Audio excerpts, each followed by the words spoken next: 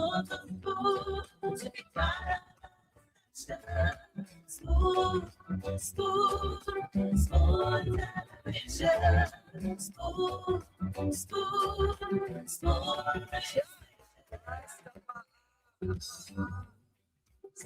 gonna tell you what is happening in Liberia. I'm gonna tell you what is happening in Morovia. I'm gonna tell you what is happening in Africa. Just to spoon you and know. The children crying for starvation, just to spoon. You want to get a news content, my brother, to spoon. You want to know what is happening, Morocco, to spoon. Politicians want to make their decision, just to spoon. You want to know what happening in the ministry, to spoon. Yeah, to spoon. Yeah. To spoon. You from Bunjama, to spoon. Yeah, to spoon. If you eat your farm, crazy like my brother, to spoon. You got a sport TV, you got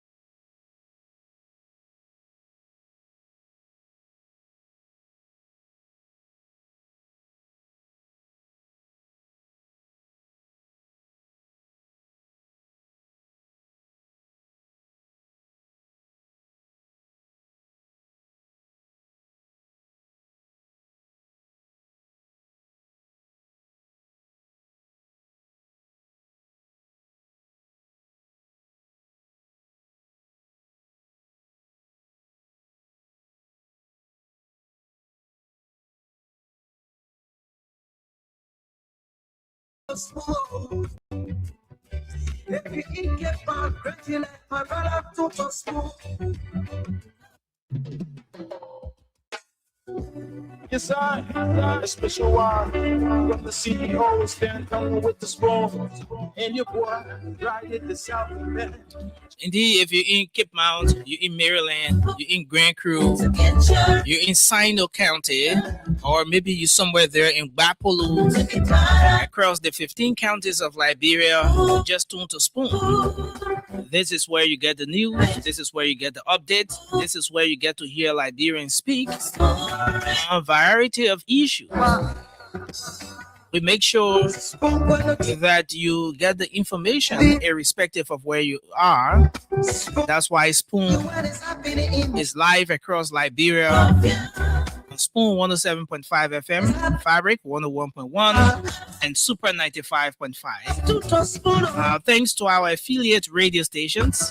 Thanks to all of the radio stations that are making sure that they form part of this very important journey. Thanks to Voice of Liberia 104.1 and a host of radio stations across Liberia that will most times relay the program even without telling us. We appreciate all of you for being a part of this journey. My name is Nelson Colette. The program tonight is Spoon Talk. It promises to be very informative. Lots of major issues to talk about tonight. And I'd like to welcome all of you to this edition of Spoon Talk. Spoon Talk is live across social media. You can find us on Spoon TV on Facebook, Fabric TV on Facebook, Super TV on Facebook, or on YouTube. We're there at Spoon Talk Live. So thanks for joining us tonight. I'd like you to just kindly share the show as you join us. It doesn't matter where you're joining from. I see Oscar Zigwen is here tonight. Thank you for joining us. Nathaniel K. Hill, Gordon Kuruma, thank you for coming on tonight. I see Logan. Nyanio Logan is joining us tonight from Tingas Village. Thanks for joining us tonight. I see a lot of you coming on. Nixon Flomo is joining us from Logan Town D15. Thank you for coming on tonight. I see Darlington Gear is joining us tonight as well. He didn't say where he's watching from. I see Peter. I see Per Kummer. Jackie, that's Jackson, is joining us tonight. Jackson Slewion, thank you for coming on tonight from Greenville, Sino County. That's where you're joining us from. We appreciate you for coming on tonight. Michael D. Tokpal is here. Ama B. Collins. Kristen Kwan is joining us from ELWA. I see Mary Cheer is here tonight. And a lot of you coming on. Keep sharing the show as you join us tonight. This is one edition of Spoon Talk that you just don't want to miss for anything. As we always do, we're going to get the show started with your views. Dedicating the first segment of Spoon Talk to all of you, our viewers, our listeners across the world, to call in and say exactly what those issues are that are of concern to you. What they say you want to talk about: health, education, politics, sanitation, or just anything that matters most to you. The What's on Your Mind segment gets to provide you the opportunity to speak out on those issues that wouldn't make it on the agenda on a regular day. So we're going to be doing just that very shortly, but keep sharing the show as you join us. I see Michael D. Tokpa. He says he lost his father-in-law yesterday. Sympathy to you, Michael. I see Abraham Jalai is here. Honorable Martin Gasso has joined us. Dar Moore is here tonight as well. Thank you for joining. Maxwell Kenima is joining us tonight. I see David Akwala is joining us from Oslo, Norway. Thank you for coming on tonight. Angie Cooper is joining us from Philadelphia. And a lot of you coming on tonight. We ask you to keep sharing the show as you come on tonight, as this edition of Spoon Talk promises to be very, very, very informative.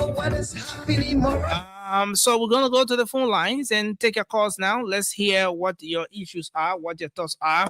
What is that issue that is of concern to you? What is that issue that you'd like to talk about tonight on the What's on Your Mind segment? The number to call tonight, 0555-101075.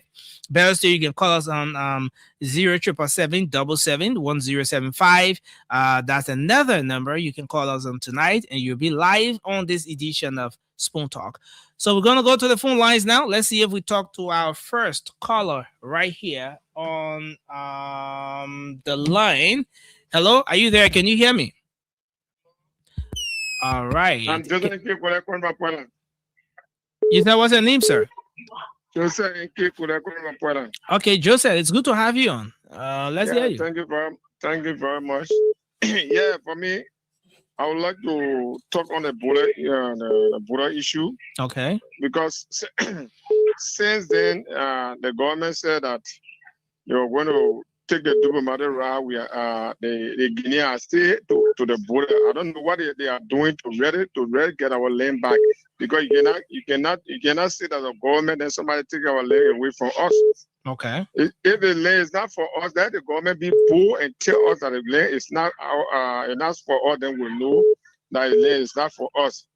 Secondly, the drug issues, the cocaine issue in the country is very much alarming. So that government need to really stand on their feet high to break the cartel in this country. And those are fighting the drugs, media the security sector. Gregory Cuomo, I think you should not be around the investigation. But now, if Liberia was a serious country, by this time, Gregory Cuomo could have been somebody that former police commander. All right. So you should step aside. So that investigation can take place. Thank you very much for your input tonight, Joseph N. Colette. Let's take another person. Hello, your name and where you joining us from? Good evening, Lexi. Good evening, sir. Is this Oscar Zigben? This is Oscar Zigben, calling from the county, Nimba County. Let's hear you, sir. What's on your mind? Lexi, what all my mind have to do with the security sector of this country? Okay. Lexi will not have a country, a neighbor country, 13 our nations, like Guinea. And they are kind of settled to part of our land. They are icing our security sector to move from their locations and relocate themselves. So I want to call upon the president. Mr. President, the armed forces of this country are the top security that we're depending on. The budget of armed forces of 20.7 million is little or nothing. It's just a drop in the oceans. So I want to call upon your president, Mr. President, to see reason to increase the budget of the AF or the armed forces of Liberia, at least to 100 million. So they will be able to come and buy some weapons and buy some material to defend this country. All right. Because when the army is not able to defend your country, you cannot do nothing. Guinea is threatening our country on a daily basis, Mr. President. Thank you. I want you to take that stand and increase the budget of the FRA. Thank you. Thank you very much for your input. Let's take another person. Hello. Let's hear you. Hello, can you hear me? Hello. Hello. Yeah, hello. Please go ahead. Let's hear you. Good evening. My name is Theophilus Davis. Theophilus, your line is breaking. I don't know what's going on. Hello, you getting me? Okay, I think it's much better now. Go ahead. My name is Theophilus Davis, aka Liberia is going nowhere. I'm calling from Canonsburg, JJ. Wait. Your name is Theophilus Davis. Yes. And then CKA, Liberia is going nowhere. Liberia is going nowhere, yes. So that underneath where you select there, Liberia is going nowhere? Yeah, because that's the reality. Liberia is going nowhere. That will give you the name. I gave myself the name. Oh, so when Liberia going nowhere, it means I say you're not going nowhere too. Oh? No, I'm somewhere already. I told my Liberia as a country. Liberia going nowhere, me I'm somewhere. Liberia as a country going nowhere. How can you be in Liberia not going nowhere, but you going somewhere? I don't want happening. That what happened in Liberia. In the future, going somewhere in the country remain static. You know that. I know that. Somebody like will come from nowhere and become somebody. So wait. The strategy you using to go somewhere. Why you can't use it to tell Liberia as you're going alone, so Liberia can be going somewhere too? But you're going somewhere, you're in Liberia, but Liberia going nowhere. It's not possible because we always bad lucky with leaders. For the past 50 years, we are not have good leaders. So the leader responsible for Liberia not going somewhere. Of course. But for you, you're going somewhere. For Liberia going nowhere. For Ellie, Joya, Joseph Waka, all of them. They are the call of Liberia going nowhere. And Liberia will go nowhere because the way we do things, the way we think, and the way we carry things. Okay, so what are you as an individual, as a patriotic Liberian citizen, what are you doing to ensure that Liberia goes somewhere? What I'm doing, I continue to talk to our voters to think the right way, but they are still not taking the road because of our poverty. our politicians use poverty to play on our people. So, my brother, I will continue to say, and I believe it, and I know that brother will go nowhere because the way we do things. My man, somebody in the comment section and start rebuking you. The person open fast and prayer on you. They say, a view. They can say what they want to say, but that's the reality. Which country in the world, poor country that day, you have lawmakers making up to 15,000? Is it a serious country? You government get a lawmaker a brand new vehicle and government repair that vehicle. Government get a fee up for it. This poor country, is that country a serious? Can that country go somewhere, my brother? You're not being fair. You're not being realistic.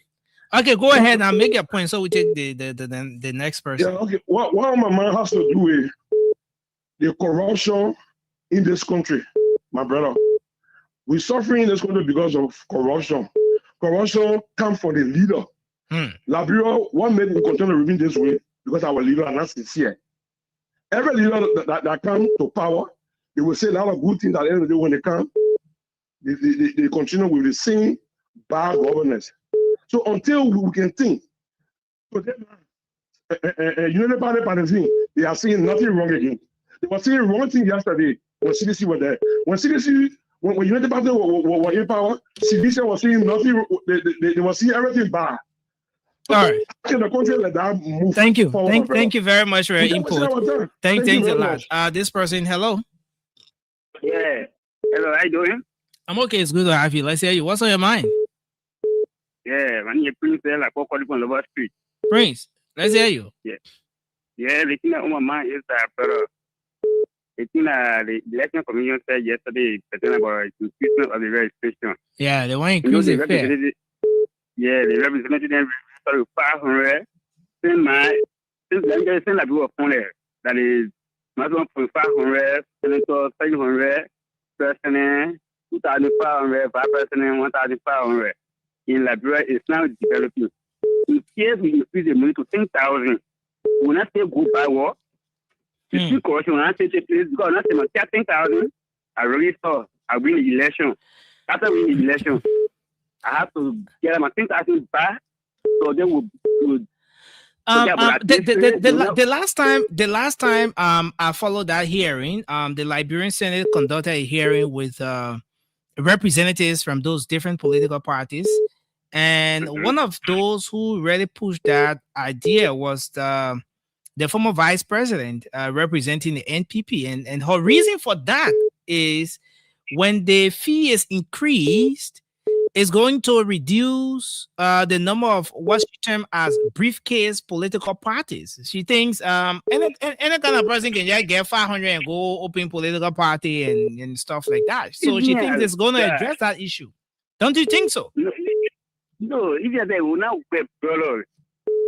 The people will go to the bank, they borrow money from the bank, they can register a party. Then they win the election. They put money from the bank. You have to pay back on the country. But when the fee remains the same, is it in any way going to stop people from going to the bank if they won't go credit to go credit and all those kind of things? My brother, when the fee remains the same, we say be to the same place in the same that we want to step in and one could different. But then why we get increase it now to see what will happen? When you increase it, you go backward. So then what do you want to do now? Because you say when it remain the same, it will be the same thing. When they increase it, so what do you think? You see corruption while it's doing, you continue to be talking. So now I was talking and media to them reaching out this street. But the rest I would think is 3,000. 3,000. We thought it would be half out to lay out this street, brother. I'm telling you, somebody like that with 500, you make it 8,000. Because we need a district, they have to talk. You go with 3,000. Because we need a district. So call up, please. We have to take orders. What's your point? What's your position here? What exactly are you saying? My point is, let the registration stay on the number stage, which is 500 for representative.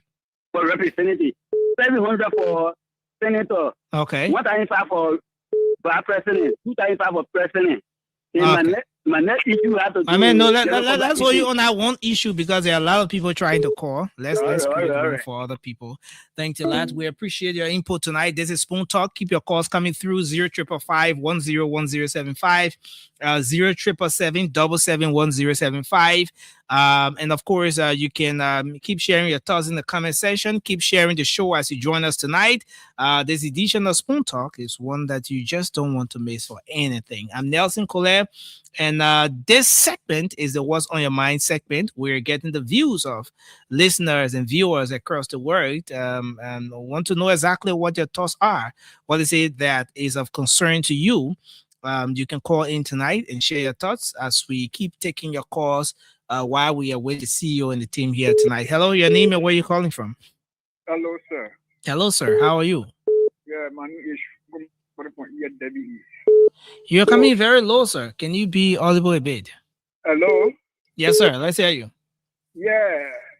But my attention to my look, the thing I want to say is that the man that left the land, when he want to form his party, then he prepare the money that the election commission about. Then he start keeping it. Oh, because we're not bringing anything down. But the man said the money too much. When they increase the money, people won't go credit and do other things. They will still do it. That the money, the way the election commission say it, see way. Because we have different people that come from in the whole. They give $500. They say they will be a party person. No. But do you also agree that it is a constitutional right of those people to participate in the democratic process? Do you agree with that point? I agree. But the matter of fact is that the election commission increased the money. Yes, it's a right. I agree that they're right. So let me ask you this question. What in that case, what happens to the very patriotic citizens, the good people who get good half of the country, but they not get that money? What happens to them? The good people the people that have the country at heart. The people who get the country in their heart, but they not get that money. What will happen to them? They will say go to the bank with their money. Anyone president, senator, anyone be representative, they will say bank to get the same. All right, thank you. Thank you for your input. Let's go you there. Take another person here. Hello, your name and where you calling from? Let's hear you. Hello, Nelson. Yeah, hello, Paco. Let's hear you. What's on your mind? Thank you so much, my brother. This is Paco from the United Party Election Bureau. Yeah, go ahead. Let's hear you. Why my man go to the Senator Amman Kone? The Lapen people you there, you are senator. Your brother come to power, you say that and that the person is now good. The old man can burn you. They're not good. They're not good at all. But what did Baz and the American do now? What you say not good? Yeah, well, I'm where you can talk to the president on other networks. Specifically, what did he say that you were making reference to? How you call the president, Minister Tano? You say you're old folks. Calling the president old folks. Wait, no. He said aging president. Yeah. That one and that was to tell your president. And also is it what exactly makes that wrong? Is the president not aging? Is everyone not aging? In fact, last year you were a year older than what you were last year. For everyone, but I'm gonna every slow the way they talk. Yeah, the senator will depend on them to post on the table. Yeah, the trust. There's no bit about the trust. I don't put him around the woman to find the trust. Can't what children. When we did a trust of it, they're attacking our minister and started talking. We all put this all go and to the election commissioner. Thank you so much. Nobody will refuse the president. You get part of the no help. You get you go to net, you pay money. No, this is part of the you tell somebody that living with that part of the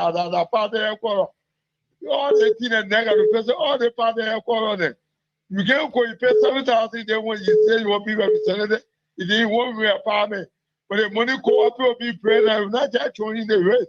So no money Sotra. The money all right. Ah. They all pay the country, the truck, our children. You send it on for the truck. We now know who come and thank you so much. Thank you very much, Paco. Yeah, thank you. Thank you, Paco. CEO, welcome to the show. Paco, your own man, Paco say the NEC will increase the price for registration in the country. So all kind of people can be registering. I agree with Paco. Anything Paco say, I agree. Oh yeah, seriously, I agree with Paco. Anything Paco say, I agree. Paco, my man. No, but you joking with Paco, eh? Paco is very, very smart. He knows the terrain. They call it political terrain. The man know the zigzag. He know the terrain. Well, Paco is a smart man, yeah. No, seriously. I agree with Paco. Increase the fee, then it will not be for the masses. No. They gotta know. The thing that what Jonathan Widow said, I like it. You know, I do. I like it. You know, and Jonathan Widow, you know, I like his approach on these things. Man, you get over 49, 50, 60, 100 party for what? For what? I agree with Paco. No. Seriously, I do. I agree with Paco. Paco is the man on this one. But that's it. How you doing? Yes, sir. I'm doing okay. Our people want people, they are ready to rock and roll, ready to talk about same game today, same game fail me power. Senge pushing the paper again. He recommended somebody for Patrick Doe position. We gotta talk about that. I'm seeing that he recommended 2 individuals for Patrick Doe position, deputy administrator for NSA. We'll call those names. We'll put a picture. We ask the librarian people why not choose a program and care any one of them. That's a breaking news. Same game with Todd Tire. You know, we got everything wrapped around same game. You remember when Eugene Nangwe accused Sam Gate of pointing something to Joe? We have picture. You remember that, Nelson? Oh yeah, Nelson. I remember that story. Eugene Nangwe. He said, yeah, find a picture of that story. Nelson, yesterday we had a good show. There was no problem. Today you coming on there, you giving us small problem. Nelson, what have I done to you? No, we're good. No problem. We're very good here. No. Cap. Nelson on the show, he acting like you're not hearing me, Cap. What have I done to the people? Cap. What have I done to him? Yesterday we had a fun show with Shano Guest. Now you talk about Gregory. Nelson had to figure out the whole system. You not bring Kev on who can be accusing me, right? Yeah, Kev, you gotta help me. No, you gotta help me. Yeah, Kev. So now you talk about Gregory and St. Gate. Then picking right on start going there. He have an internet problem. My people, Kev. Look, Kev, I'm a friend of the beginning. So now you talk about United Party government and picking right and start putting in your selling Zion. But I don't get any party, CEO. You know that. You know. No. Look, listen. I even called Gregory Neal. I called Gregory Neal. The picking right and start giving me bad. Look, my people, you gotta help me. Winston Brown, you gotta help me. The man trying to put me a mess in my internet ain't working good. God, when you know what my internet without work good? When? That is wrong, man. No, I am seriously concerned about Nelson. Somebody gotta help me. So now I call Sam Genney. I just look, Bobby's in our way. I just call Sam Genney. That's what say you can hear me. Yeah. We're in trouble. Kev is by himself and be accusing me. Then you go call the man to call the case. They're we in trouble in their hand. Yesterday we had a fine show. Look, I'm telling you, Shannon Guerra was on top of the team. No problem. Snap Nelson count today. Everything having problem. They making hear me, hearing myself. Hey, very well. Everything is good. You gotta come on. They begin feeling me today. They're on my own. They begin feeling me. Seriously. No, Bobby's you know what? The man feeling me. You know what? This is what we're gonna do. We will be hearing from Emmanuel Gongwe today. I want you to call what this guy said on one of the radio stations, the ambassador Sheikh Koyate. Send it to our people then, our content creator, and tell them to call it for us, Nelson, because you're busy. And Emmanuel Gongwe is coming up today. It's going to be a very interesting show. And do you know that the John Security made another arrest today? Somebody was trying to leave the country to grab them. We gotta let you know who that person is. Look, the fight against drugs continue. The fight against cocaine. And there's a company out there. There's a company out there that lie and say they were creating, bringing manufacturing medicine. I know that whole cocaine company. We gotta expose that. You're too finish. I'm begging you, yeah. But what Prophet Key now out today? I went to talk to Prophet Key. What happened? My people, what happened? What happened with Prophet Key? What Prophet Key now out? Ladies and gentlemen, share the show. It's going to be a crazy one today. Yeah, but I would say though, let me admit on some point, right? The government is doing something good. Nelson, maybe you are not black man. Maybe you are not black me now because I'm talking about your government, right? Maybe you are not black me. But the government is doing something good, right? But the government needs to do more.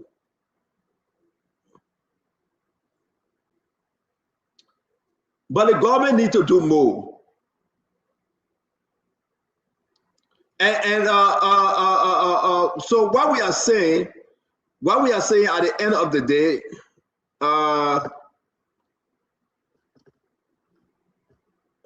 what we are saying at the end of the day, I think we all need to come together and really just talk about what we need to do as a people, right? We also want to say the port decentralization bill. Now, President Boaga has signed that document. All the port nursing, they will be on their own. All the port will be on their own. That's what you see. I hear myself again. Hey, Nelson, what you not touch again? I'm not hearing you. Still, we're good. We're good. We can hear you very well. Sure? I gotta go like this so you Nelson. One eye open, one eye closed. No, once there's a feedback, I'll let you know. We're good. We're very good here. Okay. So listen, and then I kept distracting you. He just sending you messages. I getting message here. Oh, okay. Okay. Yeah. So this is where we are. So my thing is that at the end of the day, I want to say to all of you, share the show. You got to share the show. Let's make progress. If you're on YouTube, go on YouTube and share the show. On Facebook, we got a lot of stuff happening. What Diamond Slang are coming on for? Wait. Hey, you know what? That Diamond come. I think I feel comfortable if I see Diamond. Yeah, because Diamond, I trust Nelson. You and Nelson, your person in that game. Oh, that what you came up for? Yeah. Thank you, man. Thank you, man. Say he trusts you. Oh, then he say you can provide protection for him.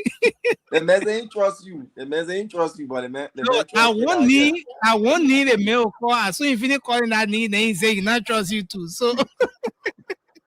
Damon, they say, why your relationship at the LDA, Damon? Don't leave or don't run like you bring us here.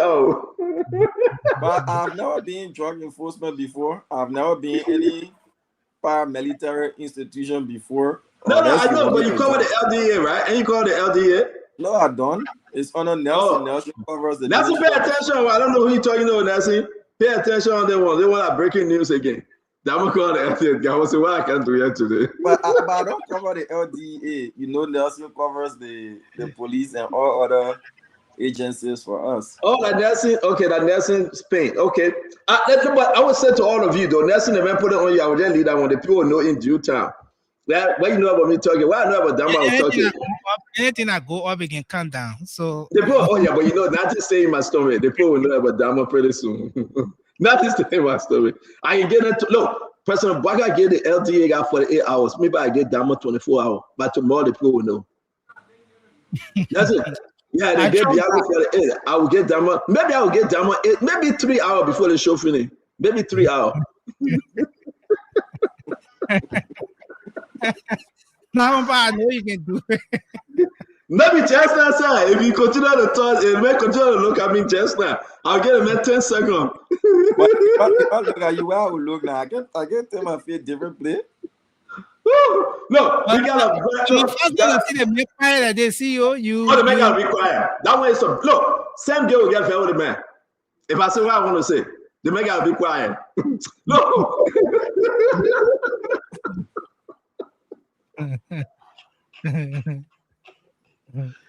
You know, Eugene Fagon, no, Eugene Nangwe, the bad man. Eugene Nangwe, the chief of staff to the former president John Mahama, he got something to do with this thing. This appointment, let me tell you something. The person, no, I'm talking about Eugene. I'm talking about nothing. I'm talking about the NSA appointment. The NSA appointment that we're talking about with that one. But that one, do you know that recommendation coming up for the NSA or the deputy minister position, the deputy director position for administration, Patrick Doe position? Or the people are arguing right now who should replace Patrick Doe. And we gotta let the Liberian people know they are arguing right now who should replace Patrick Doe. Patrick Doe, you know, the Omen token from there, he's not coming back, right? He messed up. He's not coming back because it's alleged that he's part of the whole drugs thing. Patrick Doe, he's from Delaware, you know. I know the guy, I know the cat, right? I know the cat, to tell you the truth.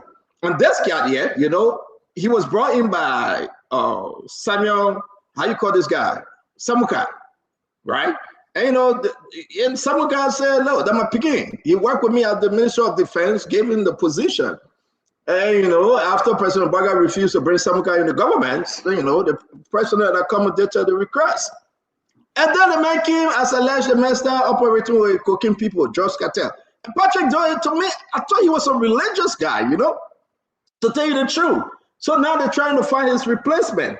I don't know. I should wait for the other people, Damo. What do you know about this guy? Should I say that, Damo? I'm a waste more.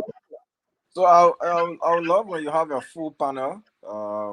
Since we just starting the show, we could talk about other things, and then when you have your full panel, you could put out the name, and then you can have a better conversation. Damo, wait. Okay, yeah, Damo, no, Damo. I get Emmanuel Gongwe in the back. I'm to say, Emmanuel Gongwe was firing today. He will be speaking to us. Ambassador Sheikh Koyate said something today. You want to listen to it? The president has signed Delon and Yombli bill. That depot decentralization bill, Damo, that Delon and Yombli bill. The president signed it. It's a law now. The president signed that bill. Every port will be on their own. Every port will be on their own. So they will become Sekou Dougle. He in 1 year time, he'll be no more managing director. Sekou Dougle, maybe the president will have to reappoint him and send him back to the port of Monrovia, right? Because, listen, Buchanan Port will be Jonathan Capet. He's there already. Sando Port, Greenville Port, and that of Harper Port, right, Damo? So every port, moving on now, every port will be on their own. And President Baga and Sana too. So they know you'll be happy. Oh yeah, they're happy. They can go, they're happy too. But we discussed the port issue today. They are so happy. They know you'll be happy because a lot of stuff on that port that Sekou Dougle were giving that hard time. But the president signed that thing already. I don't know the important. We're also Liberian people. Everybody will care their own kind. In 1 year time, Sekou got to sign out. And I don't know what Demo will be become our man. Now Sekou will be leaving. I mean Mame will be leaving too, Damo. But is Mame in the employees of the NPA? What Darius? Can Darius give me the Mame photo and Sekou when you're saying that behind Sekou? Darius give me that photo. Can Darius give me the photo again? No, seriously. So, but Damo though, to tell you the truth, what do you think? It means that Mame will leave too, right? So Sekou got only 1 year to eat. And after that eating, Sekou got to go. All the contract with APM Terminal, all the contract with the warehouses, all the contract with Zigizag, CTN, Medtech, everything. Sekou got only 1 year to eat. After that 1 year, Sekou, maybe the woman will reappoint him as port managing director, and, you know, but we'll discuss it. We'll discuss it. What else we're going to discuss today? The joint security arrested somebody at the airport. Damo, you know that? Yeah, we spoke about it. But I would like you to lay out your topics. You know, when you lay out your topics, I enjoy when you in Zico, so I don't want you to start spilling before the rest of your guys. But then tell the people to come on time. I got no time to waste, Damo. I got no time to waste. I got Emmanuel Gongwe. No, I can do the show all by myself. I know you can. You're capable of running the show 7 days a week, 365 days. But we usually start at 9 p.m. 8 o'clock up, leading up to 9 is where we just have a chit chat about what wants to be said on the show. So, the show start at 8 p.m. Man, the people waiting. Look, the Liberian people waiting. Listen. I can call all the people that share in the show. Benjamin Dodette. Right? You're going to go on Facebook and share the show. Ambassador Durabusi. What kind of name is that? He's going to share the show. James Eto Yasa Wido Kokolu.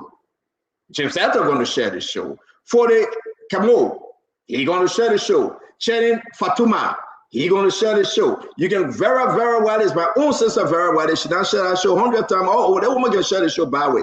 Samson gonna share. Bobby Zina Wepa, she in the house. She will share all over. Joseph Banner is here as well. Look, everybody, Daniel Tante is here. Fabian is here. Look, everybody gonna share the show. So what are you talking about? Esther Ekwa, frankly, Telawoyen, Edwin, who they take moving like crazy. The name is Edwin Solo. I think I said there. Daniel Biago. Daniel, are you related to the Biago that the fire? Yeah, Daniel, are you related to Daniel? How are you and the post? Now you and the LGA boss in the cooking team. All right, then who we got? We got Mike Jabate. Mike Jabate say he's very poor and get his job. Yeah, every day Mike Jabate fair. But wait up, why they don't want to hire Mike Jabate in Mano Gongwe? How can they remove Mike Jabate? Why they don't want to hire? No, Diamond, this is crazy. Why are they refusing to get Mike Jabate a job? I will have something to do in the coming days. Yeah, but why are they refusing to get Mike Jabate a job? I don't think the president is refusing to give Mike. From what I'm told, Mike decided not to go back to the ministry. He can afford to work with the current minister. So Mike opted for something different somewhere else. I can confirm that something good is on the way for Mike. That's one I can confirm. I can say to you, I know why they want to carry Mike. They want to carry the disaster management. Mike is a disaster already. How you carrying the disaster management? That's a disaster. I'm going to tell you the truth. But see, the man has got a history of sharing relief products, sharing relief foods, rice, and the rest of those things. So if they carry the disaster management, you will do good there. No, but Dama. Hold on 1 minute now. Hold on 1 minute, right? I know we just brushing this thing. Dama, Mike Jabate, he's a disaster all by himself. And if you carry the disaster management, I mean, I believe that's why they're going to carry him. But do you think he's somebody that need to go to disaster management? Seriously? So if he's a disaster by himself, as you said, then the management of they say if you want the cat to eat a feed, you must get a feed to the cat now. So say he's already a disaster. Tell everyone, say if you don't want it, better go to eat a casserole, get a casserole to go, better go, and let's see whether it will be true. It's just a saying. But Mike Jabate has been patient enough. We did see there was a point in time that he was on social media. It's like his handlers. So when he came on Spoon, let me interrupt you, right? Yeah. Let me interrupt you. Jeremy Pierre reached out to him and said, Mike, Fagon went to him. Jeremy Pierre, this one, man, stop talking. This one, man, stand on a bad guy. If you go on Spoon, send on, maybe you get value, you talk something, you're not supposed to.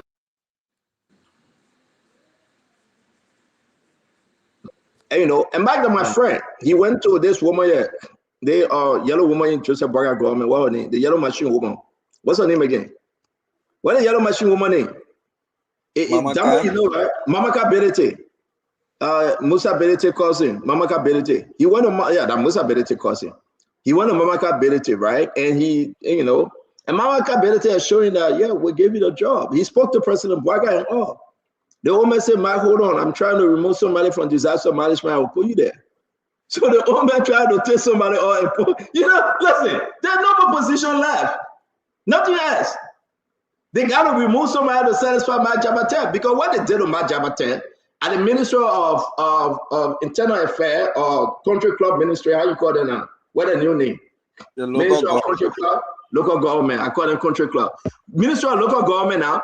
At that ministry, there's nothing else. Friends and Humanity that brought trouble for us at the border, right? Friends and Humanity now, he doesn't let Mike Jabate. He told the president that he cannot work with Mike Jabate.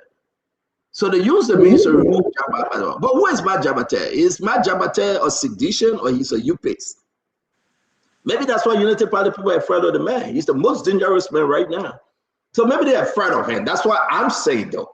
The laboratory can decide who is Mike Jabate. Can they trust Mike Jabate? Disaster management, Mike Jabate. But he's a great guy. This guy, look, Mike Jabate will be running in Bapadu County. Mike Jabate is like he engaged in the people. To tell you the truth, I don't know whether he will win, But he will be running, I do believe he will be running in Bapuru County. But Mark Jabate, you don't want to mess with Mark, man. Mark can bring up the people. He can't in his own weak way. So I think it's only fair for us to just, you know, tell JMB it's about time that you get Mark. Look, Mark Jabate ain't got no money. How the man surviving? The other day, the man was calling some sedition for money. They said, my man, you're not part of all no more. The man said, I'm coming back home. I don't know how true it is. They told me that. Kev Hassan told me that. I don't know how true it is. He asked Kev Hassan for $200. Emmanuel, you know, but hey, everybody know about Jabate. Mark Jabate, that's my brother, that's my friend, you know. But I think President Boga got to do the needful for Mark. Yeah, Sebe Kurma. I think the president got to do the needful for Mark. Douada Jabate. Are you Mark Jabate, brother? Oh, yeah, you say you're pleading my brother Mike alone. Yeah, they are brothers. Are you critical Kaba? The Dokia. They say Mark Jabate like Dokia, Kiado. They got him back. So I want to say to all of you, share the show. Let's make progress. We got something big today. Delon and Yombly put this in the paper and give it to them. They give them the port. They say you can have the port of Buchanan, right? They get Johnny Non Cape there. He will be running the port. We want to talk about the Global Pharmacy Limited.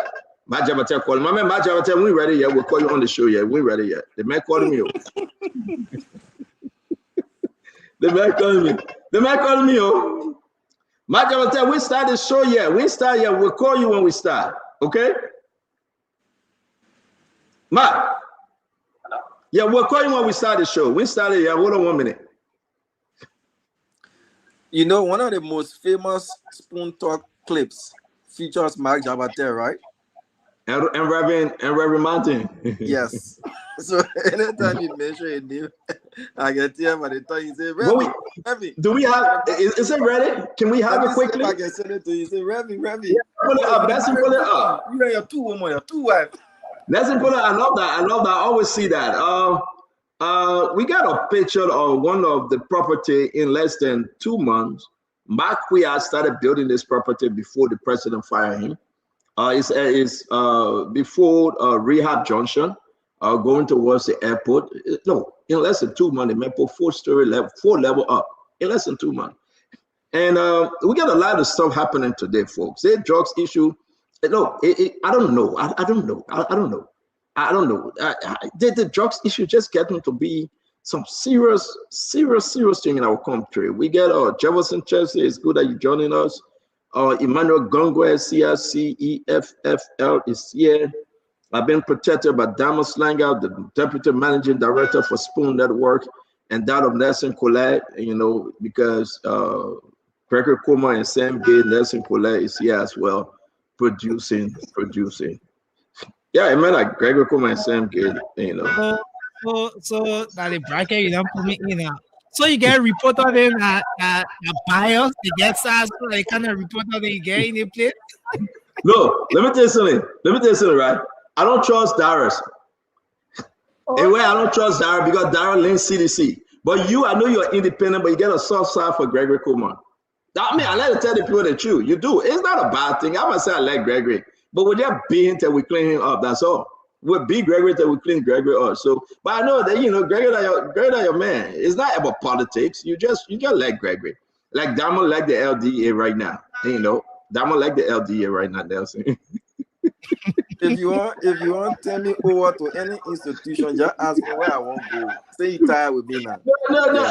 I will not ask you where you want to go. I think you already know with Jeremiah Kuhn, and you know your assignment is with the vice president. Now your assignment, Nelson's assignment with Gregory Coleman and the Labrador National Police. There's nothing wrong with that. You guys are doing extremely well. Melvin is at Temple of Justice, right? That's Melvin's assignment.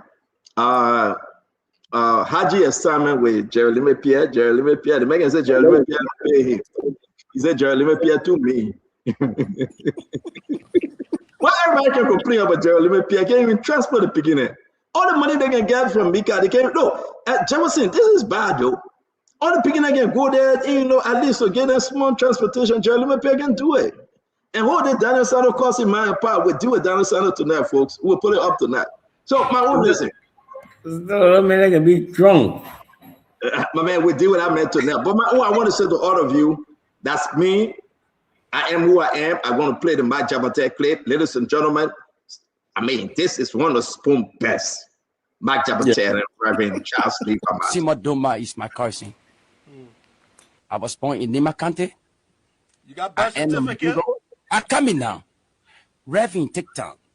Reverend, you divorce your wife 2 times. You divorce a 2 wife woman. You say you a lie? I only been married twice. I was divorced twice. You know jack about me. You don't want to say you a divorce your wife and she vote for CDC. Don't play with me. You don't know jack about me. You don't. There you go. There you go. There you go. The Reverend was outside today. I mean, that day, the Reverend was outside. The Reverend said, look, you know jack about me. So we're going to play this. We're going to play this. And, you know, I want to welcome you. You guys got to share the show. Let's make progress. We got a lot of stuff to discuss today. A lot of good stuff also taking place. The president have his 23rd cabinet meeting. We're talking about the cabinet meeting. Prophet Key, he wasn't released today because of some technicality, I believe. But Prophet Key, you know, he wasn't released today. I don't know. We were hoping that Chief Justice would say release Prophet Key, but we don't know what's happening. So there's something that maybe he will be released in due time.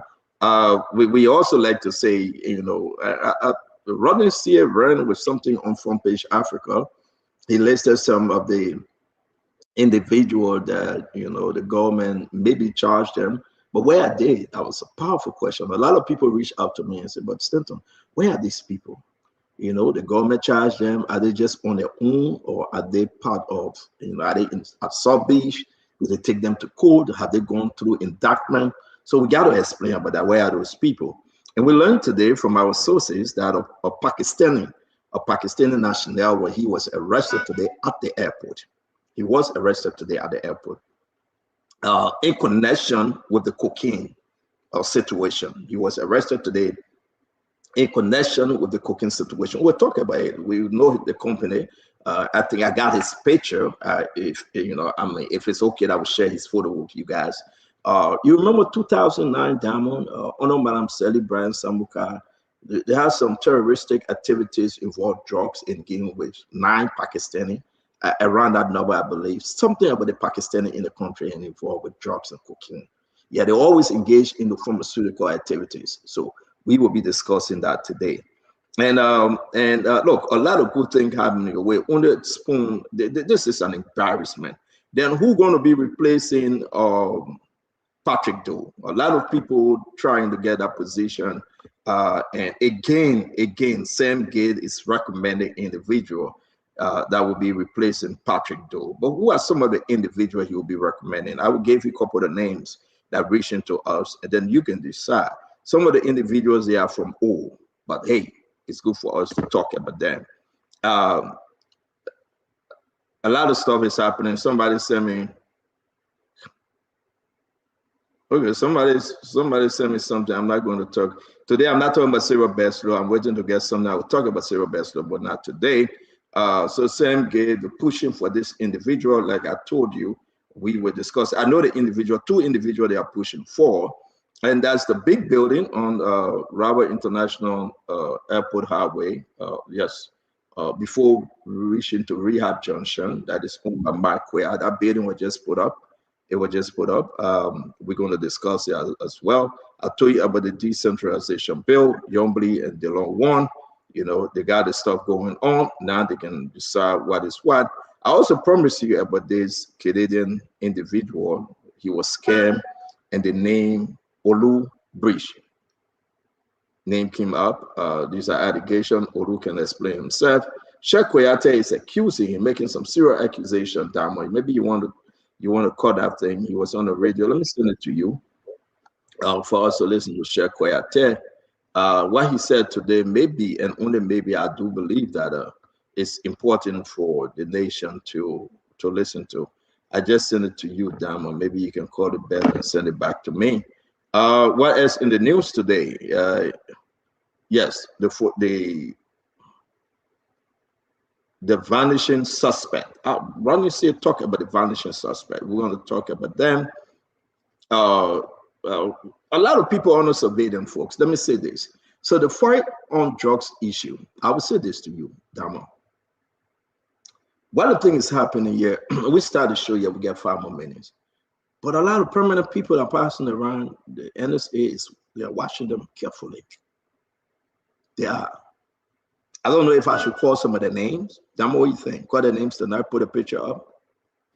No, if they are under surveillance and you mention their names, then the covert operation, from my understanding, is going to be compromised to an extent, because now they will look over their shoulders. We don't know what stage that investigation is, what surveillance stage is at, whether they have concrete evidence or they have probable cause at this moment to go after anybody. So you saying it will make people to put their ducks in a row and start to do other things that they were not doing before that will make it difficult for them to be caught. That's just my. So you're saying we can just talk around them, but we shouldn't call their name, and that's why I like to talk. We agree to disagree, and I don't know. All depends, But some prominent people, some people that look. Let me tell you something. I want to say something. I want to say something that involves some serious issue here. Some people. Okay, I'll wait. Somebody says Stanton. No. Okay. I will discuss it later. Let's welcome the Anthony J. Jefferson Chelsea. My man, I have phone. That woman talking to you. What have you done? Jefferson, meet yourself. You want to show you yourself. Meet that woman talking to you. I hope your wife calling you like that and telling what you be doing though. Jefferson. I hope your wife asking what you be doing. Stand up. I'm a lawyer.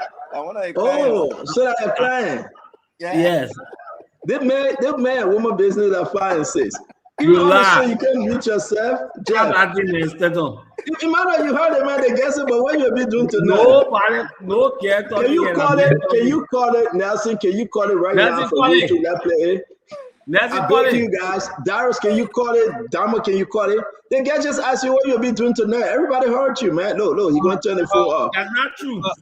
But Theo, yeah. How Dama managed to know that client in the first place? Was it a smart Dama tried to call for the man. Dama tried to call for me. No, but the guys just ask you what you'll be doing tonight. Call it, Dama. Distress at any time. Dama, call it. No, Anthony Chisholm, at this moment, I don't really have data to go back. If I rewind the show, I wouldn't be having data to continue. So there's a real teamwork going on here. You hear the man voice or the thing that woman voice. Anthony, just leave it right there. Don't drag that thing. They all that man go call that clip. Just leave it. Well, I got that way. But I'm a man voice not easy. Come on, man.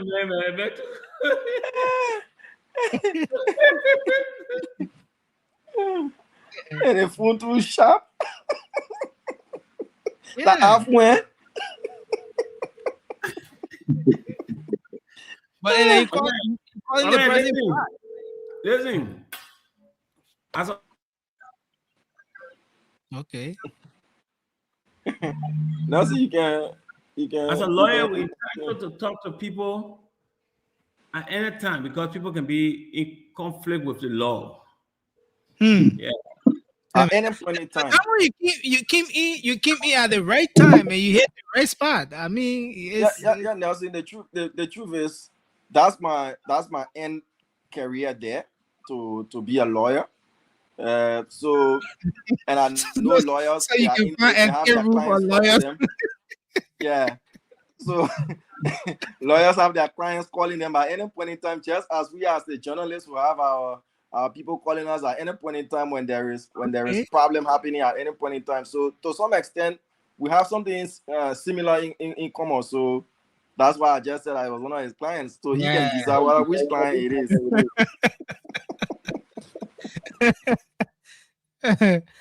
Very interesting. But I think from the look of things, that clip is about to surface very shortly. I think you didn't protect Anthony Chesing, especially when he made the disclosure about the gender. But anyway, let's see what comes up from the look of things. I'm gonna lead that team back. leave that thing, man. Leave that thing. See you go in the background and go call that clip. He got me back with that clip. No, the man knew that I couldn't call the clip. Man begging me that hey, you got into the man begging me. I'll call it. The man begging me. No, I'll call it. Let me go bring Fadiga on. My man, you are caught. Your woman will have issues. No. Listen, I want everybody to pay attention to this. You are live on the show, and another woman calling in and saying, where will you be tonight? Can you imagine that? It's a lie. It's a bloody lie. Dama call the team, man. Dama call the team. No woman call me yet. Dama call the team. Dama call the team. I will never let you go. Pamela, you are wicked, man. I will never let you go. You're too wicked. I get something on you. I will never let you go. I'm begging you. Dama call the play. That's why you're calling me. Stanton, listen, call the clip. Call it. I got time for them, man. You just think you lie on me and go free that thing. You go to AI and bring it and say that me. AI take trouble. Say look, go bring AI and say that me. This, right? When you're on the show, you gotta be very careful. I mean, can you imagine? Fubi, you just came in, we're about to play. They get asking Jefferson Chesson, where will you be here tonight? That's not a lie. Stop that lie. Nobody asked. I was following. You know, the lawyers, I will tell you a story about the lawyer. He has someone, he carry a car home and he forgot someone to do. On where you car almost say, who got a deal? You see, you just step on evidence. Let me say something to you, right? Somebody says stand up, move on, like people personal life. No, what would do you have a personal life thing? That day by the name on the show? We not there by that. Everything we do here is about people personal life. I see, I know Mika Grace says stand up, move on, like people personal life. No, I will discuss personal life and non-personal life. That's what we discuss here. We must die for before you tell about my man living man Mika. The man, woman, girlfriend, the man, woman, girlfriend, I will tell you about it. Someone discuss your own too. Discuss it. Any girl you know about me, discuss it. Everybody knows. With substantive issue, man. We will. In that time, yeah. You see, I hear about ARTV all whole day, every day. Okay. What to do ARTV? That AI can get well with me. I wouldn't my beginner to call it. Wait now, I get well with you. Let it call it. We'll see. Something. You call it. Wait. Whisper. We put this out of AI. It's a substantive issue, man. We're not ready yet. It's not time for to go into the. We're still only 1 year. We discuss the substantive issue. We're ready yet. They're not give up on you, man. They probably say you can laugh, but I do not believe you can laugh. Okay. Oh, you know what? Let me get playing now. You know, Jeff baking me. You say I can laugh?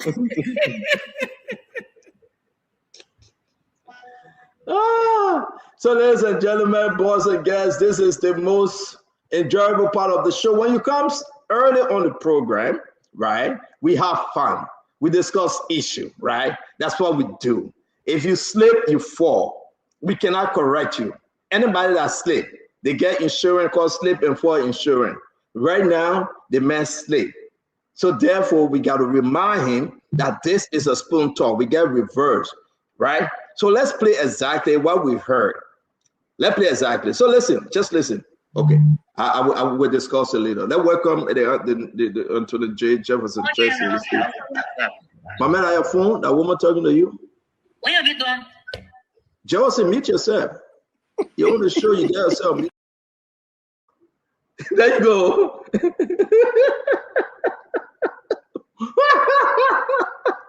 For me, that's what you've been doing tonight. I bless this guy. I should have left him. For the guy to talk everything. Hey, man. Nobody asked no question there, Senator. Nobody. That was not even for me. My God, welcome to the show, man. Next time you will learn to meet yourself. You come on the show, you get your phone and open, you will meet yourself. Your wife watching the show. You remember that? Two of y'all were talking tonight.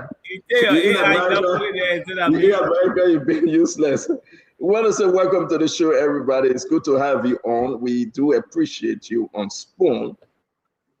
Damola Barman too. Damola just send me the thing over and over. Damola be so now. Don't pull it on the page. I beg you, Damola. And I hear a biting for the mail. Damola Barman, you just send it to me over and over. Damola be so, please don't share it. But I want to say, Emmanuel Gongwe, welcome to the show. It's good to have you. We're going to discuss national issue. I will also include this rate of arrests out there for Jefferson Chessie. We gave Jeff the chance to see who issued a rate for him. I'm receiving information that there's a rate of arrest out there in Liberia for Jefferson Chessie. I don't know whether it's in Liberia or outside, but Jeff will give you the chance to talk to us about that. But I really want to welcome each and every one of you here tonight. It's good to have you. Emmanuel Gongwe, it's good to have you, my brother. How you doing?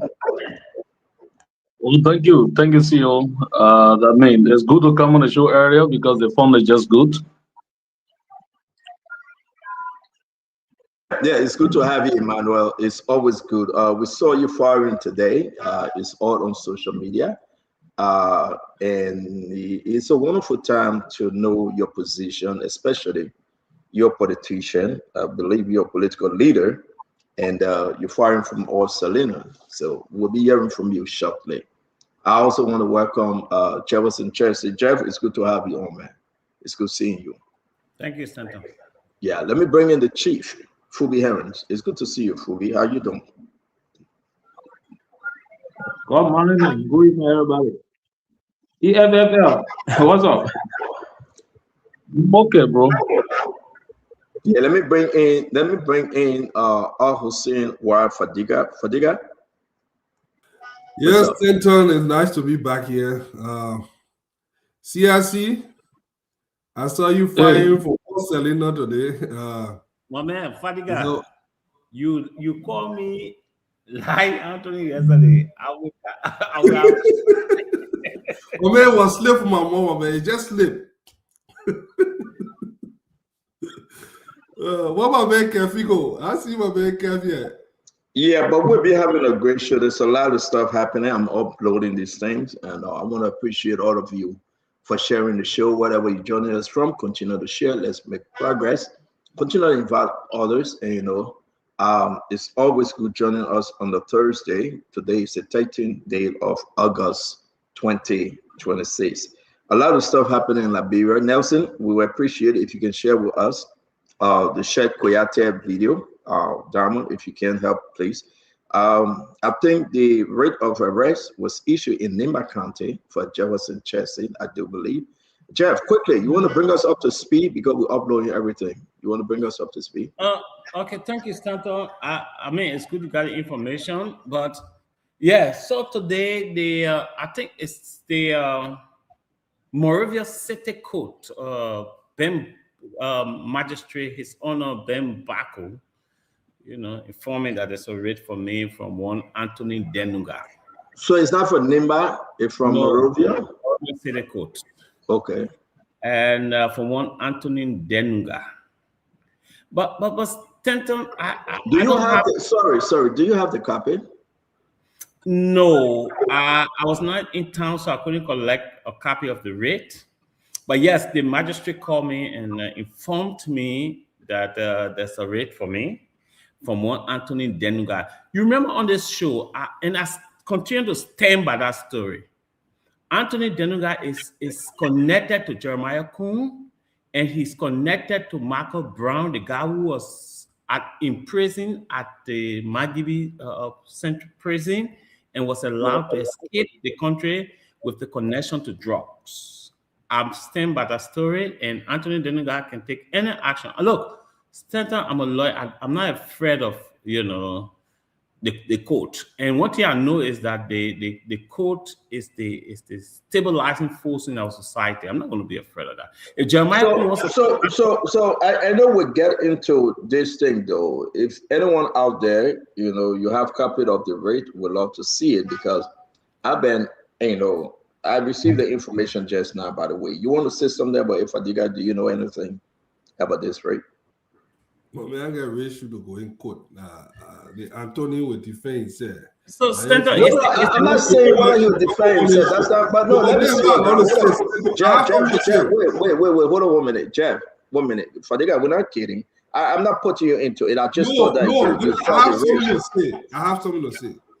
Your mouth will put you in trouble in this country. You got to make sure you're back what you're saying with facts. And as well, when I tell Jefferson to be truthful, they won't be truthful. He and Kev come here and keep lying to the Liberian people. So you don't have the rate. You say you're not a lawyer. You don't know how far you're going to go. You cannot tell the man to be truthful or not truthful. But the issue is that I'm asking whether you have seen the rate for the guy. I saw the rate. Do you have a copy to share with me? I will see if the person can. Sunday, I Send saw a it. copy. Okay. Yeah. Okay. Thank you. We'll come to you, Jeff. Hold on 1 minute. Emmanuel Gongwe, to talk to me, Emmanuel, on this issue. We'll get to you, sir. Regarding what? Jeff Rates? Yeah. Well, until I see copy of the rate, I don't want to speculate. It is our hope that Jeff can perhaps call the magistrate to get the magistrate to send him a copy of the rate of any other sherry at the court. So at least we know exactly what the fellow in question plays in his rate. You say you got a copy of the rate? No. I said I don't have, and I don't want to speculate. I don't have, and I don't want to speculate. No. Your network is terrible, E-man. To just make some adjustment. Fubi, what's going on? You want to weigh in on this rate issue, Fubi? No, look, Jeff has now been granted the permission to practice law, and as a former law student, he's supposed to know better than mix politics with law, because you know that law you gotta speak in certain manner, you gotta use certain terms to protect yourself, so that nobody can question you when you speak. So you have to manage and know these terminology when you use them. You don't just speak because you want to speak, and you can't already accuse people and for things that you got no proof of what you cannot defend. Even though you say you stand by your statement.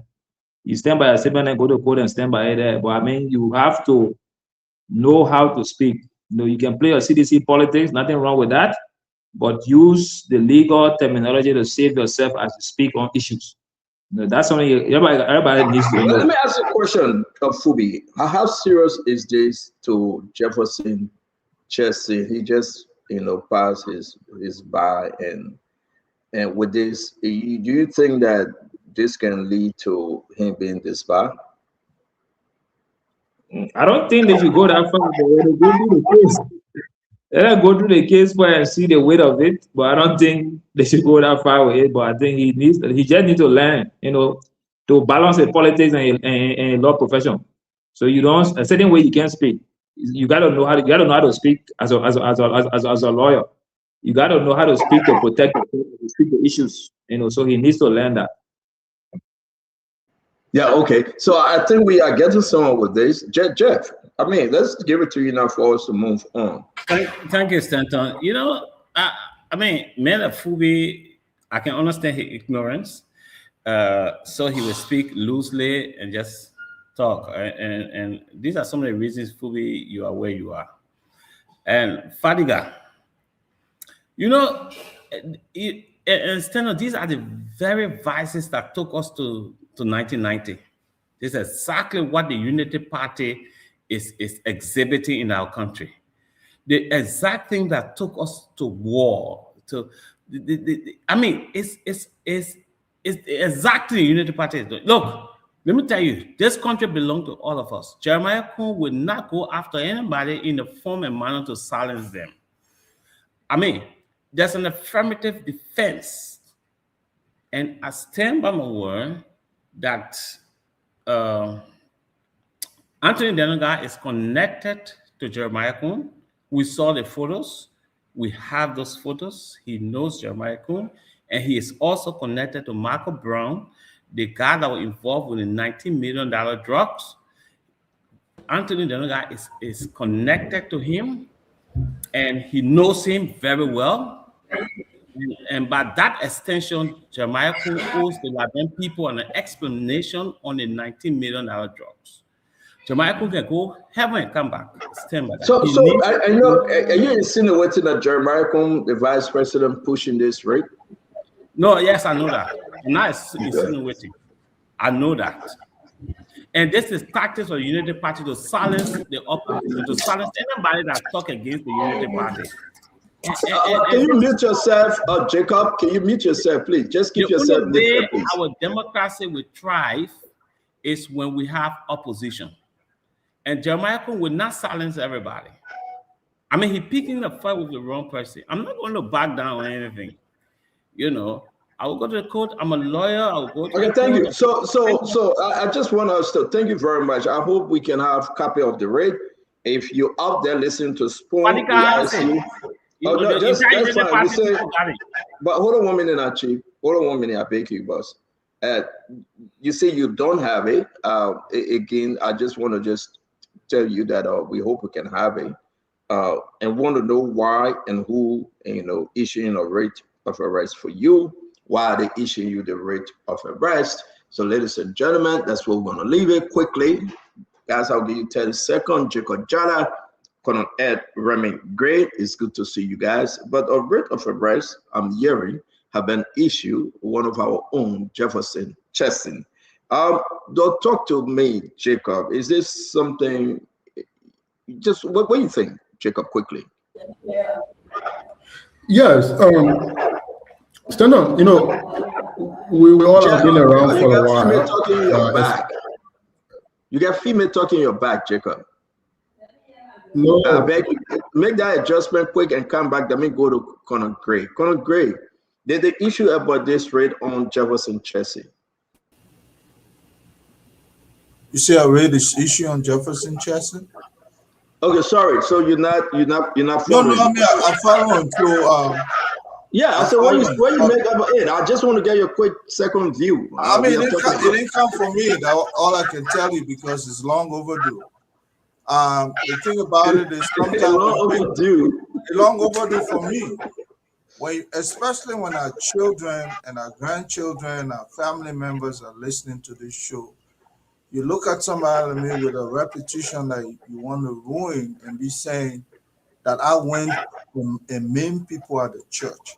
This might be politics to you, but our children and their children will digest that in the future and say, "Oh, so our grandfather did this." It's not healthy. Sometimes you don't meddle politics with people, personality at that level, and to insist that I have proof. Maybe that's why I say it's long overdue. Jeff could be sued both here and Liberia, so we'll have nowhere to run to. And I continue to say people are talking to me to abandon it, but I can tell you somebody else will not take it. Because you know what? That individual in Liberia probably has Thank you, Colonel Gray.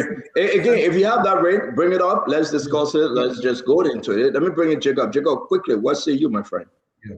No, so quickly, I was saying that we've seen we know the history of this country, and we know how people can try to maybe suppress or dilute voices that they don't like, and may use like the law, like weaponize the court system and the laws to meet those objectives. So for me, when it comes to matters of freedom of expression and protected speech, for me, I am always on the side of doing everything possible to protect speeches, especially speeches that are not calling for the wholesale disruption of society. Because let's be honest here now, this is Spoon Talk, and Spoon Talk is political talk radio. It's also an analysis show, also a place where people can do political punditry and people come and speculate and make suggestions about what is happening and what is potentially happening over situation that all of us may not have first-hand direct knowledge about.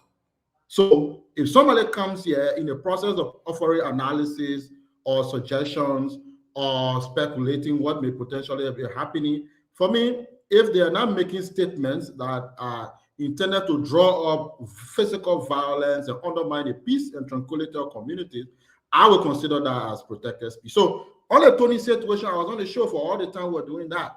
I mean, whatever, in my view, whatever Jefferson said for me was pretty much, speculating and drawing conjecture about people connection and all of that. So are you going to hold citizens responsible for the exercise of perspective, on issues of national concern, especially our political commentators or political analysts or pundits? For me, I don't think so. And I think powerful people will tend to try to use so-called legal means to carry out illegitimate and illegal means that suppressing people's freedom of expression. So that would be my thought about it. I don't know the details and the nuances of the case. We'll see how it evolves. I will follow it closely. But I always have this kind of sneaking feeling that people want to suppress speeches that are not satisfactory to them, and they will use all kind of legal means to do illegal things. So well, thank you very much. I just want us to close. It's just listen to me. We'll wait for the break.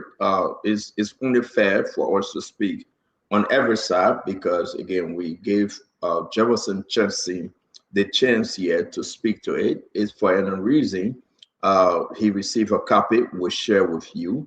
But as you can see now, again, somebody out there have issued a break for Jeff, and it's so important that we all should understand that. Well, wait, what say you, my fellow Liberian? Do you think? I mean, I don't know. You have not seen it. It's not on Facebook yet. Jeff, have you gotten a copy yet? No, I believe, right? No, not yet. Not yet. But the entire United Party people got it, including Fadiga. So they can share it. The Fadiga said he doesn't have it, so that would be another part of this story. But guys, let's move on. Let's move on. A lot of stuff happening today in the country. One of the things I want to bring, because I'm uploading all this stuff, I want to hear from Emmanuel Gongwe. Emmanuel Gongwe, you took a position today that is strange. If you have that video, we'd love to play it. If you call it, I want to put it here, but it's good that we have here Emmanuel. You took a position that's so strange. Your main position on your recording, I follow Spoon page and I listen to you, calling for some member of the government to recuse themselves or resign. And you call it on the president. Can you bring us up to speed and what you believe happening here? So, well, thank you, CEO. We are a political party within the alliance. And because we are a political party within the alliance, we are entitled to our own positions on situations that are happening in the country. Since the Dropbox, 19 million and 317 million, you can recall we immediately called for a press conference, and we stated categorically that only Jesus Christ could convince us in the EFFL that big hands were not involved. And so we were calling on the government to take decisive steps. And Spoon FM and the rest of all the people got involved with the debate. And today we call again that, yes, Mr. President, thank you so much for the initial steps, but we believe there are still more to be done. And we want to make sure that those who are investigating, especially so the Joint Security as well as the Minister of Justice, who has written, should maintain certain standards across the board. We are concerned that, for example, Biago is being suspended, from duty. He's been removed at ORC of the Drugs Enforcement Agency. The Minister of Justice said they found nothing, substantial to hold him, but they believe that there were ethical transgressions.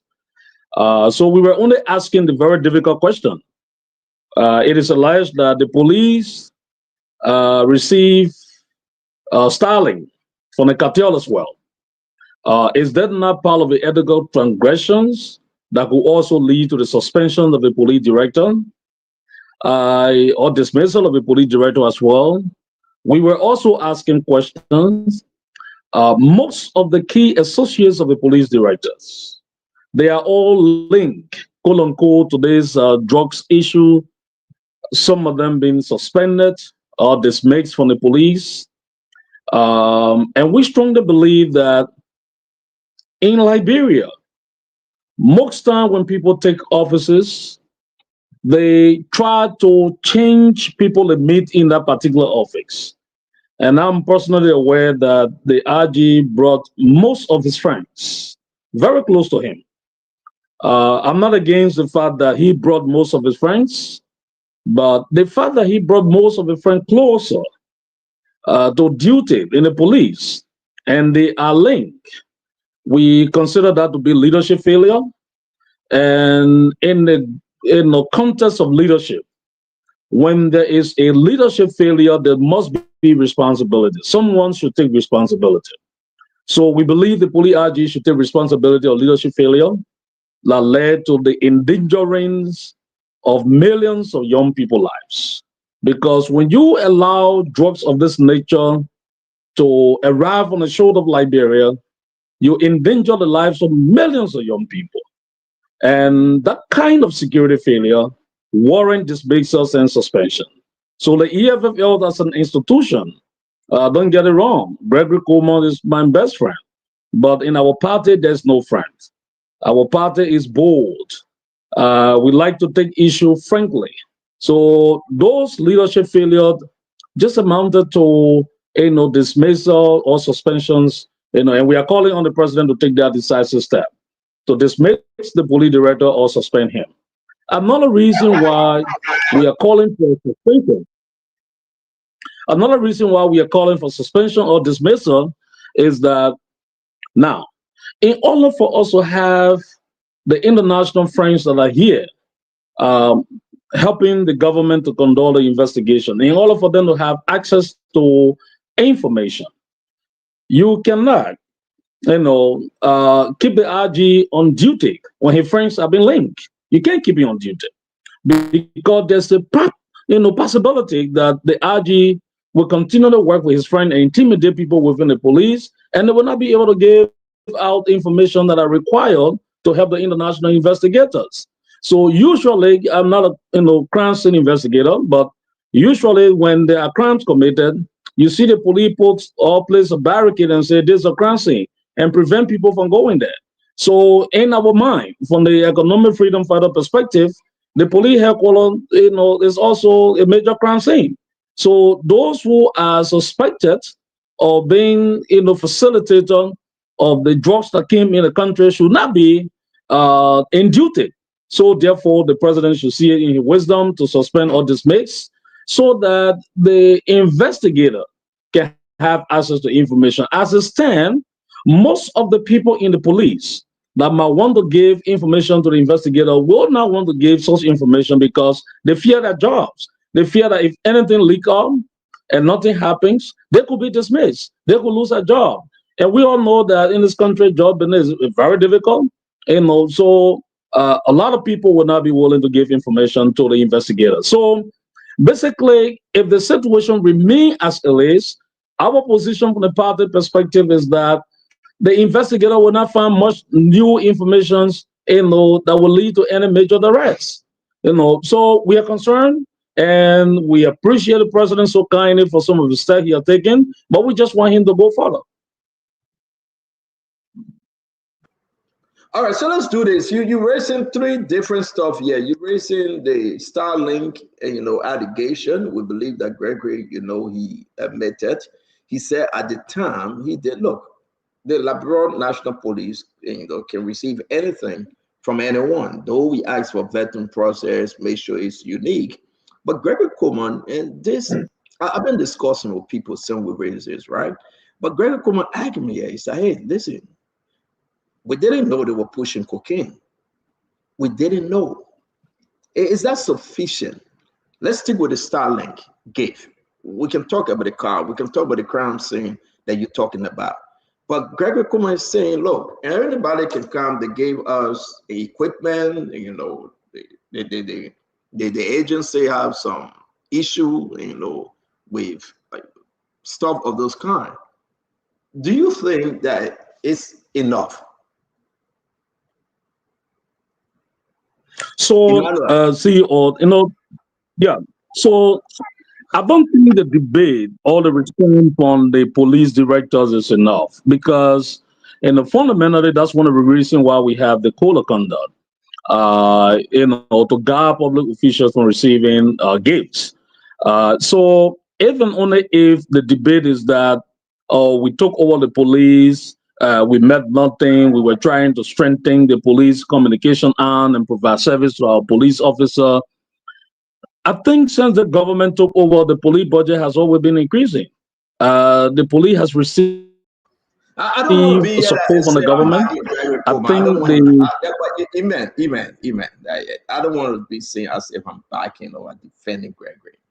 But from one government to another government, Liberia National Police receive gifts. Am I correct? Well, I mean, if somebody receives gift from one government to another, Liberia National Police receive gift from one government to another. No, that's not what I'm saying. Individuals have gone in there and gave consignment, gave materials that will help the Liberia National Police individually. Organizations have done that. So there are different kinds. So there are different kinds of institutions donating to the Liberia National Police. You have development partners. You have different individuals going to give stuff to the Liberia National Police. We're saying that, but here is the point: if a particular company provide a gift to the Liberia National Police, and that gift turned out to be for a specific purpose, or the person who provided that gift to the Liberian National Police is linked to a crime, there is genuine reason to be concerned. There could be some back-channel conversation that led to that gift. There could be, I'm being very clear, there could be some back-channel discussion that could have, created a path for the gentleman to get a gift. So that's the reason why, we have to be concerned, other people get gifts to the Liberian National Police, but this particular individual we just got to ask you the question. Your political leader, you're going to take the first step today, and then we'll dive in the other part of the story. Folks, welcome to the show. What say you, Fadiga? I want to stick with this Starlink thing because it's the thing that Gregory admitted to. We didn't know. He said we, as an institution, it wasn't given to Gregory Kuma. So take it home for you. It was given to the institution. And the argument from Emmanuel Gungwe from EFFL, what say you, Fadiga? Stenda, I think Emmanuel raised some valid point. I've known Gregory for a long time, so I may be biased. That's my Western brother. But on a serious national note, it's a little bit concerning to any Liberian, any well-meaning, any well-intentioned Liberian, that the police and other institutions will be receiving gifts. Now, is this unusual in Liberia? No. There are a lot of things that are frowned upon but have been normalized in Liberia. So the fact that they receive gifts in itself has become a cultural thing. Is it good? Is it right? No. Have this guy not been associated with drugs? Would we be complaining today? I'll probably say no. So this is where we need to go back as a country, as a government, to start changing some of those bad habits that we have. These are learned habits that we have cultivated over the years. Because an institution like the Liberia National Police have a budget. And I think that's Starlink. How much does a Starlink cost? I mean, the police is challenged, but how much does a Starlink cost that you are needed from this individual and such an individual associated? We have to be very mindful. Look, I've always said this on the show. Drug dealers do not go around with core cards. No, but let's stick to this. It's very important. And it's good that we seem to be balanced here where you have the CDC, the independent CMC and that of how you call it, Unity Party with EFFL. The question remains, though, do you think Gregory should face an investigation? They should investigate him because he received a gift from Leroy Harris and Private Buy and other folks. Do you think he should? I don't think. I mean, like I say, I'm not with the national security or the joint security to know if there's enough probable cause. We are asking you. You are an analyst on the show. People listen to you. Take a position. Should he be investigated? It's not a yes or no question. The investigation, something must prompt an investigation. Receiving gift in itself is not had this guy not been associated with drugs, probably this thing would not be any problem. So but you can have it both ways. Emmanuel Gongwe is taking a position here in his party. He's an investigator, man. Suspending or removing. I am asking you now because we always take our position here. You cannot have it both ways. The question remains, Gregory admitted we didn't know. Gregory said he didn't give it to Gregory. Give me to Chief. He didn't give it to Gregory Coleman and said, take it home. He gave it to the institution. Exactly. All right. So Gregory argument is that now we know we have canceled our subscription. We have, turned it over. And it was just a very clear thing, right? You want to beat on me because I did this for the institution. Do you, Alpha Digga, think that Gregory should be investigated yet? No, except where is there more to this story or more probable cause. But based on that, I don't think he knows. Except we can establish that there is more to this than that. I mean, like I said, if this guy was not associated, probably was just another Liberian donating to a police that is cash-stricken, that need fund. So, except where you can give him more, I don't think so. Thank you very much. Let me bring in Jefferson. Thank you for the guy. I mean, we just got to get it straight. Let me bring in Jeff. Jeff, what say you? The argument that Gregory is making, compared to what Emmanuel Gongwe asking for. What's your position? Thank you. I think first, let me just deal with what Emmanuel said, and more besides, our laws are clear. The code of conduct is clear. You cannot receive gift above $250. And by Gregory receiving that one alone is a crime. But yeah, it says Stanton, Biako is contending. His argument is that the great picker that was given to him was given for the DA use. So if Biako can go, and Gregory also received this internet equipment from the Sin Cartel for the use of the LMP. So if Biako can go, Gregory should go. Nobody should protect Gregory. Yeah, it's clear. Biako is saying that the paper he gave me, not for personal use, it's for the use of the DEA. Now, the same cartel, the same people that are pushing the cocaine in our country has given Gregory Coleman and the Liberian National Police the internet equipment above $250. And it is for the use of the Liberian National Police. But DA Biako is gone, but we're protecting Gregory. I think it's an unfair thing the government is doing. They're not fair in the fight against drugs. And I agree with Emmanuel Gongwe. However, I personally don't believe that Gongwe has the moral authority to speak to such a thing because his political party was weaponized as a gang during the campaign to terrorize voters to vote for the Unity Party. But how be it? His information is good. Gregory should go because he also received gift from the cartel as Biako did. Biako did not receive that paper for a personal use. No, he received the paper according to him for the use of the DEA. Gregory has also received gift from the cartel for the use of the Liberian National Police. So equally, Greg should go. Let's be fair in the fight against the drug in our country. So let's hold you there. Let's hold you there. Let me tell you, Jeff. Listen, we ask the Liberian people, they gotta weigh in on this. Check out. Maybe people look at me differently tonight, right? Because if you are calling for Biako, you got to call for Greg as well. It's a fair game to do so. like Emmanuel Gongo is saying? Yes, for me, straight off the cuff, I think it's a fair thing to do. First of all, let me maybe elaborate on my point a little bit. Look, Stanton, we should start playing games here, and we should start making our country look like a massive, gigantic laughing stock globally. We should start. This is a republic. This is a country. We're not playing here. Now, are you going to tell me, like, for example, in the United States, the FBI will be passing around taking internet services from people passing to go provide internet supply to the FBI or a police department in New York? No, it's not going to happen.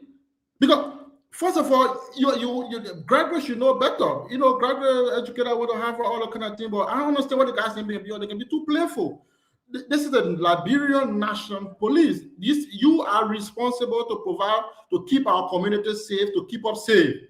And you are just taking internet services, as you call it, give or donation from people who have come out now, they are potentially linked to a criminal cartel. Then you carry on operational functions of the national police on such a network. You are compromising the peace, security, and the safety of the population. What are you doing? Because it is possible. It is just possible in the internet cyber security age. Somebody could just set you or give you a service, and they can tap on that same service and gather intelligence, operational information for the Liberian National Police and undermine the security. So for me, Stanton, on a fair note, that particular action was a huge operational blunder or huge administrative blunder for Gregory Cuomo, and he should pay the price for it by excusing the Liberian National Police. If I were president of Liberia, I would fire him clearly. And my police director taking, so it's possible I could take in services from a terrorist group and compromise national security information. That kind of negligence, that kind of recklessness should not be condoned. And the president took a clear action on Biago and said, look, ethically, that's something we need to see what other things happening, but ethically, you breach the ethical conduct by taking gifts. One, according to the code of conduct, you violated the law. The same way Gregory violated the same law that Biago violated. 250. Starlink is about 250. Maybe that was $600 or even more services and all that kind of stuff. So you break the law already on the books. Two, you showing absolute disregard for operational integrity of a national security entity like the Liberian National Police. So on those accounts, you cannot remain. You should be resigning. That's a massive, massive scandal. So I don't know what we're doing. So if Biago can go, then why should Gregory stay? Gregory can stay because that means they're being very playful with our safety, our security. So that's the issue we have to deal with, and I agree with Bonquet on that level. The president, the office of the president has to remain very consistent here. Because right now there is a policy inconsistency. You take decision of Biago, and in the same offense we see Gregory Cuomo, and then you delay that between the two. The president has to be extremely consistent on the decision. Okay, let me bring in. Okay, thank you very much, Colonel Gray. Let me hear you though, because a lot of people listen. We ask you, be patient. We'll go to the phone line. One of Gregory should go under this condition, but worrying real quick, Colonel Gray. Just hold on 1 minute. Worrying if this guy wasn't involved in the cocaine issue, then what say you, Jacob? Worrying if this guy wasn't involved. Worrying if this guy, doing a charity donation to the Liberian National Police. I'm just asking. I'm not trying to, Then what say you, Jacob? Yeah, that's the reason why. That's the reason why you don't take chances. You are a security entity. Now the man is not. People could be using this thing. You security. Nobody can get you gift. You hold it. No, the rules have to be very clear. Because black code of conduct one side is a law, but even within the LMPSL, so Gregory got no procedure, administrative regulation about how a security entity operates when it comes to even receiving gifts. You should have that. Nobody can just jump on the street and kind of just give you, especially a technology, gift around technology, that will compromise the integrity, operational integrity of a security entity. It's been reckless. It's been irresponsible. Okay, thank you. Let me bring in Colonel Gray. Colonel Gray, quickly. Hold on. Everybody will close on this. Let's hear from Colonel Gray. Close up on this thing. No, I beg you. Hold on 1 minute. Jeff, hold on 1 minute, please. Colonel Gray, let's hear you. You know, Stanton, this is a fine line to walk. Forget about the equipment being something that could be manipulated. Accepting gift in general when you're a peace officer it's a very murky ground to work, because then it tells you that certain people you will not be able to enforce the rule, the law, as it's supposed to be, because they're friends of the police. And when you should be, enforcing the law even-handedly across the board, even if your family member is involved. To take gift, remind me back in the day, there was a guy who used to go down to the wharf, and every time the people catch their fish, at the end of the day, they'll give him a piece of that fish. And somebody took his photo and brought it to, may so rest in peace, the late Grady Allison, and that guy was fired for that, because they believe that the pool will not give other people their fish, but because he was a uniform officer and then he appeared there, that intimidated them every now and then. But that's as simple as that. It goes back to the ethics. I don't know if, forget about it being the entire police, but in general, civilians should not be giving gifts to the police at that level. You can bring it to the central government, Minister of Justice, the Ministry of Justice, and they can determine which of where that is needed. But this is just a fine line for Greg to have walked. And if somebody has been fired, I believe in the fairness and balanced system. If Biago left because he was gifted something, and this is another line that my brother Greg has crossed, and I think, but we also have professional standards in the police, and I hope they look into that. But I don't know if Gregory can be on top of any security investigation alone by himself, as Gonkwe was saying, and that he should go because of that. But if they determine that this crosses the line, I think he should go. Not go, he should be reprimanded. I'm asking you, do you think it crossed the line? The people want to know from you. Do you think it crossed the line? Do you think Gregory should go? I think he should be reprimanded. I don't know if that means to go. What kind of reprimand you want them to give him? Well, Stanton, they have everything laid down in the books. Now, one thing about security entities, it's not like you go. No, but I mean, I'm just asking because President Bargat just took it off when you talk about Biago. You say, you know what, go. So if you are saying that, well, Gregory fall in that category, then people want to hear from you. Should he be suspended? Should he go? If it is in the guideline, the president just need to do as well, because they work at the will and pleasure of the president. You know that. To the president the word go, in my opinion, I don't know, the word goes sound extreme, but he should be reprimanded. Well, if that is the culture that exists in the police, then probably this would be the point. So let's keep it from you. You want Gregory to be disciplined? Yes. Okay. Fubi, what say you? I just laughing and listening to my man talking about code of conduct and all this blah blah blah. The code of conduct about 250 is for personal gift. It's not institutional gift. So we can't use the code of conduct in the manner and say that personal gift. It's not a gift to Gregory Como, the gift to the Liberia National Police. So you gotta differentiate the two. Also, Gregory, people won't compare Gregory's situation to that of Biago. Gregory didn't lie, say he didn't receive gift from Leroy. Unlike Biago lied.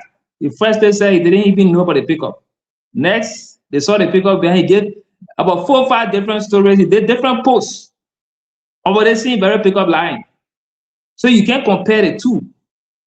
And you can't use that as a basis so Gregory should go because of that. Liberian government from 1847 to present will still receiving gifts. Individual Liberians can give gifts to any institution in Liberia. And like Fadiga said, nobody walks around with drug dealer card in a pocket and say I'm a drug dealer. Or with some mark on their forehead saying I'm a criminal, so I come to give you gift. So you take it in good faith. So if it's for the Liberian National Police, they can good faith. Myself went to the police station one time. I went to do my criminal police report. Where I went for them to take my fingerprint. When I saw that place, I said, it's a shame. We need to raise money to buy a scanner for the police to be able to scan and take your fingerprint. Instead of taking your, the guys want to black stuff there, you rub your hand inside and put it down and go and rub soap and you know. So you go to the police station, you see that there's a need for the Liberian police to get something at the court.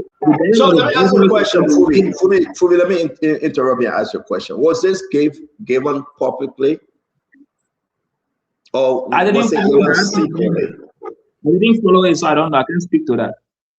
Exactly. So even if you're giving a gift to the entity, right, it should be given publicly just to, you know, show transparency. But Gregory said, yes, I received it, but does that negate the fact that he received a gift from the same individual that now caused Biago to lose his job, the same individual? And we listen, my job is just to ask the question. And people running, hold on, Jeff, I'll come to you. People running like this, and look, just listen to what Uncle Sam said. 2 officials received gifts from the drugs dealer. One is dismissed, the other returned his job. Tell me this is not twisted. And this is what on the mind of the Liberian people. You cannot have it both ways, Mr. President. If the gift were given from the same individual, no matter how small, how big, because one person say I received it, another person say I didn't. I mean, do you think my fellow Liberian President Burger should go far enough? Or you think that Gregory is covered just because he admitted and he didn't know? What say you? We will go to Jefferson Chesson and then we will open the phone line. Come on, we got to open the So, check your WhatsApp. Jeff, hold on 1 minute. Let me bring in Fubi. Fubi, what is it? The Bible says, say the truth, and the truth shall set you free. So Gregory said the truth, and the truth shall set you free. Okay, thank you. Go ahead, Jeff. Please check your WhatsApp. I sent you the law, the code of conduct. It's clear there. You can put it up, let people read it.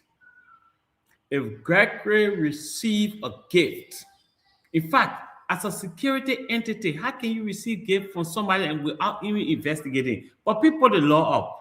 I sent it to you. Where you talk about gift. Yeah, I got to upload it, Jeff. Just be patient. Hey, if you want, I'm going to put it up. It's very important. It's talking about bribes and gift, token gift and everything. Let's welcome Governor Clinton, folks. We're going to open the phone line for you to call in, especially those of you that are joining us from Facebook and WhatsApp, all right, and YouTube. We want you to share the show. But what do you think? Do you think this I mean, should Gregory be suspended? Should Gregory be removed? I mean, because the allegation now, this is a whole party, EFFL. They are demanding that the president take action. Before we go to Councilor Clinton, I'm going to take the first 10 calls and Councilor Clinton will come on. Hello, your name and where are you joining us from? Your name and where are you joining us from? Yeah, hold on 1 minute. You're in my ear. Let me take you from my ear. Okay. Hello, your name and where you joining us from? Hello, Stephen. My name is Gordon Kamara. Gordon, talk to us. What do you think? Is Gregory in trouble yet? No, Gregory is not in trouble. Go ahead. I mean, why say you? Because Stephen, that Starlink is not the first donation that have been made.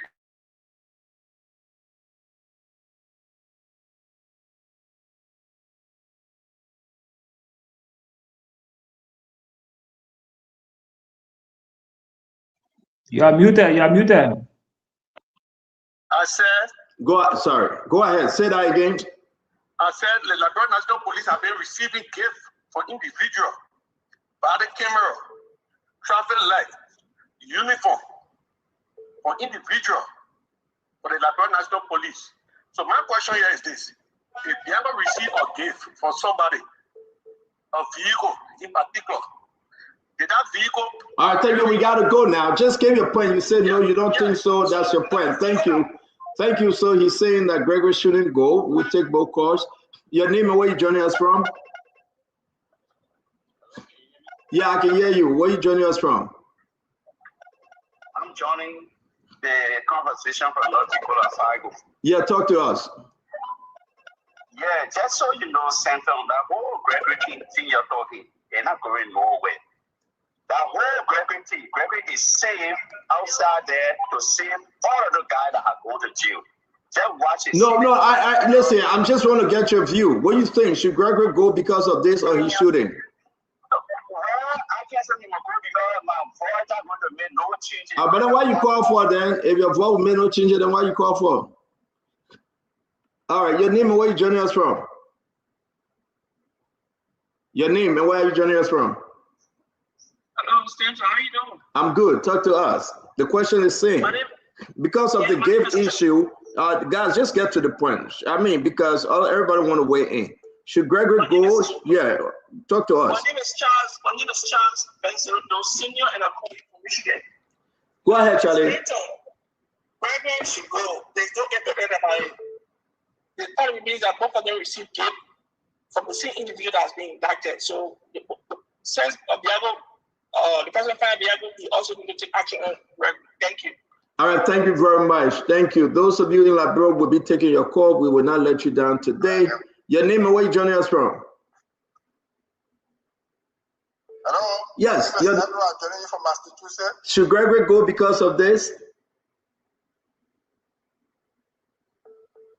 Okay, we can wait for you, my friend. Your name and where you joining us from? Hello? Yes, your name and where are you joining us from? Sorry, I'm from Iowa. Yeah, should Gregory go because of this?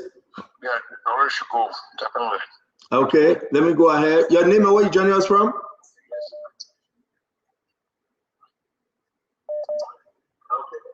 All right, we'll come back to you saying you listen to the radio. Your name and where you joining us from? Hey, Stephen, this is Samuel from Iowa. How are you? Samuel, the Starlink issue that EFL is raising, should Gregory go because of this?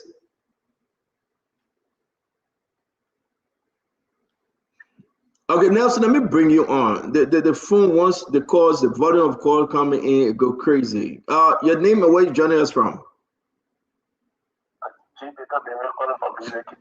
Yeah, get to the point, Jacob. Yeah, Gregory must stay. Gregory should stay, huh? Okay, thank you. Your name and where you joining us from? How you doing, Mr. Waterspoon? I'm good. Talk to us. Yeah, I'm Thomas William calling from Minnesota. Yes, Thomas, talk to us. Thomas, talk to us. And let's go ahead. Let's take calls from Liberia. I just have to run through all these calls. Something is happening to this phone. So your name and where you joining us from? Just go straight to the point, my friend. Hey, send on a saying my phone dropped first. Go ahead, talk to us now. You live. Okay, Gregory needs to satisfy technician. This guy need to be investigated because on that IP address, the entire national security of Liberia is at risk. I am a certified Cisco technician and I know what I'm talking about. Thank you very much. Thank you. You already make your point. Let's go to Liberia. Nelson, let's hear you. Listen, I put a picture of Gregory and the Starlink, the gift that was given from the accused cocaine operative was Starlink. It was given to the Liberian National Police, and Gregory have disclosed that, hey, listen, we took it, we needed it, we didn't know they were operating with cocaine, and we sensed them, put it down. So what's your take? Nelson, let's hear you. This person, hello. Okay, so let's go back, take another person here from this line. Hello, your name and where you calling from? My name is Marco. I'm calling from Johnsonville. Yeah, go ahead quickly. Let's hear you. Let Gregory go. Okay, thank you. This person, hello. Yeah, hello. Yeah, go ahead quickly. Let's hear you. Yeah, okay. My name is Sophie Kamara calling from Duporo. Let's hear you quickly. Okay, so Greg must go because the reason Greg have to go, let me just make that clear quickly. If two persons stole in one house. Okay, so let's move on. Nelson, let's move on. We'll take this one. The man already said Greg must go. Your name and where you joining us from? Brother, how are you? Good. Where you joining us from? Talk to us. Thomas, what they're calling from Minnesota. Thomas, get to the point. We don't have enough time. Yeah, CEO, I'm a rescue man, but I think that's something you and Ronnie see. Two of you are not telling us something. Either somebody close to the president in a just business, because if you see the way the president making the decision, it is biased. We are confused. We can't understand anything about the fight against drugs because there's no sense in the action being taken by So should Gregory go because of this? Let's get to the point now. You and Ronnie here know that you guys need to explain to the public. Lord have mercy. So the one that we explain, you hearing there. No, something, when you look at the way decisions have been taken over the short period of time relatively, there's something you and Mr. CA, two of you are hiding something that either the president, somebody close to the president. So we hiding something. So all the thing we've been doing, we hiding something. Remember, leave me, man. Leave me alone. Your name and where you joining us from? Yeah, my name is I'm calling from St. Louis, Missouri. I heard you. What say you? Okay, Nelson, let's go back to you. Okay, so we take this person. Hello? Let's hear you quickly. Hello? Please go ahead. Hello? Good evening. Hello, good evening. Yeah, go ahead quickly. Let's hear you. What's your take? My name is P.O.P. Yeah, go straight to the point, sir. For the question, I'm very much sure that Gregory should have been gone like yesterday. It should be on the dot. Answering questions should be cross-examined by now. That is my take. All right, thank you. This person, hello. Make that the last person. Let's go back in studio. We got to rest this one and move on. How you doing, sir? Yeah, go ahead quickly. Let's hear you. Thank you for the show. To be honest, the president need to be very, very careful. These are the steps that John Wiato and that led the government to fall. President Boga need to be careful. The drug issue is not an issue. Let Gregory go. Thank you. Thank you for your input. So let me come back quickly. I will take this last one because I think I know who's this. No, I don't. Your name and where you joining us from? My name is Noble Famula, and I'm calling from New Hope, Minnesota. Famula, go ahead. The question remains the same. I think the Inspector John need to be totally recused from the investigation because it appears that the entire department is compromised. Thank you very much. Thank you. Let me come to you, Councillor Clinton. What say you? Huge argument for EFL today, but what say you? Well, I think EFL is making a very compelling argument. There's a need for the IG to recuse himself. And the president, if the IG doesn't want to do that, has to make that decision. I said that the other day I was on the show. Look, I listened to Fubi, and he's saying that the code of conduct only talks about personal gifts, and therefore this was an institutional gift, and Gregory cannot be held liable. Well, let's pretend that code of conduct is not talking about institutional gift, but Gregory, as head of an institution, takes responsibility for whatever decision he makes as head of the LMP. So if he puts the LMP... Steno, can you please mute because... Right. So if he puts the LMP at risk by receiving gifts from the cartel that compromise the security of the national police, then he takes responsibility as head of the LMP, and he has to step aside. Right. So the LMP, if the LMP cannot investigate who they're receiving gifts from, who can? This is Liberia National Police. They are the law enforcement agency. These are the people who should be investigating who's who. And if they are not able to do that, and he takes a gift and now comes back and said, well, I didn't know they were the cartel. That's a serious problem. And I agree with the EFL that Gregory needs to step aside. He needs to go. Again, great conversation. The Liberian people weigh in. A lot of them think that what President Boga did to Biago should be done to Greg. And it's the people call. It's not my call, but it's good to have everyone's view. Listen, we read the gift issue is very clear. These things should be declared from the beginning, the get-go. But I don't know. Gregory have admitted that yes, indeed, he received, Liberia National Police received Starlink from the operative of the cocaine folks out there, people that brought over $500,000 worth of cocaine in the country, right? Can you just imagine? Again, do you think Gregory should be suspended? Do you think the president should ask Gregory to recuse himself? If these people gave Gregory Cuomo Starlink that we know of, we are talking about the cars, we are talking about other issues. My question to you, though, do you think Gregory should be part of the investigation? My next question, quickly. Let's just agree that the president will say, no, I'm not going to allow Gregory to go. But should he be part of the investigation, Emmanuel Gongwe?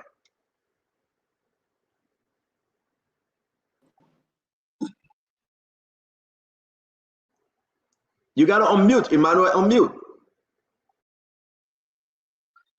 So like we said at the press conference, Gregory Coleman should not be part of the investigation because we are receiving intelligence that most of the comrades in arms at the Liberian National Police would like to speak out, but they are suffering from some form of uncertainty.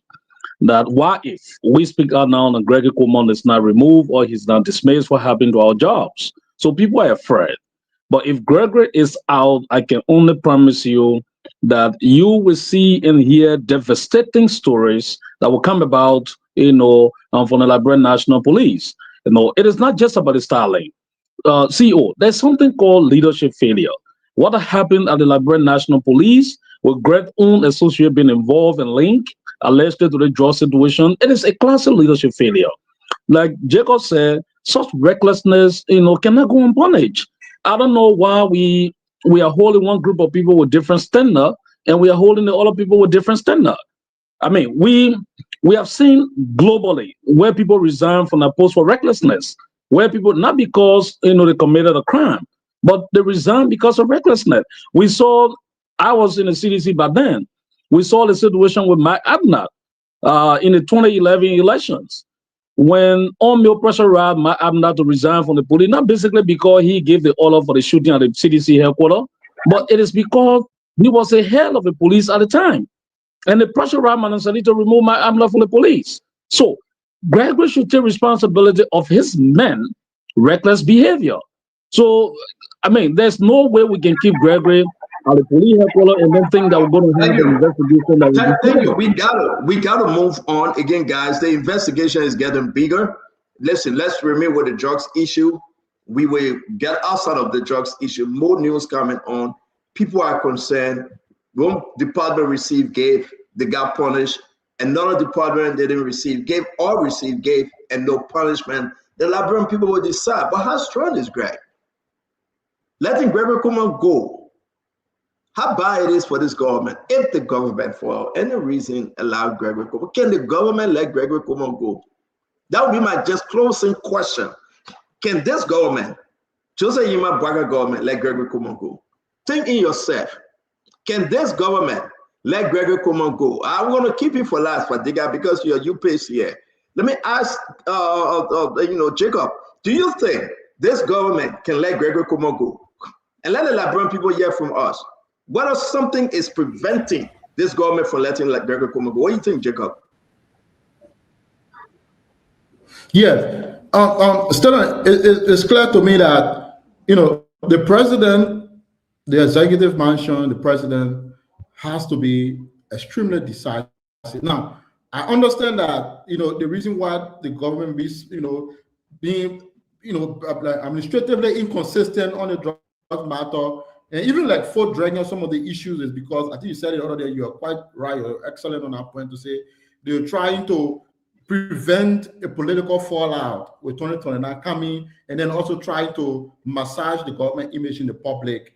But the fact of the matter is that every decision that the government has taken on this matter, whether they take decisive action to kick people out, dismiss people, or they try to beat around the bush and not take whatever decision they take, the public is increasingly making up its mind that the government is not doing sitting decisively enough to solve the problem. So the government is struggling with integrity, experiencing integrity deficiency already, to be honest. And this is all happening because the executive marshal or the advisors have come misled the president to say, Mr. President, don't go too far, too fast, because then the public will lose credibility in the government and see you as a cooking government. So thank you, Jacob. Thank you very much. Let push this a little bit, right? Should this government let Gregory Coleman go? Can this government let Gregory Coleman go? What do you think? Let me come to you, Conor Gray.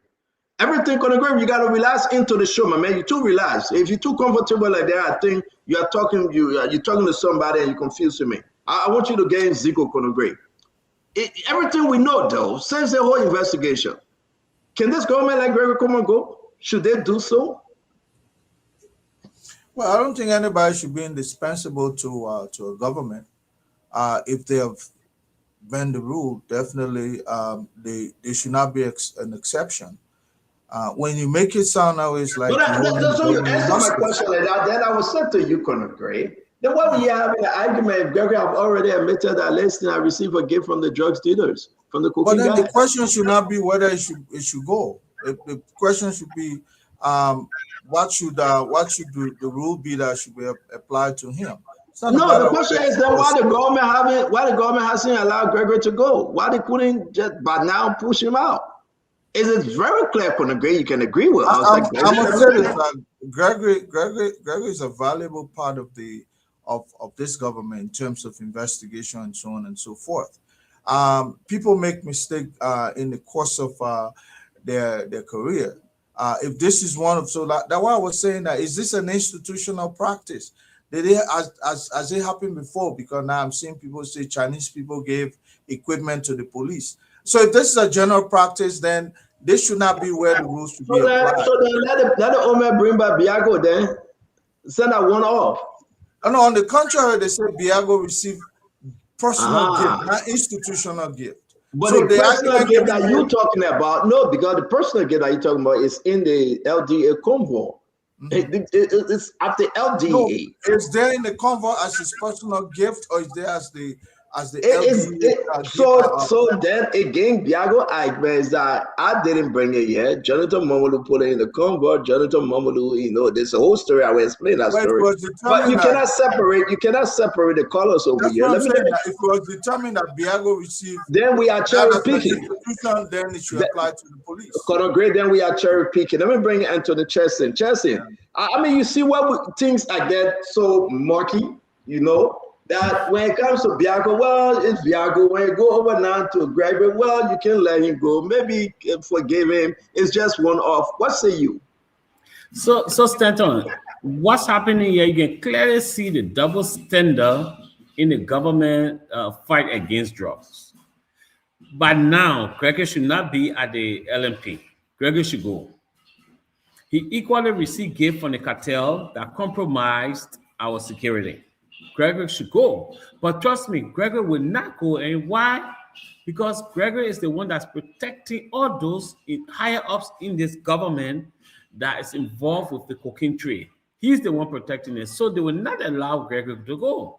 But if Waka is serious about fighting drugs, if he's serious, you let Biago go. That is very good. That is commendable. Let Gregory go because he committed the same crime or ethical breach that Biago committed. There should be no sacred cow, according to Bouaka. So if you can let Biago go because he received a pickup for DA use, and Gregory has also received Starlink set for the LMP use, but you protect Gregory and allow Biago to go. I mean, so listen. I'll take a position. I'll be so awkward today, and my friend Emmanuel will be back. But let me go ahead and let me bring in my brother Fadiga. For Fadiga, though, I don't know, Fadiga. Let me hear you. I want somebody to help me understand today because I'm on the fence on this one, though. I don't know, and I know I will get some whipping. I've been beating on Gregory, but you think Gregory? What do you think, Fadiga? Look, Stanton, there are few questions that needs to be answered. Did he know or did he properly declare these items when they were donated? Look, there are some other decisions too as head of institution that you have to be very mindful of. because gift do bring about influence. So there's a fine line that need to be done. Given the discontentment within the public, and as more of these allegations come out with low-level official and some senior-level official in the LNP being questioned, I think at minimum the police IG should be placed on, not fired, not suspended, but put on some administrative leave, have an independent investigation into the donation. I don't know whether that was the reason why he has not gotten put on any administrative leave. Have some examination into whether this Starlink influence police decision or have any access to protection or something, was the donation public? There are more questions that need to come up for anybody. So you want us to answer yes or no? No. My response will be based on the response on the answer to some of these questions. Did he know that a donor was under suspicion and failed to disclose the donation? The fact of the matter, I agree with everybody in a way or form. You cannot have certain standard for Biago and have another standard for Gregory. I think it would be the best thing we can do this is just my personal opinion, is to have the IG on some administrative leave, let him recruit himself. So let me ask you a question, right? If that doesn't happen, is this a problem for the government? Let's just say they agree that Gregory said he received the gift. The Liberian people hearing this. The Liberian people said, then you suspended Biago, suspend Gregory. Recuse Gregory, fire Gregory, whatever they want you to do to Gregory. If the president say, I'm not going to make that decision, how bad it is for this government and President Boakai? It will be bad depending on one or two things, if one or two things are answered. Public office require public trust. And a person heading such an institution like the police worry me above criminal influence. So my response to this question will be, was there any criminal influence? And I support this government. So I would believe that such investigation have been conducted. And the reason that Gregory is still in office will be that probably the Justice Department have investigated and found out that there was nothing there, and we are all just speculating at this point. But you cannot say nothing there. Something there. Gregory himself said. No, I do not know. Until those things. No, I'm saying to you. No, Fadiga, there's no devil. There's no devil in Fadiga, there is no devil in detail. You want to be Fadiga, you want to be the devil in the detail. You said something that makes sense. Don't be the devil in the detail yet, right? You want to be the devil. The Justice Ministry, the Job Security. Hold on, I gotta go to somebody else now. I'll give you a definite answer. Yeah, I gotta go to somebody else, right? Governor Clinton, I think we getting somewhere here together. Be the enjoy. Let Fadiga be the enjoy in broad daylight. Yeah, it's not devil in detail. Clinton, what do you think though? The government cannot have it both ways. This government shouldn't have it both ways. It's integrity, it's transparency that have to do with this investigation. If the government say we will play hardball and Gregory not government, how bad it is? It's a more detrimental. And I mean, people will say, the Liberian people are listening. Talk to me, Clinton. It is detrimental to the government. Obviously, the Liberian people. I mean, you just did the brief survey, of course. I think it's the opinion of many people that Gregory needs to go. There's no two ways about this, and I know Fadiga is trying, but at least we're getting somewhere from nothing to now. Maybe he needs to go. Maybe there needs to be the investigation, but that's what you do. That's what you do, and you can't speculate about what the Ministry of Justice is doing or has done. As far as you know, Gregory is still chief of police. Gregory had all his men, or most of his men, at very high level, close to him, were all arrested and indicted. You have this gift from the cartel. There's just so much this thing that Gregory, at the very least, there was even information, I think we said on the show, where the police were kept away from the investigation over suspicion that members of the police force were involved with the drugs thing, and it was kept at the level of the NSA. So The president has to make that decision. He has to let Gregory step aside. And again, it's hard. And I think Emmanuel made a good point and said there are people within the ranks of the LMP who want to come out and spill more beans, but they can't do that because of fear of reprisal. If they do that and Gregory is not going anywhere, Gregory is going to go after them. And this is why when you have a situation like this, you remove the individual so people are able to freely come forward with the information they have. I think this president is making a lot of wrong decisions. And I see there's a lot of hype around, well, if this was, the past government, this was not happening, they were not firing people. Who is the president firing? That's the question. It's not that he's firing people, but who is he firing? Who are those people that have been arrested? Has Mark Cuellar been arrested? Why is Gregory still around yet? There are other folks that have not been arrested other than these two foreign nationals. So you still have people. Gregory Coleman, by his own admission, says that people at the highest level of the government, this is not anybody else talking. This is Gregory Coleman, the Inspector General of the police, said there were people at the very high level of government who are involved with the cocaine cartel. Has any senior government official been arrested? So you're leaving a lot of room for speculation. Why is Gregory being kept there? Is Gregory being kept there because if you push him away, if you suspend it, or fire Gregory, now Gregory is going to talk about those people who are these high-level government officials who are involved with the cocaine thing? So are we keeping Gregory because we're afraid that Gregory is going to talk? I'm going to go to Kev because I want to take a position. We got to move on, folks. We really do. I really want to take a position here, which is so important. And listen, Kev, let me hear you. The whole thing about Gregory, listen. Anyway, let me wait for Kev. Kev, let's hear you. Welcome to the show. Yeah, thank you. Let me say hi to everybody. Starlink to the entire police force. Say, oh, it was not personal, it was for the police. Did anybody here believe that the National Police of the Republic of Liberia don't have 600 and something to buy Starlink? That Gregory would take that Starlink and say it's for the police. So, Muhammad brother brought cars, police cars, and on Spoon everywhere. We saw it. Why this was hidden? Why? The reason is this particular Starlink was used by Gregory and then to not use the public internet.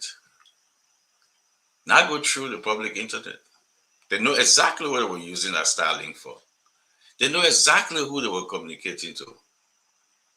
You see, at this moment, Gregory got protection. So the Americans and the Europeans will not come and investigate Gregory because he's the police chief. But if Gregory leave that particular position, he's vulnerable and they will ask him questions. And there where Gregory will explain the hands, the big hands that he's talking about. It's very simple. Will Gregory become and stay as IG? He protected. The president is protecting him. But if they relieve Gregory for that position, then he's subject to investigation by our partners. They will call him. They will talk to him. But he's protected right now. So you think this government stupid? They're not going to do it. Their asset who protecting the big hands is Gregory. That guy who protecting them is Gregory. You think they will let him go? They're not going to do it. Why you think Mark Cuellar is not in jail? Why do you think Mark Cuellar is having party? All the other guys, watch. The only people that are in jail are people who don't have nothing. I will get to it, Kev. That's one of our conversations with her about what he guys said. Gregory will not be relieved because if the president relieved Gregory, he will be subject to investigation, and then he will talk to our. Okay, so let me say this. It's good that to have everybody on. I think I'm going to close this thing. I want you guys to just bear with me. It's very important. My fellow Liberians, though. The investigation is ongoing. My position here may be, yes, I call for Gregory to go if he's involved in this drug, in the cocaine operation. I seriously do. He should go. And I believe that President Boga will let him to go if we have his hand in the cocaine jar. But this Starlink thing that we raised on the show, Emmanuel Gongwe, I think it's not the first time people donating to the Liberia National Police. It's not the first time. I do believe, I don't know which one of you said it, Conagray or something, that is different from the car issue. I do believe that is different from the car issue. If we allow Gregory to go, I say we, it should be because of reason that he is directly involved with cocaine operation in our country. Have we established that yet? No. I have a quick question. I have a quick question. What you just said? No. I want to clarify. You said it's not the first time. Was Biago No. You said it's not a. I got a question. No. If you have your time, you can question me. We can do this. I listen to you. You listen to me. It's not the first time. No, brother, you can't. I will mute you. You can't interrupt me. Let's send that to, you know how Senator just disappear and came back and he. No, that's it. I just disappear. Come on. You don't want to do that. Listen, I said this Conagray. I said, I think people will not agree. But brother, don't interrupt me now. Brother, Jacob, you came early on the show just to interrupt me. That's what I believe. Yeah, but I will not do this. Look, guys, I'll have to put you in the back because you can do this to me. Why can I talk, Fubi? Yeah, but no, why would they gotta come on the show, Jacob and man, they gotta interrupt me? They know where I'm going. I think we are concerned about your disappearances and they're coming back. Was Biago directly involved with cocaine? I will finish what I'm saying, then you can ask me your question. Let me say this. As much as I would beat on Gregory Coleman, I don't think everything I know about this styling, he declared it, number one. They didn't give it to Gregory in secret. They didn't. He declared it, right? Number two, it is not. Let's see the photo. Let's see the photo. No.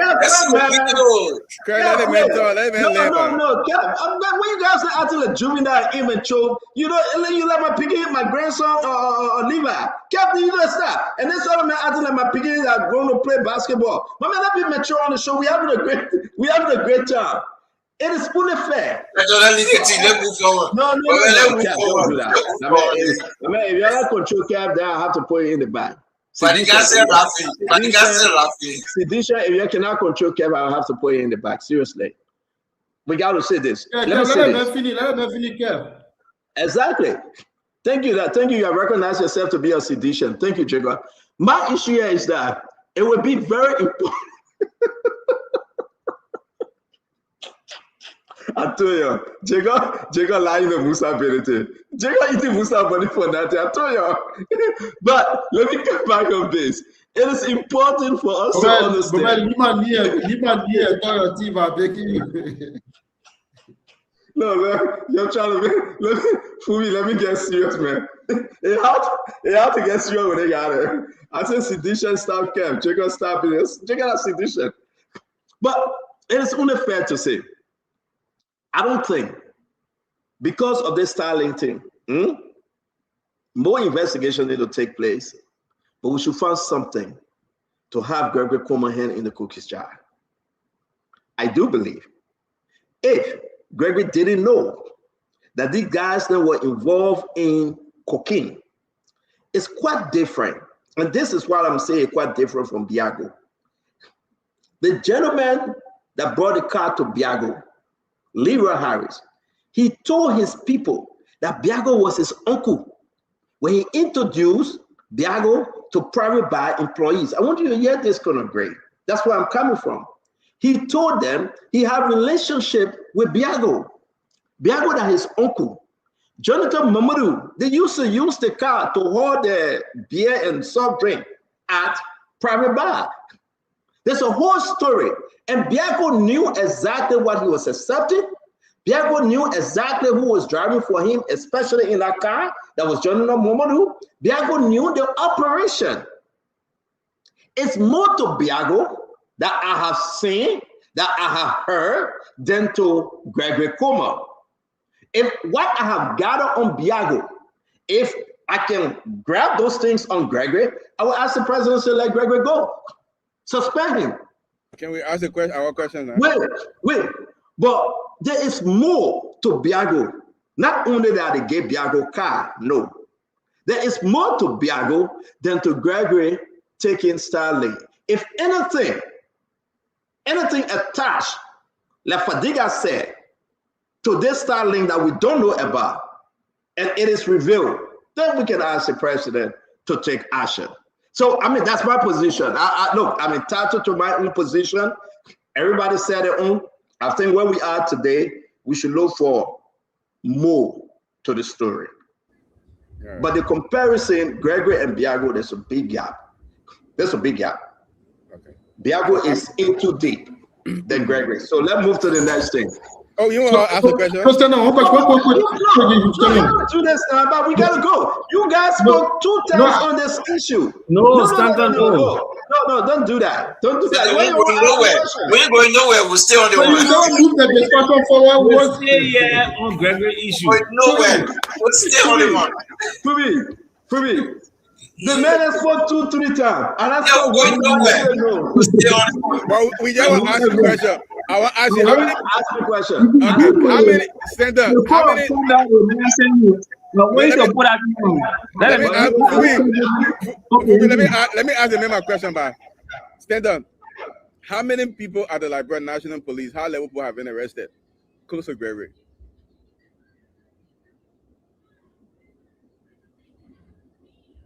On mute yourself. Okay, thank you. I think we get about 5 or 6. 5 at the senior level of the police. Correct. Some of them some of them friends to Gregory Coleman. Correct. Okay. And your question is? And somehow the logic you're trying to spit on this show now is that because Biago was somehow the uncle to this guy you're calling, and so therefore he had knowledge of the operation. So let me be very clear. That's a good question. We are talking about the Starlink and the pickup. We are not talking about how many people are attached to Gregory. If you bring that argument up, but you can't talk about the people say. Let me ask the question. Let's do it one at a time. So, Governor, what we are saying is that those that are attached to Gregory Coleman, that's a whole different argument. Yeah, that's what I want you to say. If you bring those things up, we can dig deeper into them about his friend John and Dane, the patrol officer, the highway patrol officer. Yeah, we can have this conversation, right? But we are talking about Starlink. So if you want to switch to the other side, then we can switch to the other side. But we are comparing Starlink. We are comparing Starlink to that of the pickup and the relationship Biago had with Leroy Harris. Do you understand? So now. No, do you understand? I'm not comparing Patrick Amasu with Biago and Gregory and people know. We are comparing the gift that was given and how it came in. Do you understand? No, I totally understand. And again, the argument we've made here, right? The argument we've made here is even if there were no connection with cocaine business, Gregory Coleman is the chief administrator of the Liberia National Police. As head of that institution, he bears responsibility for. All right. So he needs to face bear the consequences of the action. He compromised, and I just like what you said. And I just like what you said. Even if not with the Starlink issue, he should be questioned, and I appreciate that. And I agree with you. I agree with you, and that's where the investigation would go. Instead of guys, we got to run. Jacob, you go ahead. Yes, because this is important because the work of the police as an institution, one of the most important things of a security agency like the police, different from all the other institutions, is its public image, its credibility with the way the public sees it. I mean, that's so important more than any other thing you can think about, because the police is very much connected to the public.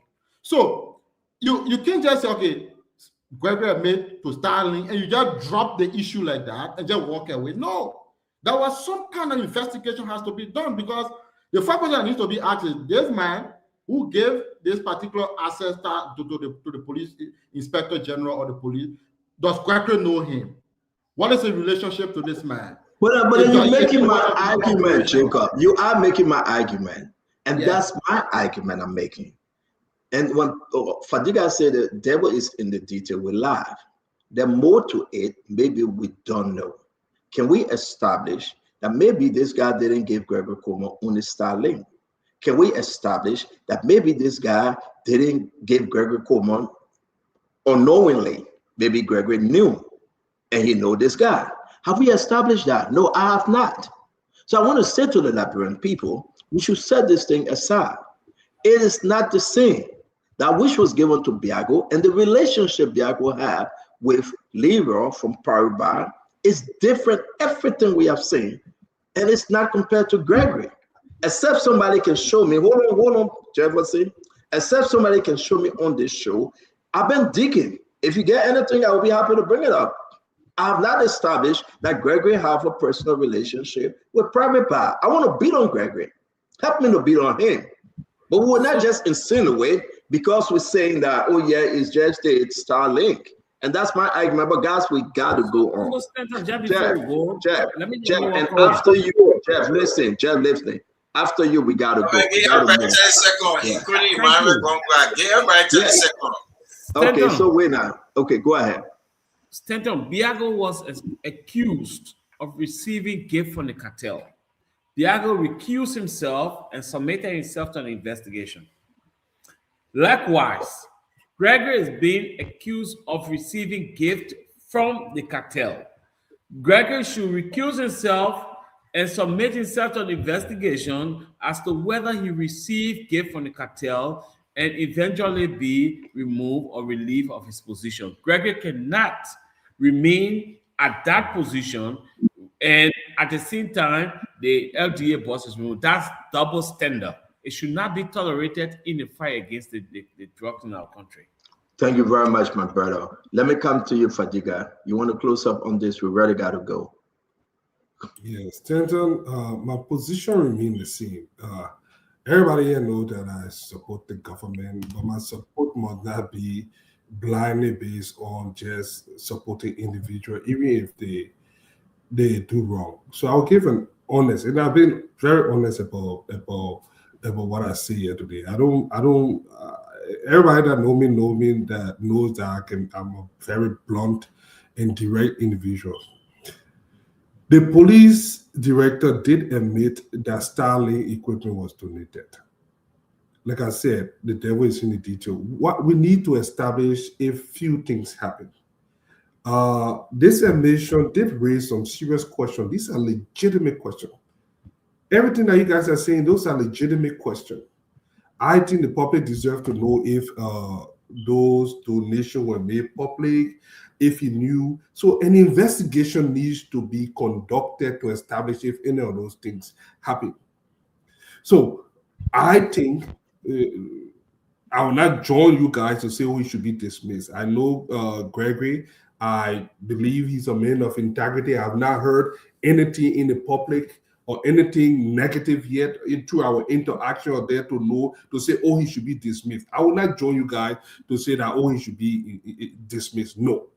I think that there should be an investigation. He should recuse himself from this thing, temporarily remove himself for any investigation that got connection with this thing, and authorize an independent and transparent inquiry into this problem.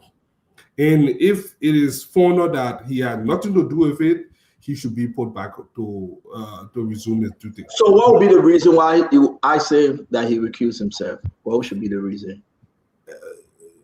to give more confidence, more public trust in the institution that he runs.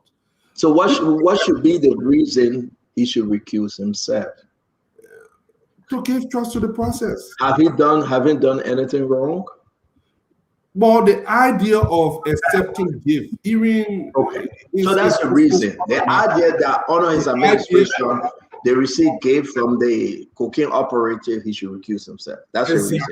So as the IG of the police, I think it would be in the best interest of him and the institution that he runs to, at this time, just recuse himself and request for an inquiry into this thing. That way, all this on the ballot will go away. Okay, thank you very much. We gotta move on quickly. We do. Kev, you go, then we'll make Emmanuel Gongwe the last.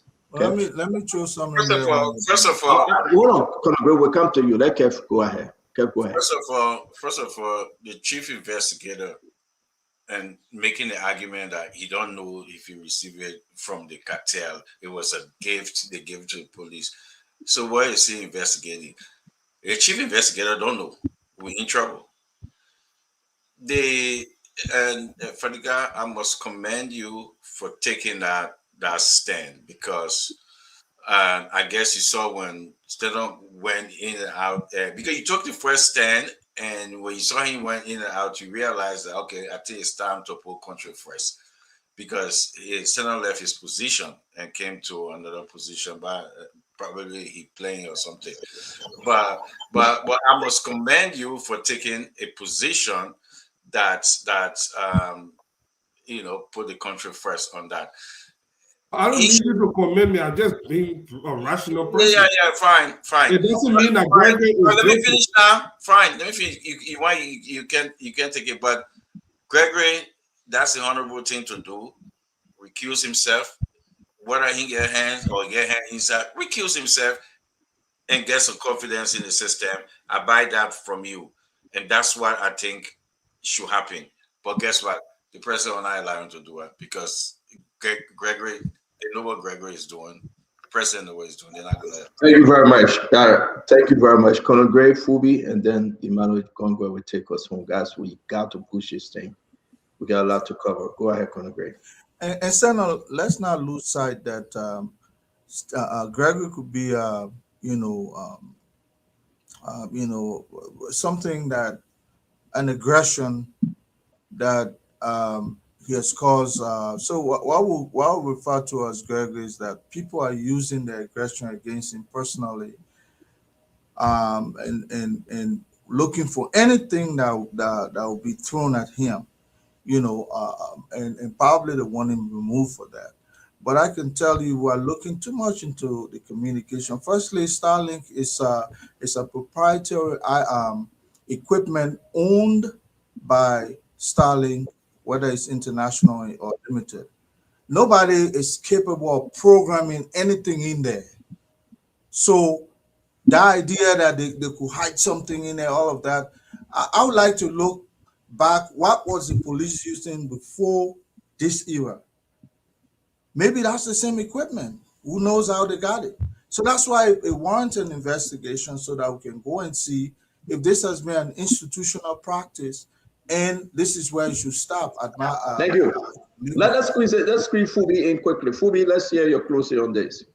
Yeah, no, thank you. I wanted you to actually put that stuff they were asking for, so we can test their comprehension of the law that they're trying to quote.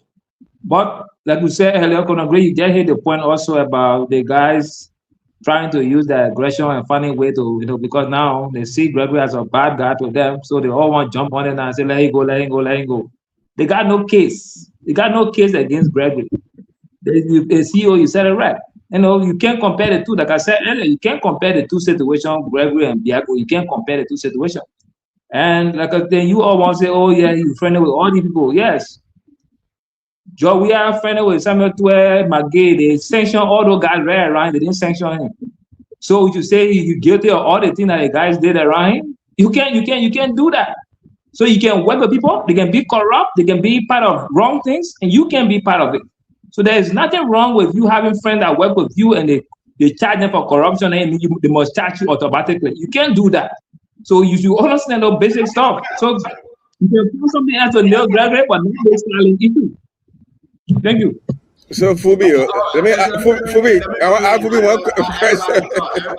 Emmanuel, just close up. Take us home on this. Your next argument, we gotta go, and we gotta listen to Ambassador Sheikh Koyate from the border. He brought some great argument up. We gotta listen to that. We gotta talk about this pharmacy called Global Pharmacy. They're linked to this drugs issue.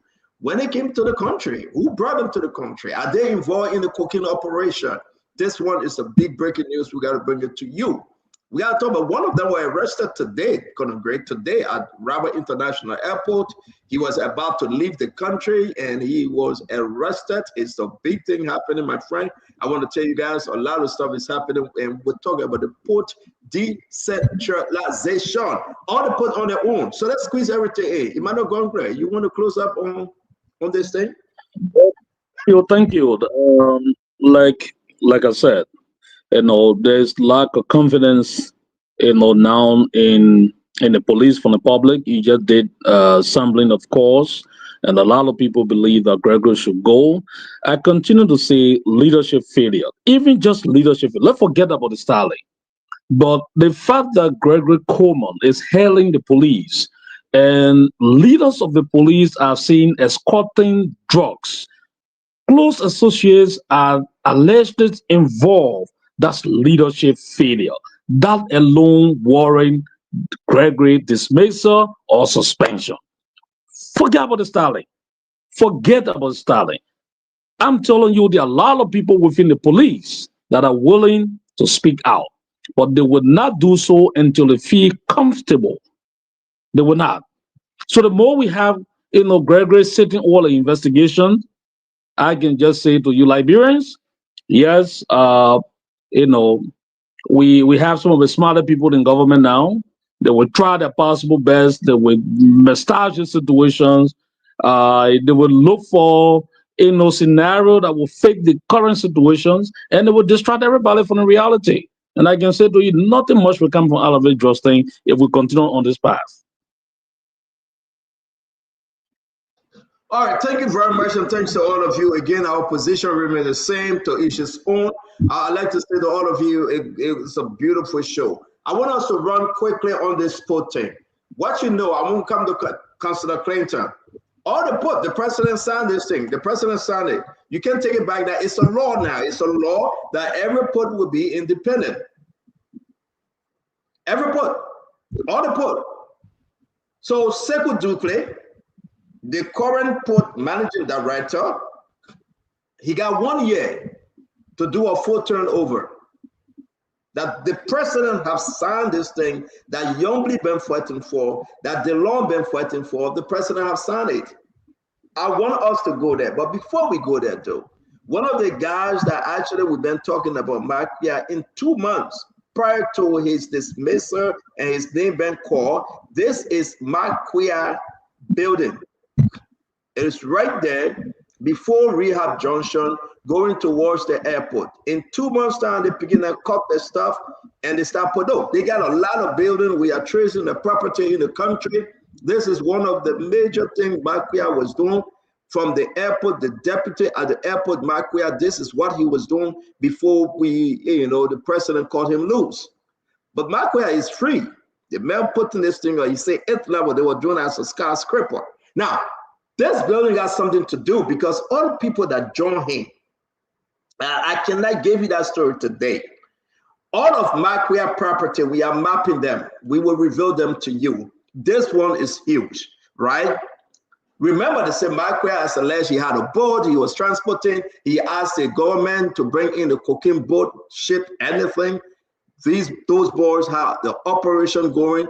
And another thing tied to Leroy from Private Bar, Leroy Harris. But guys, before we leave the drug story to go on other story, the border from Sheikh Koyate, what he's saying on Orchid FM and all the other issue, I just want you to just understand the operation in Liberia. I want to assure you, not only the joint security, foreign partners are keeping close surveillance on some individuals. I'm about to say it, but they said, no, you cannot do that. And I'm not going to do that. Some serious people, serious individual. They are keeping close eyes on them in the country. Very serious people, people that you would least expect. We are briefed. We have been informed. At the appropriate time, once all the T's are crossed, we will be able to go ahead and start calling names. So from today to next week, 4 indictments will be made. They are the court opening. They bring in indictment. People say, but what happened? What is Patrick doing? Where is he? What happened with Marquia? What happened with this? The court is open. The court, they are opening all the court, and indictment is coming. By next week, Friday, the government will have 4 indictments on everyone. So when our brother Rodney said, asked the question, I'll say what he said on this paper, the great newspaper front page, the vanishing suspect raises concern. Where are these guys? Some of them at South Beach, but some of them, they are not. They are not. But why are they not at South Beach?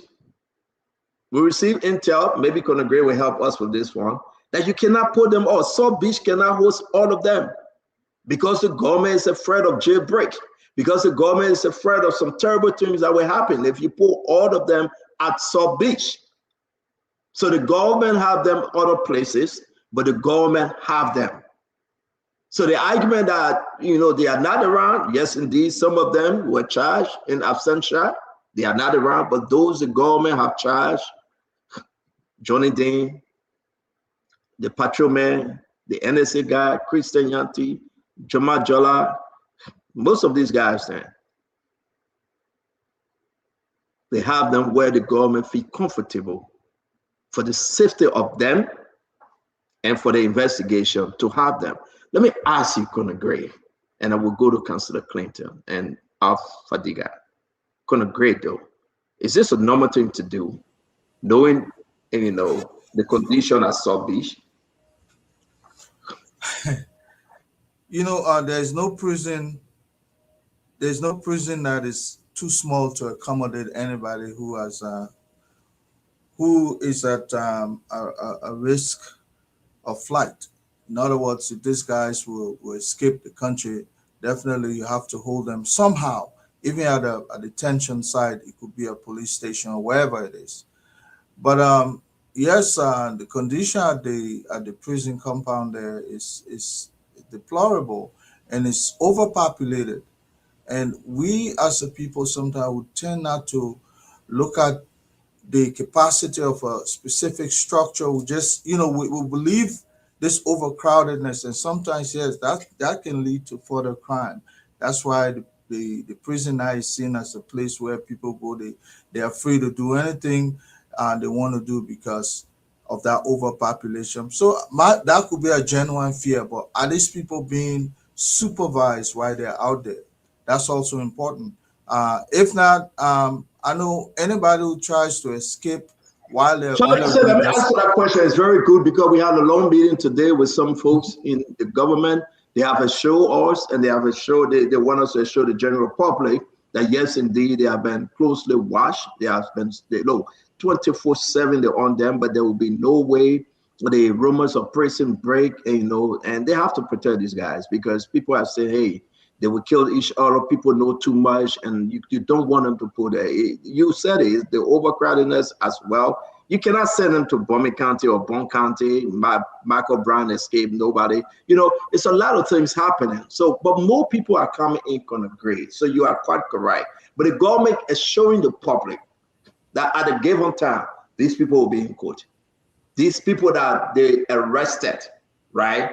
These people that they have charged, those guys that are not in absentia, they will be in court. And the government have assured. So Rodney CS says something good. And what he's pushing, the government is answering to it. So by next week, we should know people going to court, indictment will be drawn up, and this thing will take place. Fadiga, what are you, before we bring in Councillor Clinton, Fadiga, what say you? You know, the terrain here is very porous, so Fadiga. Well, Stanton, we do know that it's a challenging situation. The prison, overcrowdedness, the Memorial Center prison were already challenged. There is this mistrust with law enforcement and the public. So we do know that. But I think we have no option but to trust the government in this time. Except when you can prove that those guys have fled the country, I don't see anything. I think we shouldn't dwell on, there are more speculations out there. I don't think we should dwell on just speculation. Some of the reports are not accurate. We have seen it time over time. This is not an ordinary case. Those involved in these allegations are serious. I mean, I think the Ministry of Justice and prison officials need to do everything to give the public that assurance. I don't think that is too difficult or will be too difficult to do. I think there's a few good gestures that they can do to prove something. Regular update, be more transparent and upfront with the public, preempt some of these things. I think it can all help restore confidence in the system. But this is, I mean, like I said, I don't blame the people. In Liberia, there are things that people take for granted. There are things that people do, and it's not unique to the administration. This is something that have gone on for a long time. So there is this general distrust between the community and law enforcement or the Justice Department. So I think in this kind of high-profile case where the public is concerned, they want information, we cannot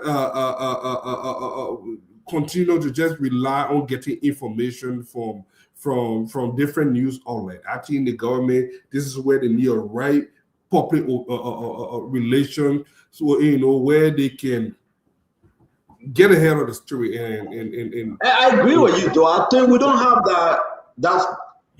that station. I'm not talking about Mika. Mika doing the thing. That's fine. I'm not going to denigrate that.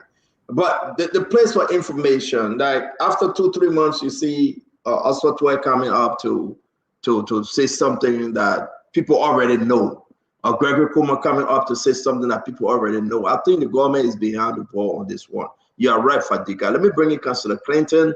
And then we have to run with this because we got other important story. Councillor Clinton. Well, I'm kind of confused here.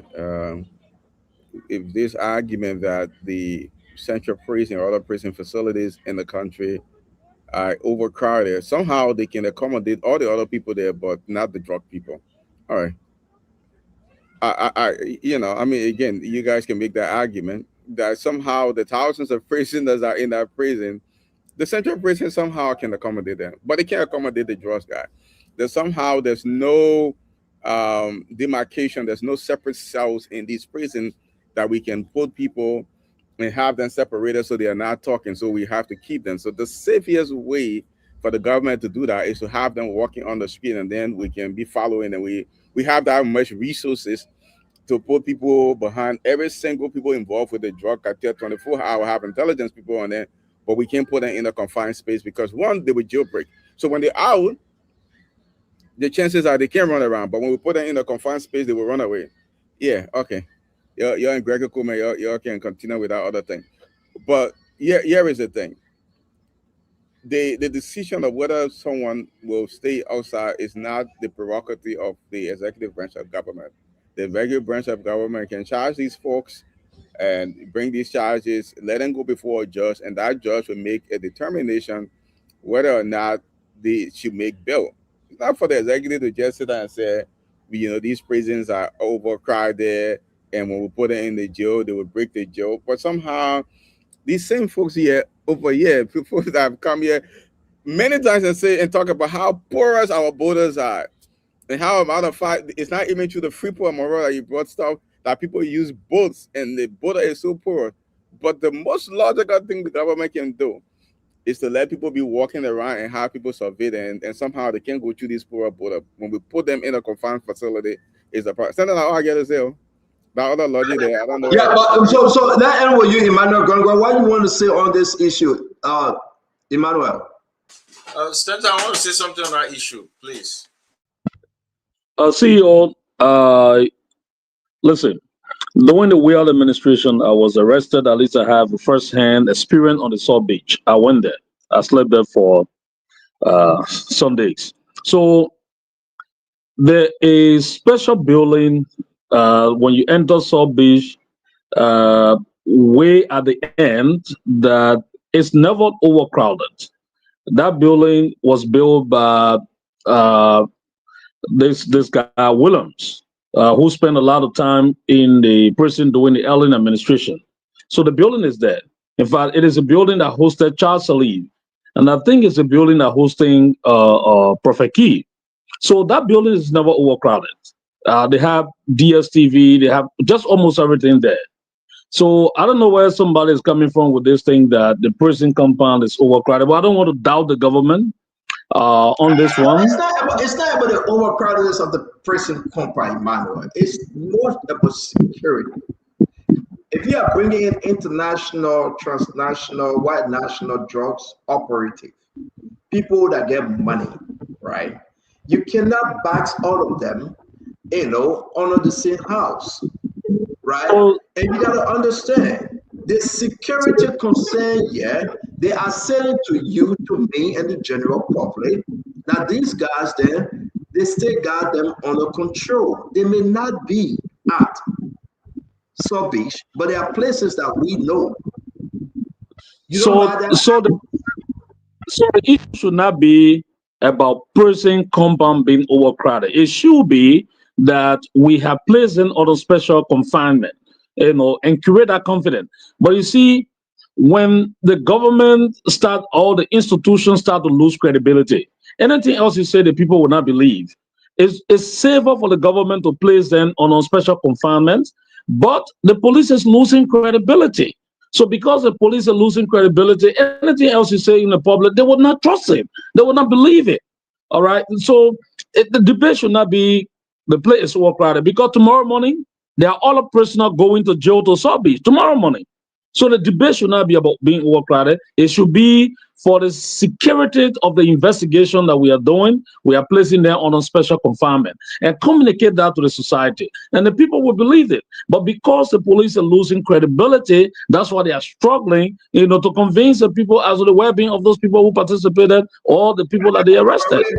Good point. But you know what? We would just sit here to deliver. I want to bring in Kevin Hassan. We've already got to go.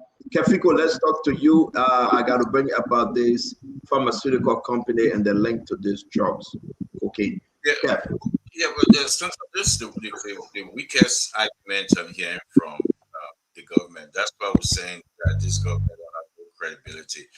You can find a place for a female former First Lady, Madam Sawyer, but you cannot put Mark Queer, who is the president, Jose Imam Bokai's son, there. You prefer him going to Calabash on a Friday night than you telling us. They're telling us it's because of security. So he will go sleep somewhere in the night. During the day, he will go visit his site where he building, then he go to Calabash with a security thing. So when we made that argument here that this government need to bring a special investigator, and our foreign folks need to come in because of the security, the government surrogate said no.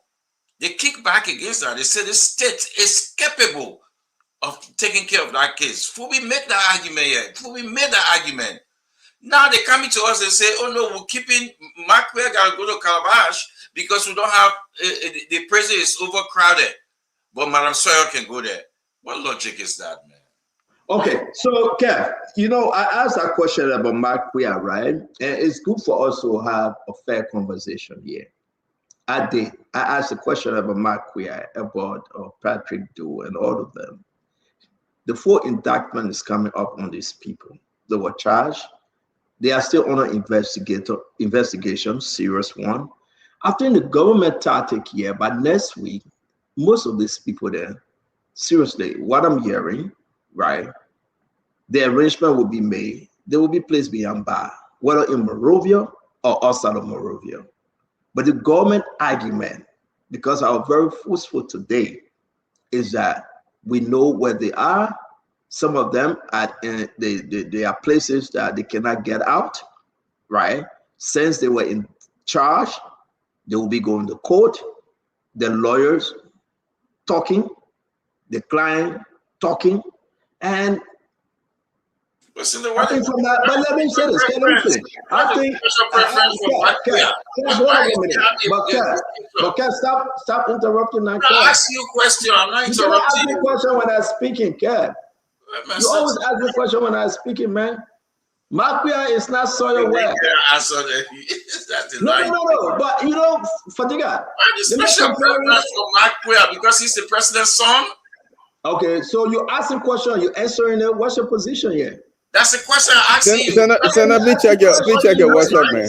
Because we gotta go, Kev. You almost said we don't be arguing back and forth. No, it's not argument, man. Yeah, I hear your question, man. Yeah, I know this thing can hurt, but pause a little bit. Mark is not the president's son. At the end of the day, Colonel Gray, I beg you, Chief. At the end of the day, though, we will beat on the government, folks. The government will take these guys then to court. The guys then will go to jail if they are guilty. The law will be the law. But my only concern, Fatiga, Fubi, we told the guardians, some of them have run away. Those people that did not catch, right? They have charged. The government, they are under the government custody. They are under the government custody. The question whether they are sub-beach, the question whether they are a safe house, whether they're in other prison, the government have assured that they are under government custody. And they said, listen, more indictment will come tomorrow. But for you to compare, and let me say this, Madam Sawyer is not a cooking operative. For you to compare Madam Sawyer going to jail and Marquia going to jail, or the foreign transnational operative, I mean, I'm very disturbed. So stand down. One question. Kev, wait. We will not do this all the time. You're feeling one question, my man. No, we will not do this all the time. You're feeling talking, we gotta go. Okay, check your WhatsApp, please. Check it. Yeah, I will check my WhatsApp. The law is clear. Again, I know we all saying the law is not blind, the law is clear, the law is blind. That's true. We got to go. Whenever you talk, I thought they don't want to jam me again. But let me go ahead. I want to talk about this. Yeah, they got a head to hear me talking. No, any government will get you prison when they convicted, they'll get you prison for that. Let me say this. One of these Pakistani, y'all see on the picture here, he was arrested today at Rabat International Airport. He was ready to leave the country. This is a big breaking news. I want to say to all of you, there's a company, there's a pharmacy called Global Pharmacy Limited. It came into Liberia 2018. There's a major investigation. I can say this because I was told that I can say this. On the operation with this pharmacy. The pharmacy came in 2018, as you can see, Vice President Joe Howard Taylor at the time in the photo. Just to be correct also, when this government took over 2023, President Bouaka then graced the occasion, this same pharmacy. So both government, Fubi, they have embraced this pharmacy. But something about this pharmacy, there's an allegation. There's an allegation that the pharmacy is involved in cocaine. Now, while we're saying this, the gentleman was leaving the country, he was arrested, the government is on top of the thing, it's a public news now, it's all on social media. He was arrested. The son to the owner of this pharmacy, they are from Pakistan. And I want everybody to know, if you know the pharmacy, the government eye is on the pharmacy. The government have done the search and seizures on this pharmacy. And these allegations are concerning, is a developing story. And we just want to tell you, our fellow Liberian, this pharmacy, you can find at one of the places in Corway. You can find other of the places around the country. We were able to go there today. To put an eyeball on the pharmacy. It been a lot of activities around there. We want to say to you, it is concerning the gentleman in question. He was arrested at the airport. He was trying to leave the country, but thank God the John security arrested him. And we can say to all of you, a full investigation is moving on with this developing story. This pharmacy, I think, is around Corway area, around Busher Island area, something like that. You can check it out. But again, this is the government investigating for, though. It's a developing story. Once you say it's a developing story, you got to be patient. This is just a red flag we're putting up. People got to be concerned. This is like the third or fourth level of this investigation. It getting big. We will bring you up to speed. More pictures of the pharmacy, more video we'll be sharing with you. There you have it. There you have it, folks. That's the right there, Global Pharmaceutical Manufacturing and Laboratory PVT Limited. Read about this pharmacy. Came in 2018 on a CDC. This government grades education, and they extended a lesson to this pharmacy, but a lot of operation taking place here. People are concerned. The gentleman, he was arrested today at the airport while leaving the country. It's just a developing story. We will bring you more information on this. Kev. So let's go ahead. You call Kev. You say you made distraction. Come on, I beg you, but I have a show back. I beg you. We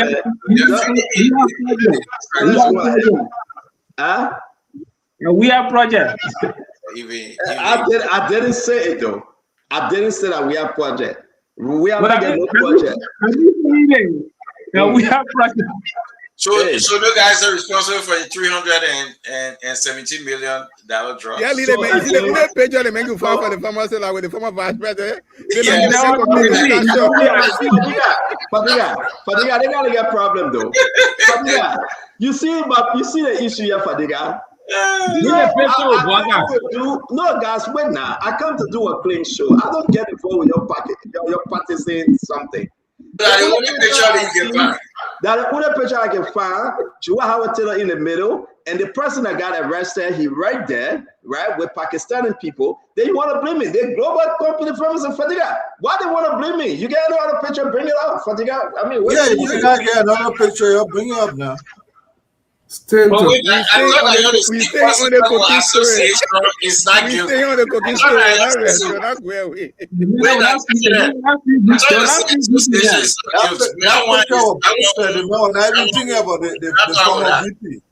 Don't sleep it to them. But if you have a picture, give it up.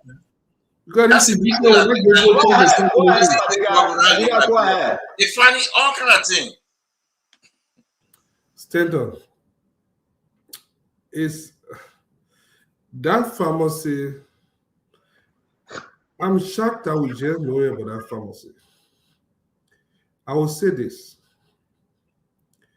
About a year and a half, I think close to 2 years ago, and now that it's no longer there, I can see. No, I don't want to interrupt. We discussing the developing story now.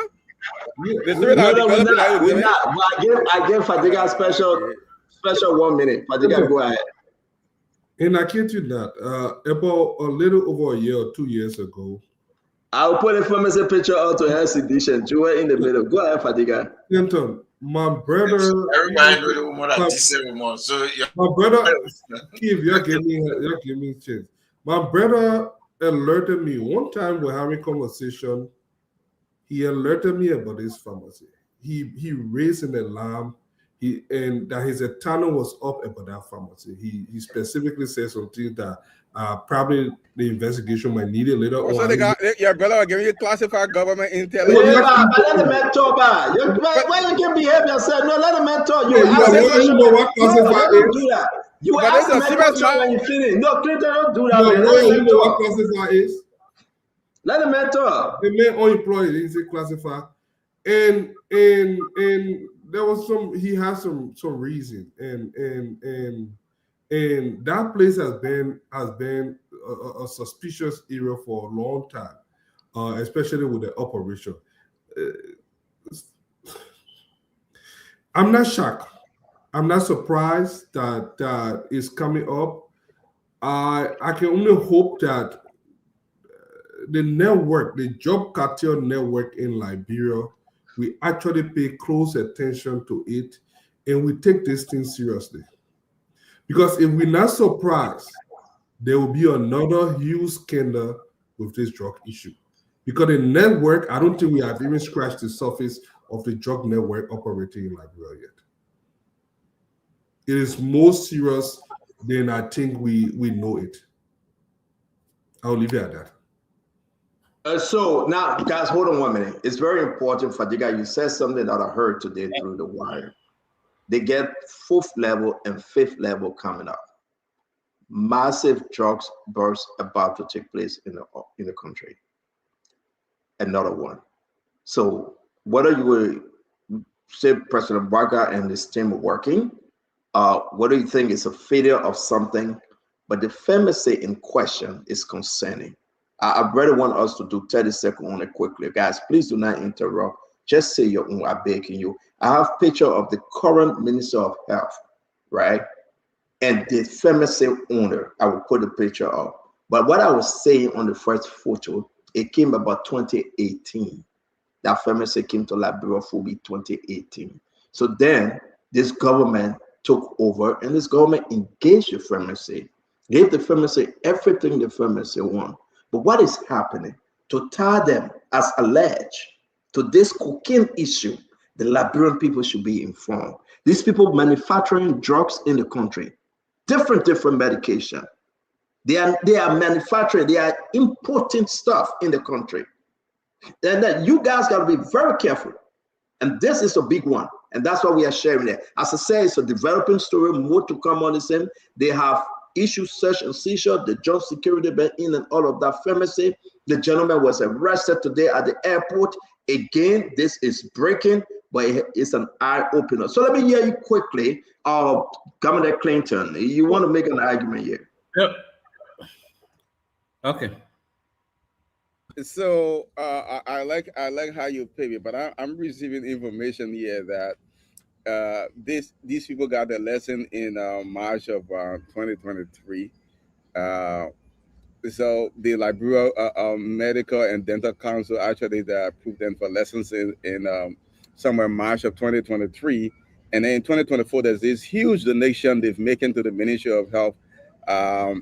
Yeah, there's even photographs. I'm going to send you those photographs if you're not privy to them. I think anything that has to do with illicit drugs in the country has to be investigated. But I think this attempt to want to, this UP government that is joining and is finding anything to hang on. I don't know where the 2018 connection is. If they had medical lesson approved in 2023, they were making donations to the government in 2024. I don't know what I think this is an attempt actually to want to, and this is government is joining. They are trying everything they can to want to tie in the CDC government to this drug crisis. It hasn't where it's not working.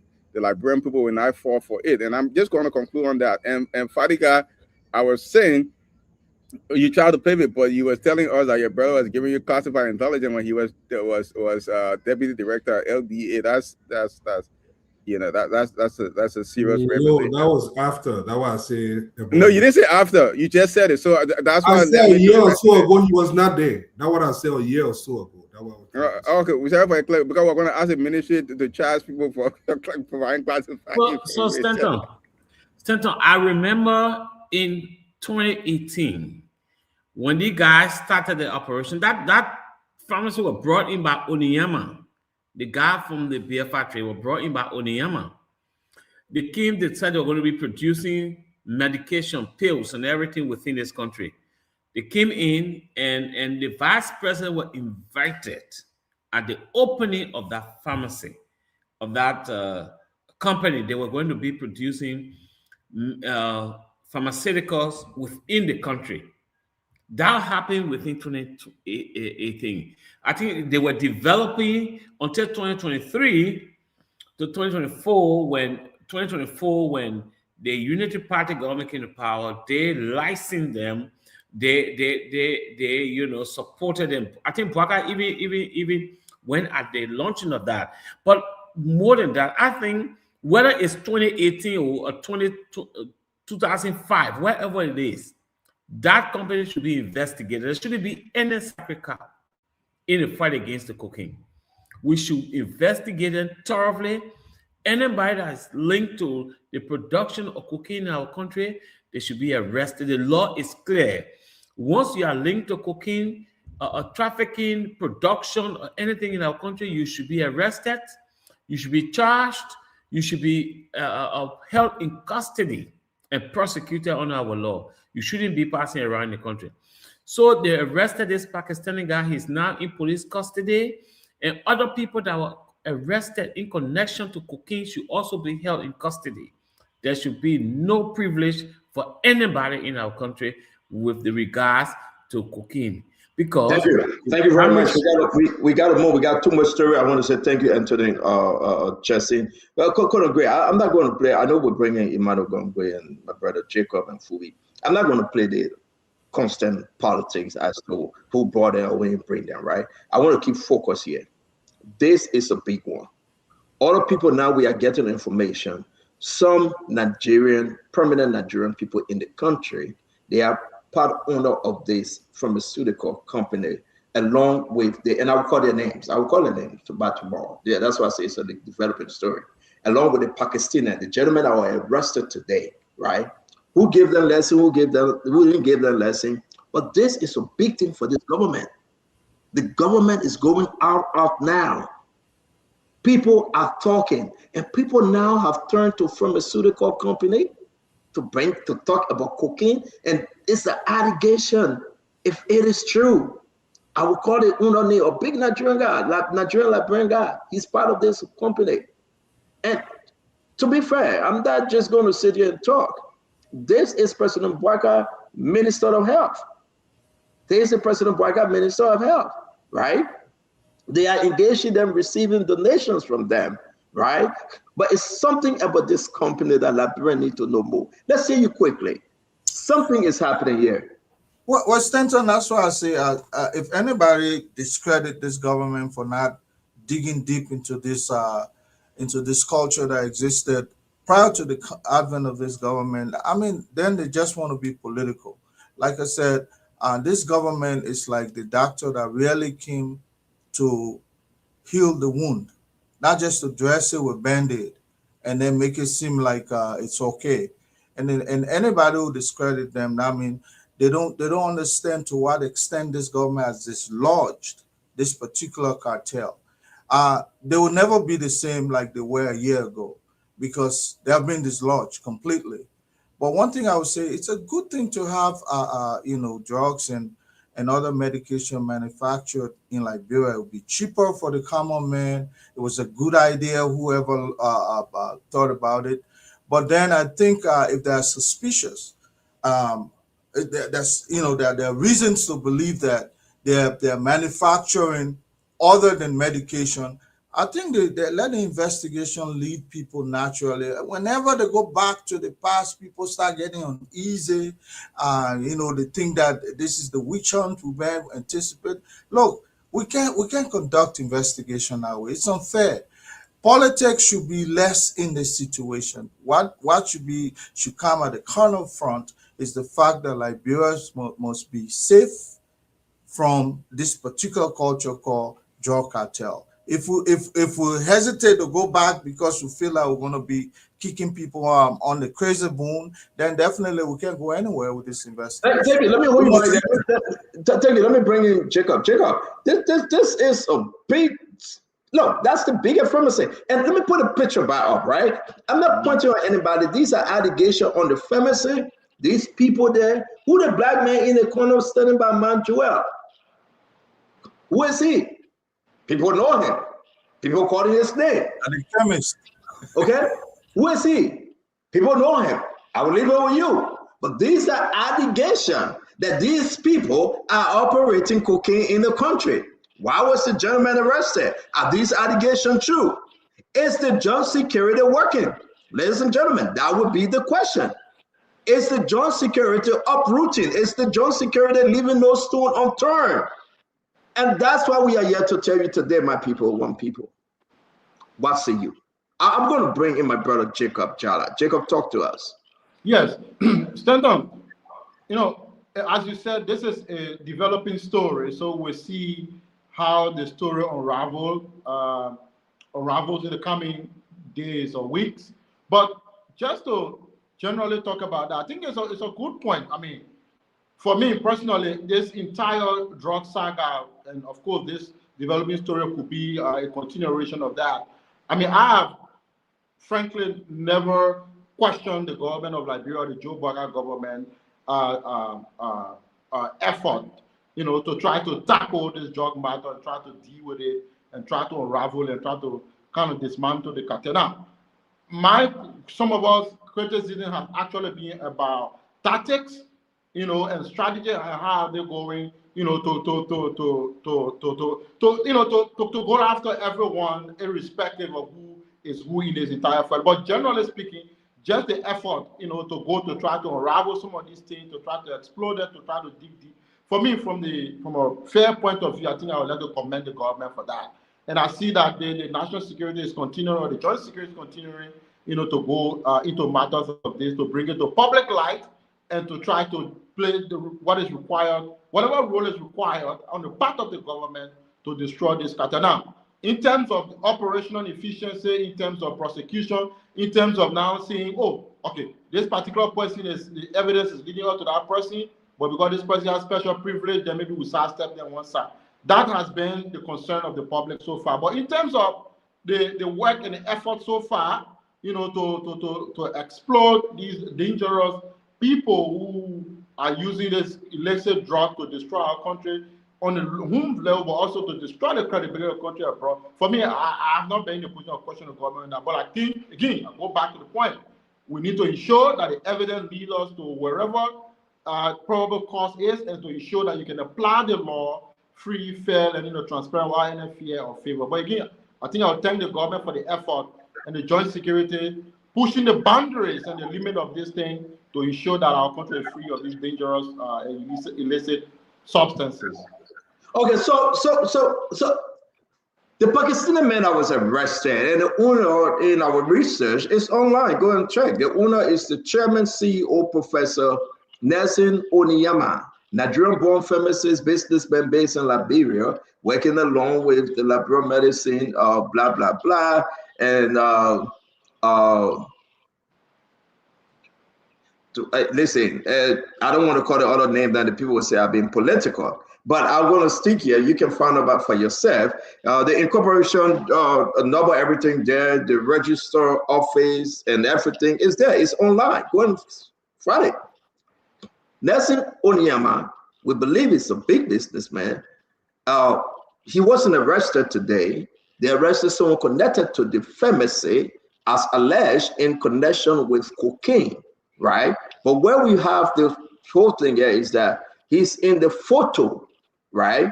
He's owner of beer factory, right? And it's getting deeper. And that's why I said this is a developing story, folks. More to come on this story. The pharmacy came into being on a grade 2018, 2023, around about to 2024. As you can see in photo, this government embraced the pharmacy and allowed the pharmacy to work with the pharmaceutical department in the country. Good. We started importing 100% of drugs. But the allegation is big.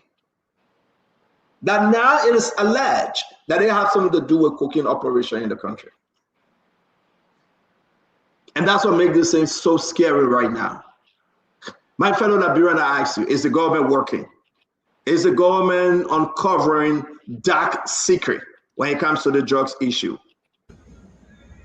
The American pressure is working. No, I'm going to bring Emmanuel Gangwe, the EFF political leader. Emmanuel Gangwe, this is a developing story, leaving no stone unturned.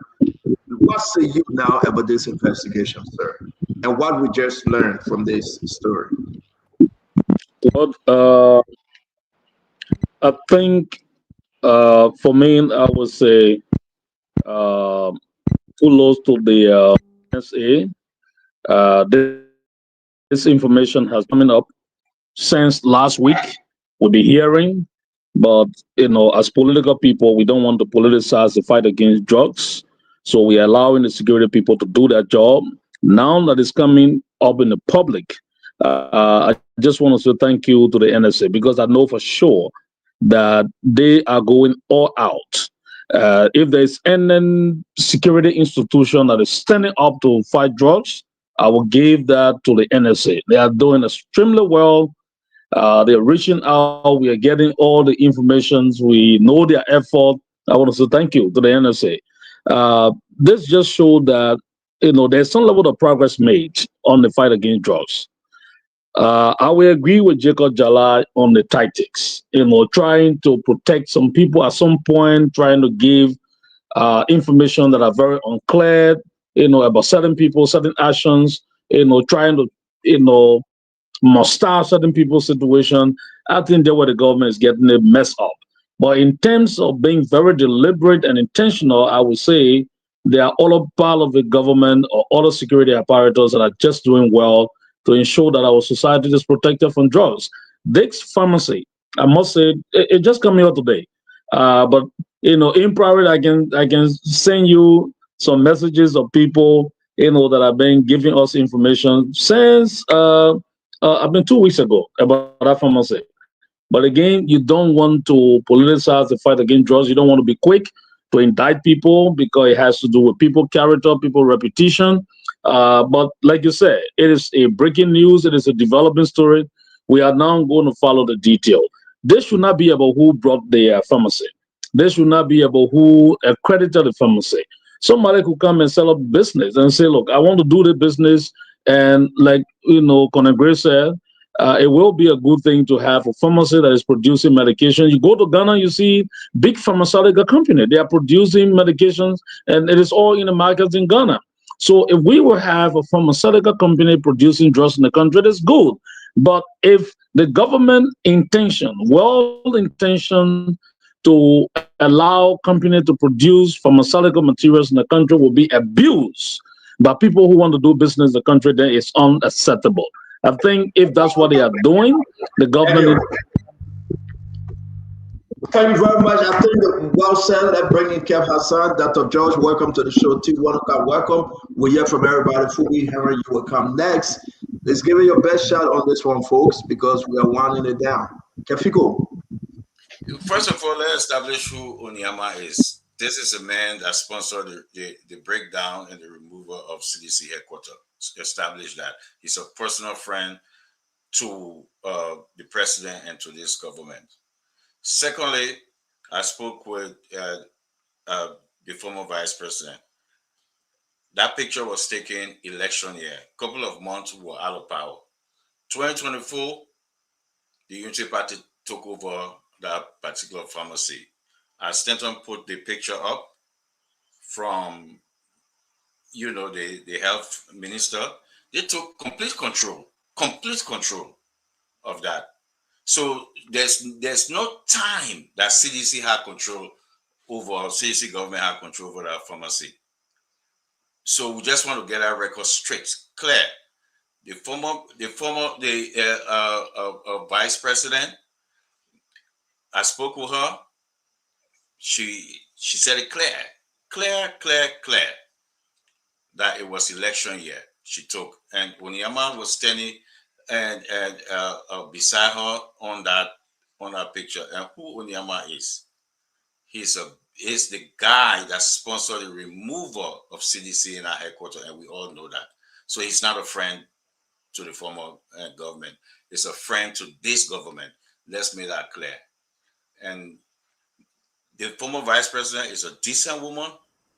It's a woman with a clean record, and everybody know that. So let's make that clear. That's all I have to say on this. Thank you for making a lot of stuff clear. Nothing to the drugs issue because you want to make everything clear. Fubi, you know, let's hear you. Let's hear you. You will make clear time. Fubi, let's hear you.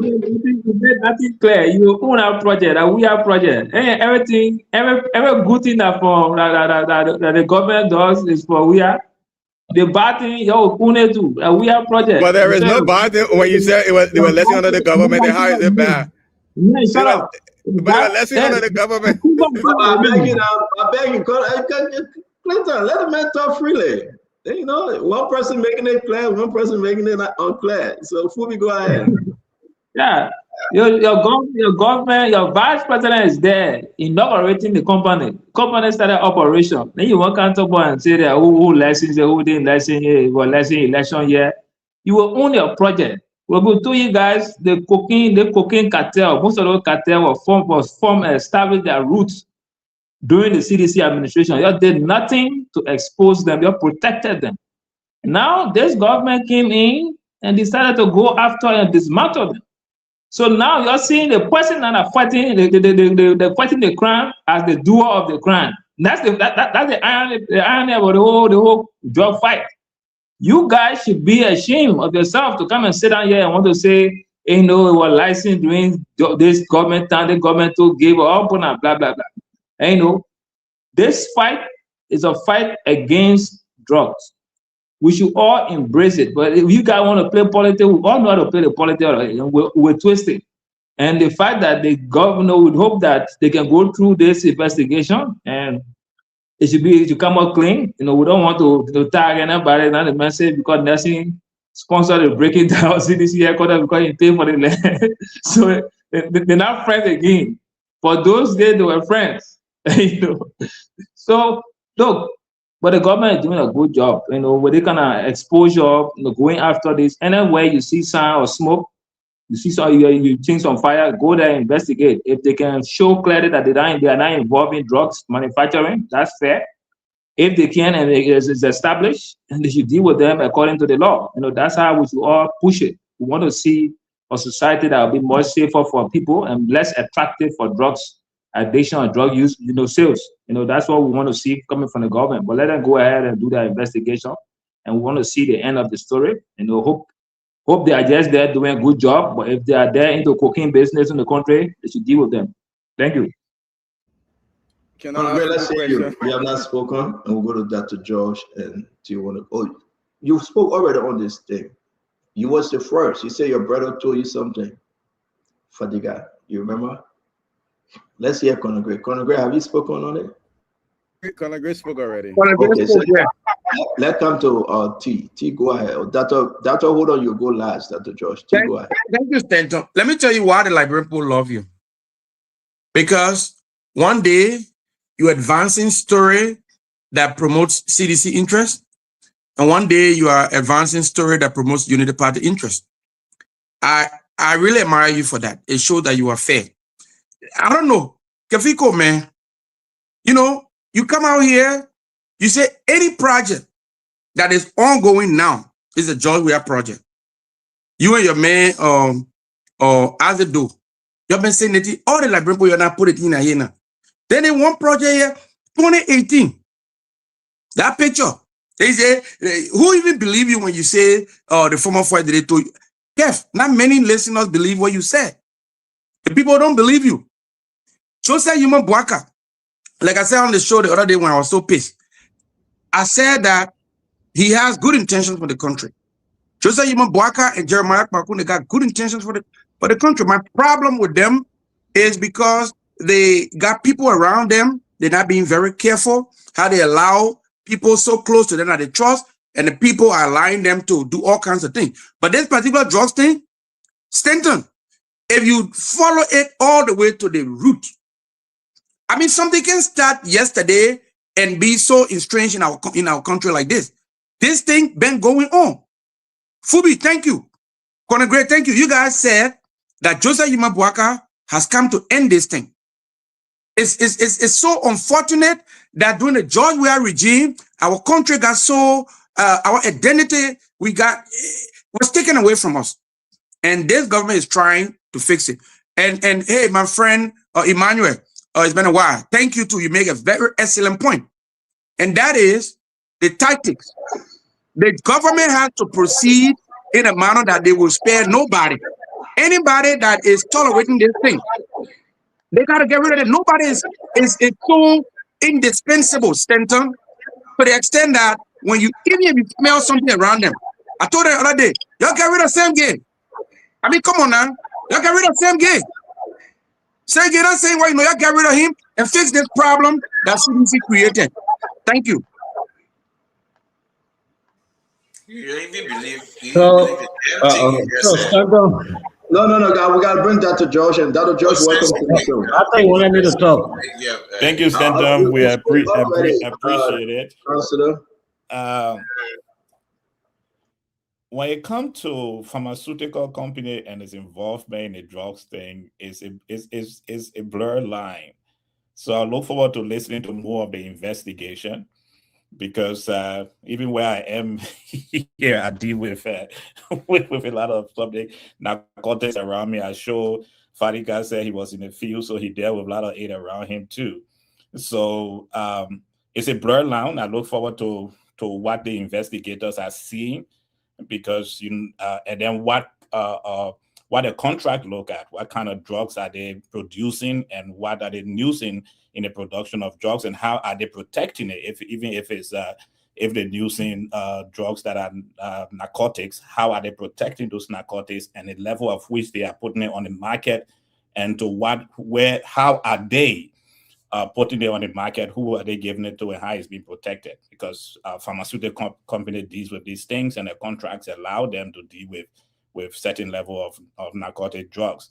So I won't speak much to it, since we don't have much information on this investigation right now, because none of us who are in the field. You're right. That's what I'm saying. It's a developing story. Won't know that they are. In fact, one of the leading speakers on addiction in the U.S., Tony Hoffman, he has this beautiful quotation that the same drugs that come from the cartel also come from the pharmaceutical company. The difference is that they are packaged differently.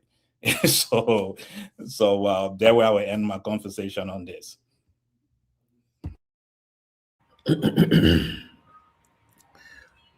So Stanton, I mean, but are you finna talk again? No, I'm no, I haven't said anything.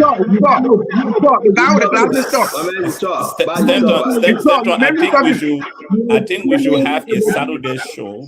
Yeah, we pay for our CDC brother and our UP brother. All you and myself, they can say that I be laughing. Yeah, we're listen to them. Let me do this quickly, right? Let me do this quickly. Let's put this up, because the reason why I was saying in 2017, January 19th, according to this information, right, and the father report is there. It's online. This is the company. I just wanted to correct Kev Hassan to say it just happened during the turnover time 2023. Guys, what happened during the turnover time? We're talking about it. But the company came to Liberia 2017 to 2018. The company registration number is there. Monrovia, Liberia, legal form, everything. Let me be very, very clear. The address, everything was established. I'm not going to put it on CDC. We are fighting drugs. Holistically, we should fight drugs together. But make no mistake, for us to come and agree among ourselves and say that, no, this is not for my government, but for your government. No, let me finish. No, Jacob, don't do this. Jacob, no, don't do this. Jacob, don't do this. Don't do this. I beg you, Chief, if you want to correct me, waste more. I'm saying January 2017. I know that Madam Salih, but give me the chance. Let me finish, Chief. I beg you, boss man. So let's move down the line. From 2017, right, as you can see in this picture, all the way to the time Madam Salih, Madam Jua went there. Construction process started later 2018. 2017, 2018. Guys, you got to watch it. I'm not going to put this on any political party, but it's the continuation. The people came into Liberia. They went through the process. At the end of Madam Salih's regime, they went through the process, Fubi, through President Weah regime. And then they did the dedication close to 2022, 2023. Thereafter, on the full operation, President Bouaka came to power as president, and guess what happened? And he appreciated them, as you can see on this picture. So I didn't put Madam Jua Howard Taylor there to put a sting on her, but it went through the CDC government likewise. The documents are there. Go to the business registry, you will find it. They have phase 1, phase 2, phase 3, and they got to the production phase. So now, what am I saying here? The good thing here is that these are allegations on the company. And I know that Oniyema will speak to this, because as you see on the document, he is the CEO. On the document, it's there. Maybe they have changed it, but you can find it. It's online. It's at the business registry. It's at LRA. He's part of the company. And that's why I said it's a developing story.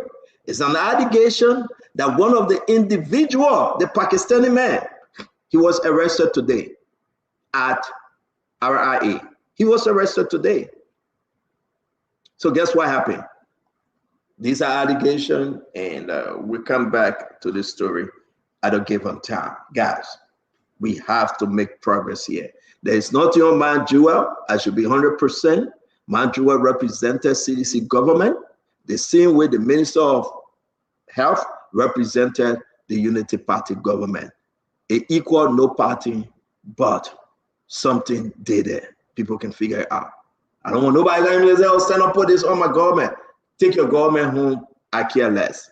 Let me move on with the next conversation here. Folks are getting interested. And that's why I like about Spoon Talk, and that's why I like about everybody. We come here, we wear our own, we say our own, no party. Guys, let's talk about the port decentralization. Should we just move on? What do you think? So are we saying that, let me ask you something quick though. I will share the document with you guys in the coming days. Are you saying that in 1 year time, Sekou Doumbouya get no job? If the port is decentralized, Fubi, what are you hearing from this thing? Yombly and Delon won. The president signed the port bill into law. Every port on their own. Sano, Harper, Grand Bassa, Monrovia. They will have their own managing director. I mean, our friend Mohammed and they fought to the teeth. And the president didn't listen to them. The president signed this thing. Every port, every county have their own port. They will be contributing to the national government. Everybody that's serving as general manager will be reappointed, renominated, and sent for confirmation. And every contract, every agreement will have to go through the concession now. It will not be based only on Sekou Doumbouya like before. Sekou Doumbouya get 1 year to do a turnover note and get out. Whether the president will reappoint him, renominate him, that calls the question. How big is this for me? No, I think it's a good stuff for the country. You know, you have to test different models to see which one works and which one. The first one didn't work well for the country. So this other model, let's see how it will go. And like I said before, this is not about Sekou or Yombly or Delon. These guys will not be in offices forever. They will leave. A new generation will take over their positions, and the country will still move on. We'll all leave this place. So I don't want to tie on them. But it's a good thing that we can test this decentralization process, and let's see how it works.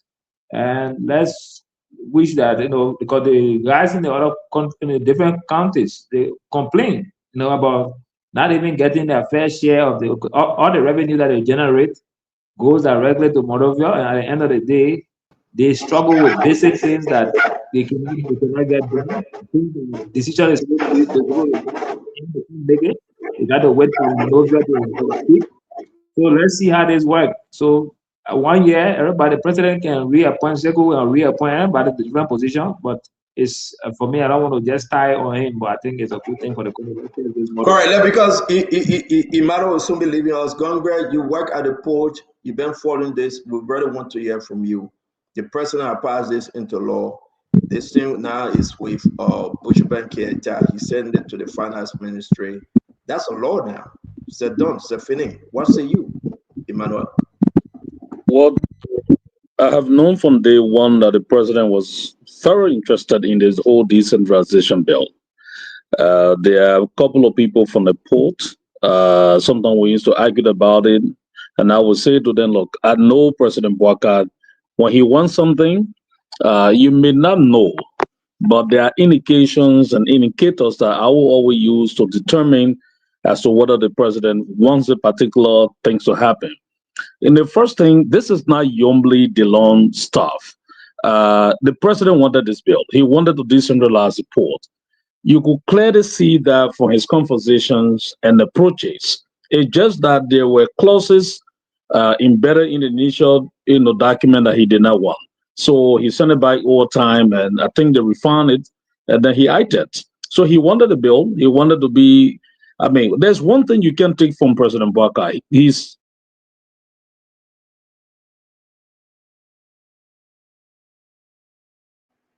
all right, I think that's his internet. We want to appreciate Emmanuel Gongwe for showing up tonight. Let's come to you, Fadiga. He says something that this is not Delon or Yombly bill. It's true, but they push for it, Fadiga. Right? If you go in the House of Representatives, Representative Austin Tittle push for this thing as well. The president wanted it. The president called on one Saturday morning they spoke about this thing. He said, I want it. It has some issue to it, but they make correction. But the opposition, like Sekou Dukle, like Nito Lai, like the LRA boss, Jacob Double Jala, like how you call them, Mame, and those opposition, they were very strong. They said, no, this is bad for the country. The president didn't listen to them. The president passed this thing in its reverse edition. How big is this for the guy? This is huge, Central. I think we have argued on this. I think Mommy and myself, this is one area that we have never seen eye to eye. I've written article upon this. So I have been a strong proponent of this. And this is one of the reasons I love this president. He's not afraid to make the hard decisions that are in the best interest of the country. Look, this country is too old, and we have been around for all our economic activities to be centralized only in Monrovia. We have so many counties, and those counties are not poor because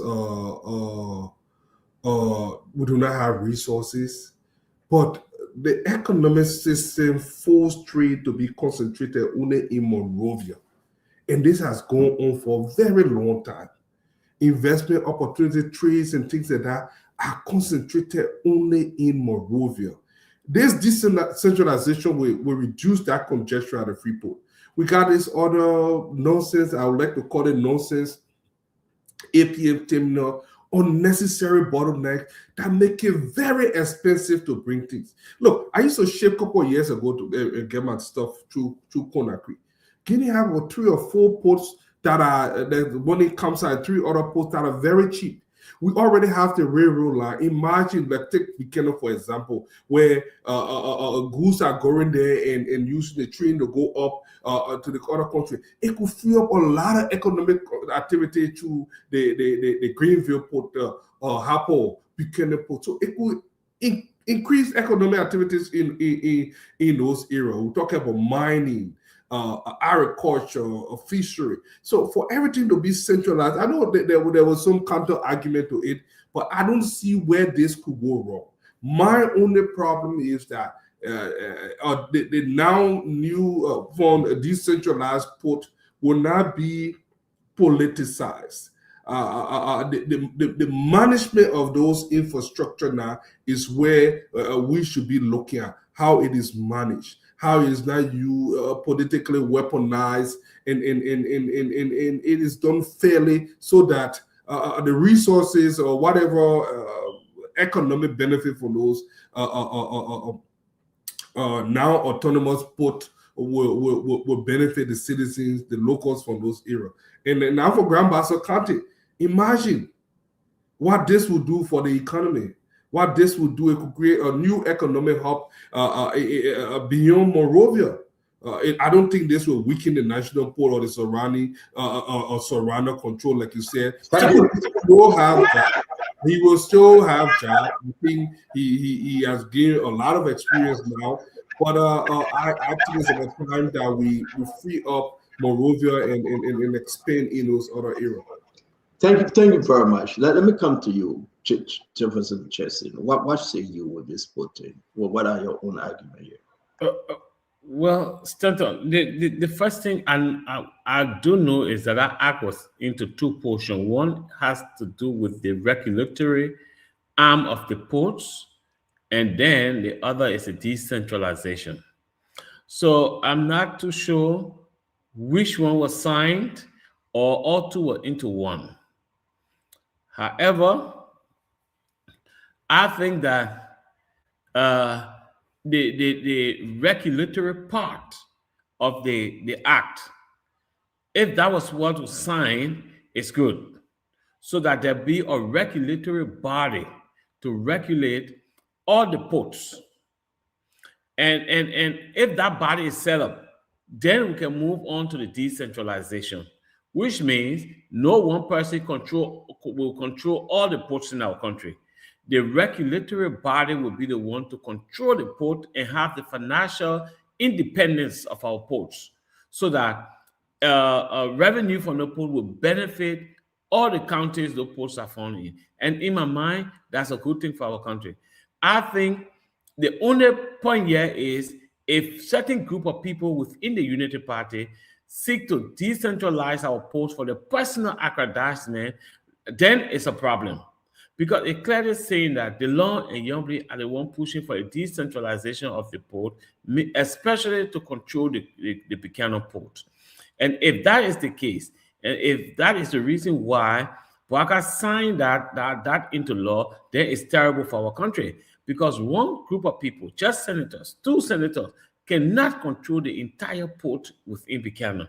That is terrible for our economy. And I'm sure Bouaka should have known better than that, than to allow DeLong and Yombly to control the Buchanan port personally.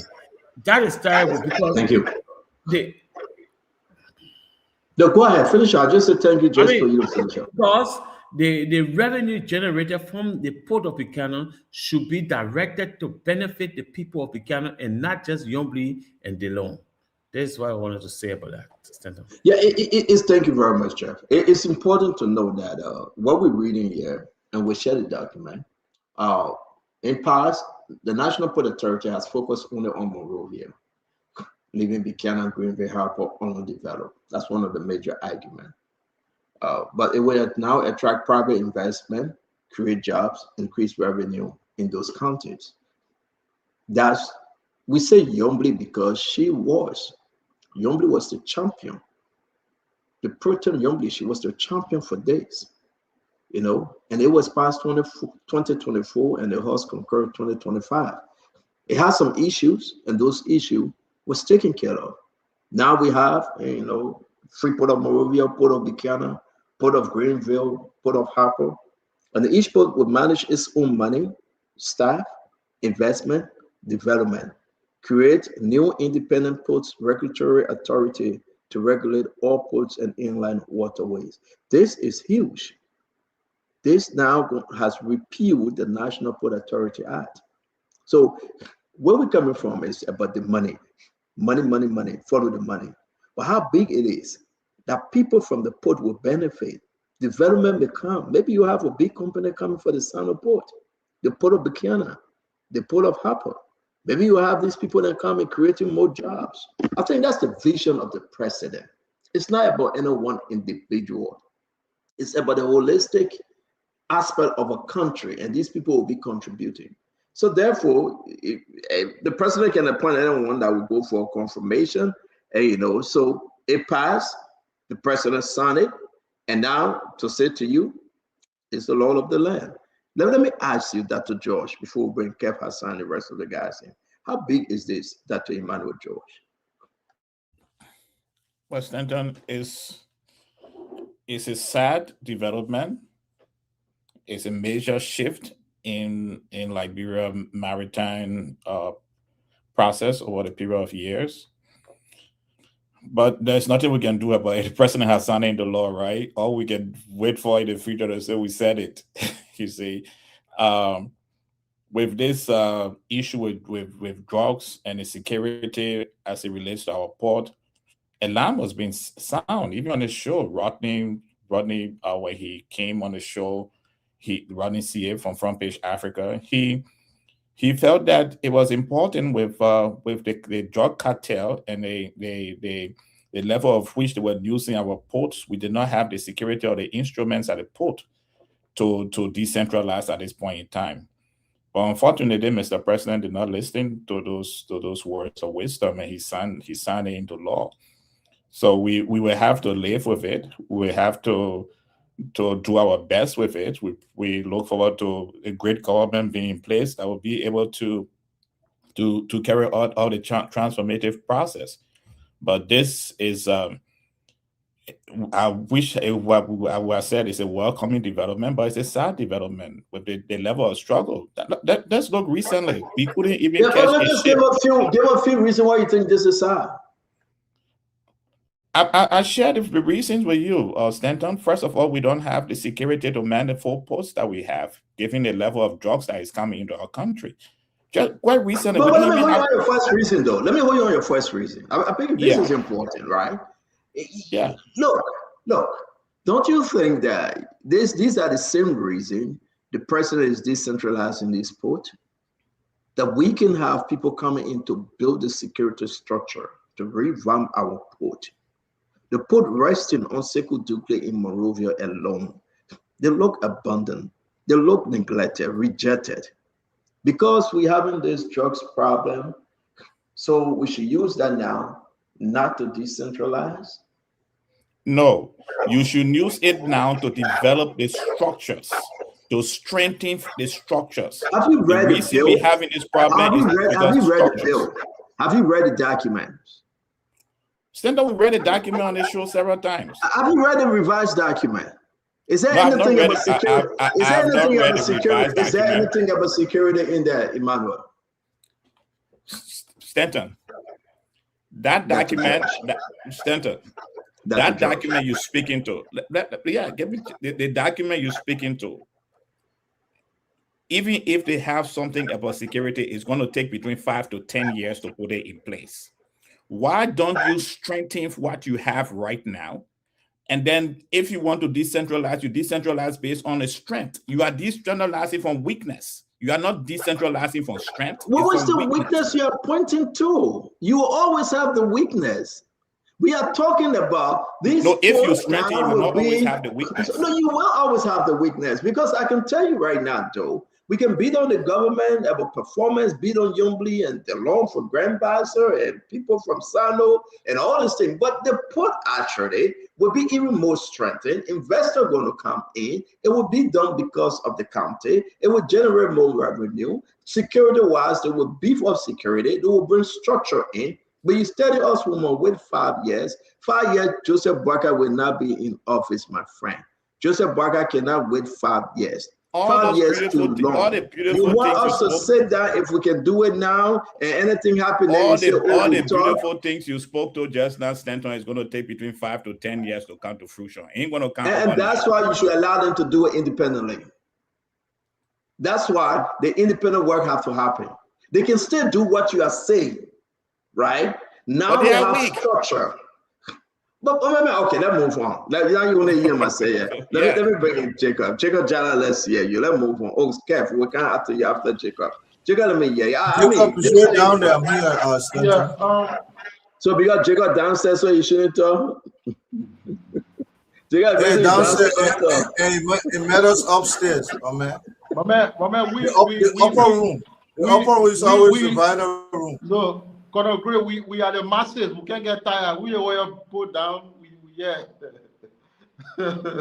No, but instead of I haven't, to be honest, I haven't read the law, the revised, including the revised version, even the previous version. I think we plan to have that discussion here, but did the drug thing came and swept us off our feet for the last several months. So I will be glad to see the revised version of the law. And if everything is now done and dusted, then I'll be happy to read it. Now, the thing is that there will be many promises made. Because we talk about decentralization, that idea looks sexy on the eye. To be honest, everybody wants to decentralize because it brings great promises. So there will be new investment. These entities will be more efficient. You will destroy the bureaucratic bottleneck. You end the concentration of power at a particular point. You build capacity. All these sweet promises are made, but like Dr. George was just saying, I don't think his concern should be brushed aside. Great promises made, but in terms of fulfilling these promises, sometimes it's like night and day. So again, I'll be happy to see everything that is within the law, and then I will be able to form a great conclusion on whether this is a massive step forward in terms of revising our post-economic infrastructure, like post-economic infrastructure. In the electricity sector, I see something of that nature currently. I think they have the Library Electricity Regulatory Agency. It's the regulatory body. Jefferson was saying something about that, and then they also have LEC, which is also a player in the sector, and I don't know whether we have other private companies. I don't know how to see. It's something. It's about NOCAL and the LPRA and all these different sectors. You're right. So let me bring in Conor Gray. Guys, this is a big one. We will share the document once we receive it. Quick announcement. The president signed it. The president announced it. It's a bill. I feel good about it though. All these things you guys are saying, security here and there, we can work on it. We can walk and chew gum at the same time. To restrict the port only to Monrovia, right? I mean, it's a problem for our country. If we can open the different counties, not only port decentralization, open everything. And what happened to here, when I spoke to the commerce minister, she said, Stanton, you know, everybody want to register the business in Kanto town. Everybody want to register. If you in Bokolonjiri, you got to come to Monrovia. She said, still no, we're tired with the thing. We're taking it to the people. Conor Gray. The woman said that people that business registry in the interior, they are taking it to them, opening offices that people will not have to waste their time and transfer themselves to come to town when it can be done over there. But my brother Emmanuel John said, don't do it yet, Common Minister. Let's wait for 5 years when we get transportation and security. I mean, what kind of joke is this? To my honorable Dr. George, if we can do it now, let's do it. I was so pleased with the Commerce Minister, Magdalene. She said, Stanton, we got to take it to the people. You know how much you would pay from Bokolonjiri to Monrovia to register your business, your Pakalan business, your Kuwe business? You can do it right there. But Dr. George said, no, my way. When ANC kind of power was you don't have to decentralize the port to do what you're saying.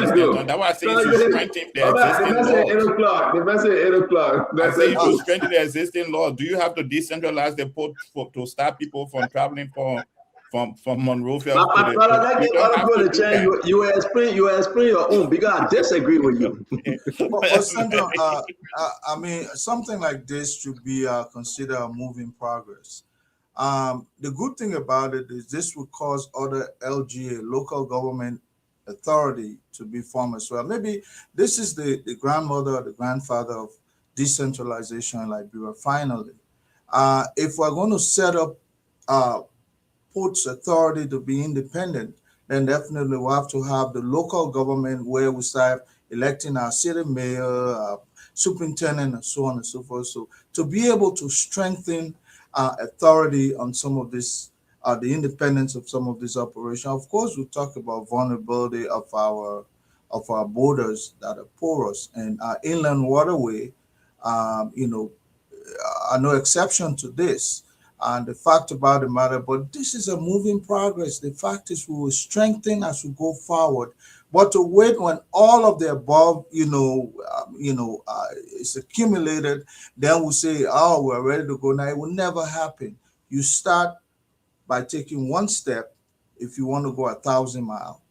The fact about it, this is a good thing, in my opinion. The only thing we have to also make sure that other agencies that will benefit from this directly, attached to the acquiescence or the local people must say, yeah, this is what we want as mayor, this is who supervises. And this is a good start, if you ask me, Stanton. Thank you very much. Listen, guys, it's 8 o'clock. We'll just do this as our closing. Everyone, please give me your best shot. Kev Hassan, Fubi Henry. Why can't you first, Stanton? I didn't speak on the foot thing. No, but let Kev go ahead now. We'll come to you, Chief. Okay. Emmanuel George, thank you so much for bringing that, because it's one of my points I want to make. How can you open up the country, open all the borders and ports, and you don't have security? You have a police which is under 3,000, can't even secure the city. Then you're trying to go to Buchanan, you're trying to go to Sano, you go Maryland, you go places there. What is this? Is this a joke here? You can't even secure the border. Guinea is in your country. Guinea is in Liberia. How can you just open the country? Then you're saying, oh, we doing this, we do. I don't get it. I don't get it, because this smell to me that everybody want their own chopping. So give us our own because the Freeport in River having all the money coming in. So let's get our own because most of the money they're getting from the Buchanan Port, they're sending it there.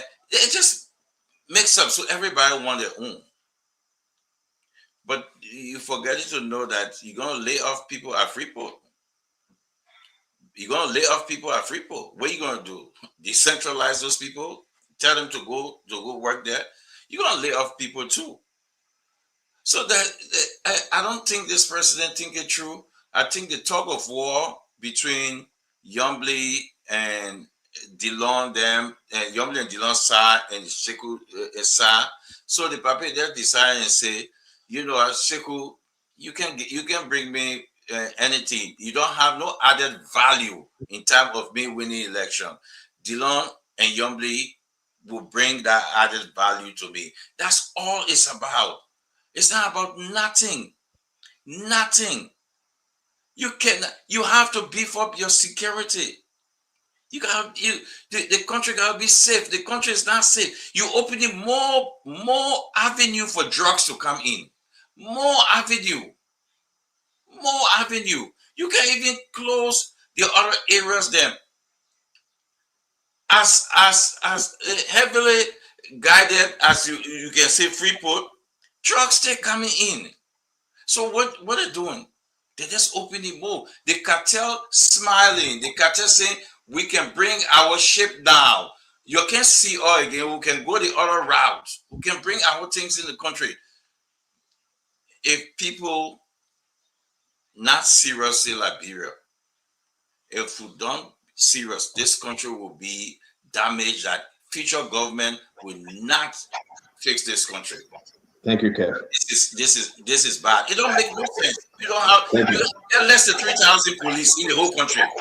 Thank you, Kev. So what you do? I mean, you said that. No sense. Thank you. Thank you, Kev. Ladies and gentlemen, we got to excuse Nelson. Nelson, thank you for producing for us tonight, and then we'll finish up with our closing online. Listen, before you go, I want to apologize on behalf of Spoon Network for something we just did. We allowed Kev to lie to the Liberian people. I do apologize for that. Thank you very much, Nelson. I think those on the radio hear me. Thank you. Thank you. Yeah, thank you. Yeah, thank you. There will be no layoff. July of 2026, Sekou Doumbouya took everybody from temporary position, right, that were on a contract. It was announced to be before the signing of the decentralization. People pay themselves. Now SOEs. Hey, wake up, don't yell. They are SOEs. They pay themselves. Kev, let's go one at a time now, Kev. But before the signing, and this one, before the signing, they are SOEs. They pay themselves. No way. If Freeport is not let me say another lie. Wait, man. I beg you, man. CDC pay me to babysit Kev. But man, don't spoil my chopping. I beg you. Kev, go ahead. Okay, Kev, you feeling that, right? That's a good paying, man. For that, I'm not decentralized. Listen, let me say this. July of this year, 2026, right? The NPA converted all contract workers. But wait now, Kev, wait now, please. Kev, you got to stop that. Thank you, Chief. The NPA converted all contract workers to permanent status, saying no one will lose their job and no salary cut. The NPA.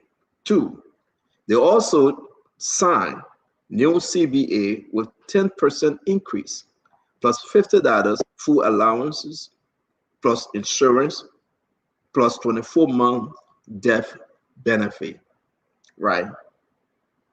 NPA Bull in 2024 said 95% of outstation food workers are already local from those counties.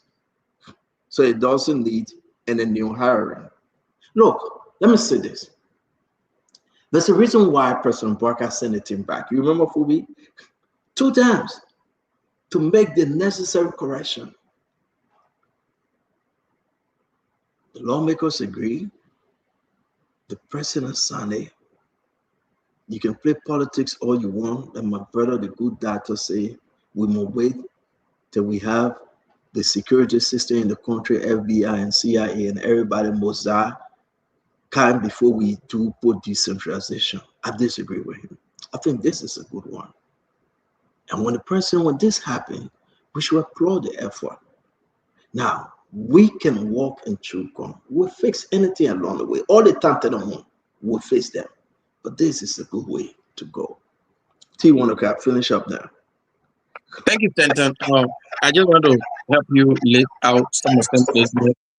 Friend Lars. First of all, you say you opening other avenue for cartel to come in. Do you even understand that ships have been landing at these ports since before you were born? Ships been coming in. They're not just going to stop or to start coming in now. It's about the regulation. It's about localizing local funds, revenue that's generated over there. So Sekou Dougle, they can sit down at the Freeport of Monrovia and the people collect their money from Harper, Bassa, or Cape Mo, all the other places. They take it there and Sekou Dougle make decision. Then when you ask for SOE money, then they say, no money. We pay people all. So and my friend Jefferson, we become good friends in recent time. He made an excellent point. It's about the regulation. And Kev, they're talking. Kev, go Google it. The ship been coming. So if the cartel wanted to go there, if that was an issue, then they have been going there, number one. Number two, you talk about security. God will not be asked to create. God don't create new security firms. Security firms are created by Liberian persons. If they are needed, they can be created. You don't have to ask God of heaven to drop down security firm. That's something that can be done by smart Liberian individuals. But the point that I want to make here is, I agree. The first time we discussed this thing, I just started the show. I just got in, joined you guys on the show. I think that the issue of decentralization for me, the single most important thing in it has to do with the way regulation is handled. Because anytime, power, when too much power is put in one man's hand, whether it's power pertaining to the port, power pertaining to security, when you put too much power in one man's hand, there is always a chance for corruption. And the power that the managing director at the National Port in Monrovia have was just way too much. So I think decentralizing it and then creating opportunity for local people. The people who sit there in Monrovia, the director, like Bill Tower, other guys, they will sit there in Monrovia and hire people at the port in Cape Mo or Sano or other places. So you have directors at the local ports across the country. They have the opportunity to to make sure that the revenue that's generated, some of it circulate around their communities. And I think if Joseph Boakai had never made any strong move, this one is good. And I'm especially happy about the overall regulatory body. The same thing about power that will be monitoring everything. If it's somebody not doing good, so technically, in a nutshell here, the power the port will be substantially reduced, and that is good for our democracy. Thank you, Stanton, and that's what I have to say. That's my closing. Yeah, I want to finish closing, guys, and we can go now. Yeah, that's going. Yeah, right. But one thing quickly I'll let you throw in as we leave, right? I listen to T. This will be my closing. For me, I'll take some time and read the law and digest it and give my own view, right? But Jacob, mute the background. You don't make a law because you call it a lot of names. T. You call him Sekou, you call him a lot of people names, right? I mean, I don't think that's the reason for making a law, but trying to either personalize it on this individual or the law. I hear a lot of news being called. I think and I'm sure that's not the case, but I'm just saying it because of the sake of the. That's the case. That's the case. It's not for the people. We have to make. It's a take down from Sekou. Say Sekou want to run. The president say they want to run. That's the case. Listen, Kev. Let the man talk now. That's the case, my brother. So yeah, so there has to be a broader general, because laws have to be made outside of personalities, because this has to do with the country's asset, right? Because you're talking about ports, infrastructure. We are all of these assets. You talk about several million dollars, tens of millions of dollars in public asset. Now, I made the point again, like about decentralization. Normally, naturally speaking, governance was why people are more inclined towards decentralization so that you're able to democratize this institution, so you can get value from the institution. Because some of the discussion have been said about investment, right? Now, but if you decentralization in itself is a potential, but that potential has to be actualized by ensuring that the value you decentralize, because this has to be a means to an end.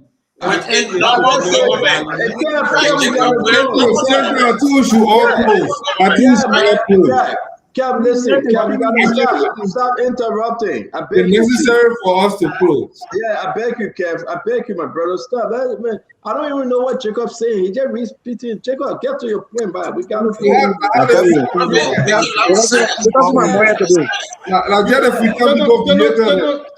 you're not getting me because you're tired. Yeah, I ain't no African man too. But notwithstanding, Jacob, let me say this. One thing you just said, let me say this to you, my brother Jacob. Nobody brought about decentralization because President Bouakai wanted to get rid of Sekou.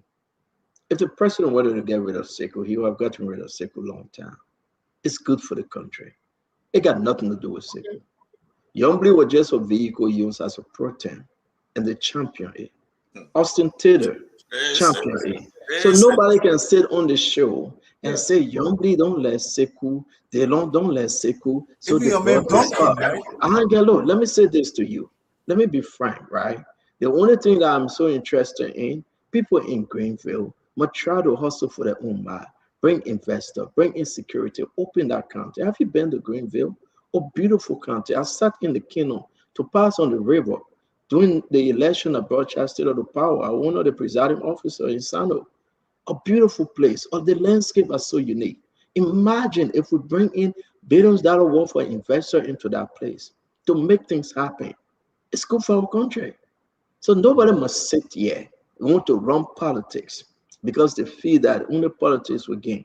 But I want to leave this with everybody. Let me make my last word now. I beg you. I'm not saying you will not be your last point. I'm not saying you will not be your last point. I'm saying I want to leave this with everybody, right?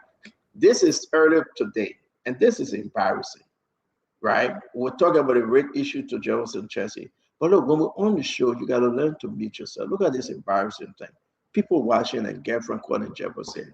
Okay, I will discuss it later. Let's welcome Anthony J. Jefferson Chelsea. My man, on your phone, that woman talking to you? What have you done? Jefferson, meet yourself. You're on the show, you got yourself. And you know, this is an embarrassment to Jefferson. Jefferson, come back, don't go, come back. Wait till yourself. Wait till yourself. The woman calling the man and say, what you be doing tonight? You get your microphone open and come back, Jefferson, 1 year from you. But it been a good show, though. That a good way to leave it. I think I'm I gotta go. Hey, my schedule. I know you don't break the poem. Today, before you came on the show, now what happened to the man? Let me center, my man. That man got home, my man. So you say I shouldn't play again?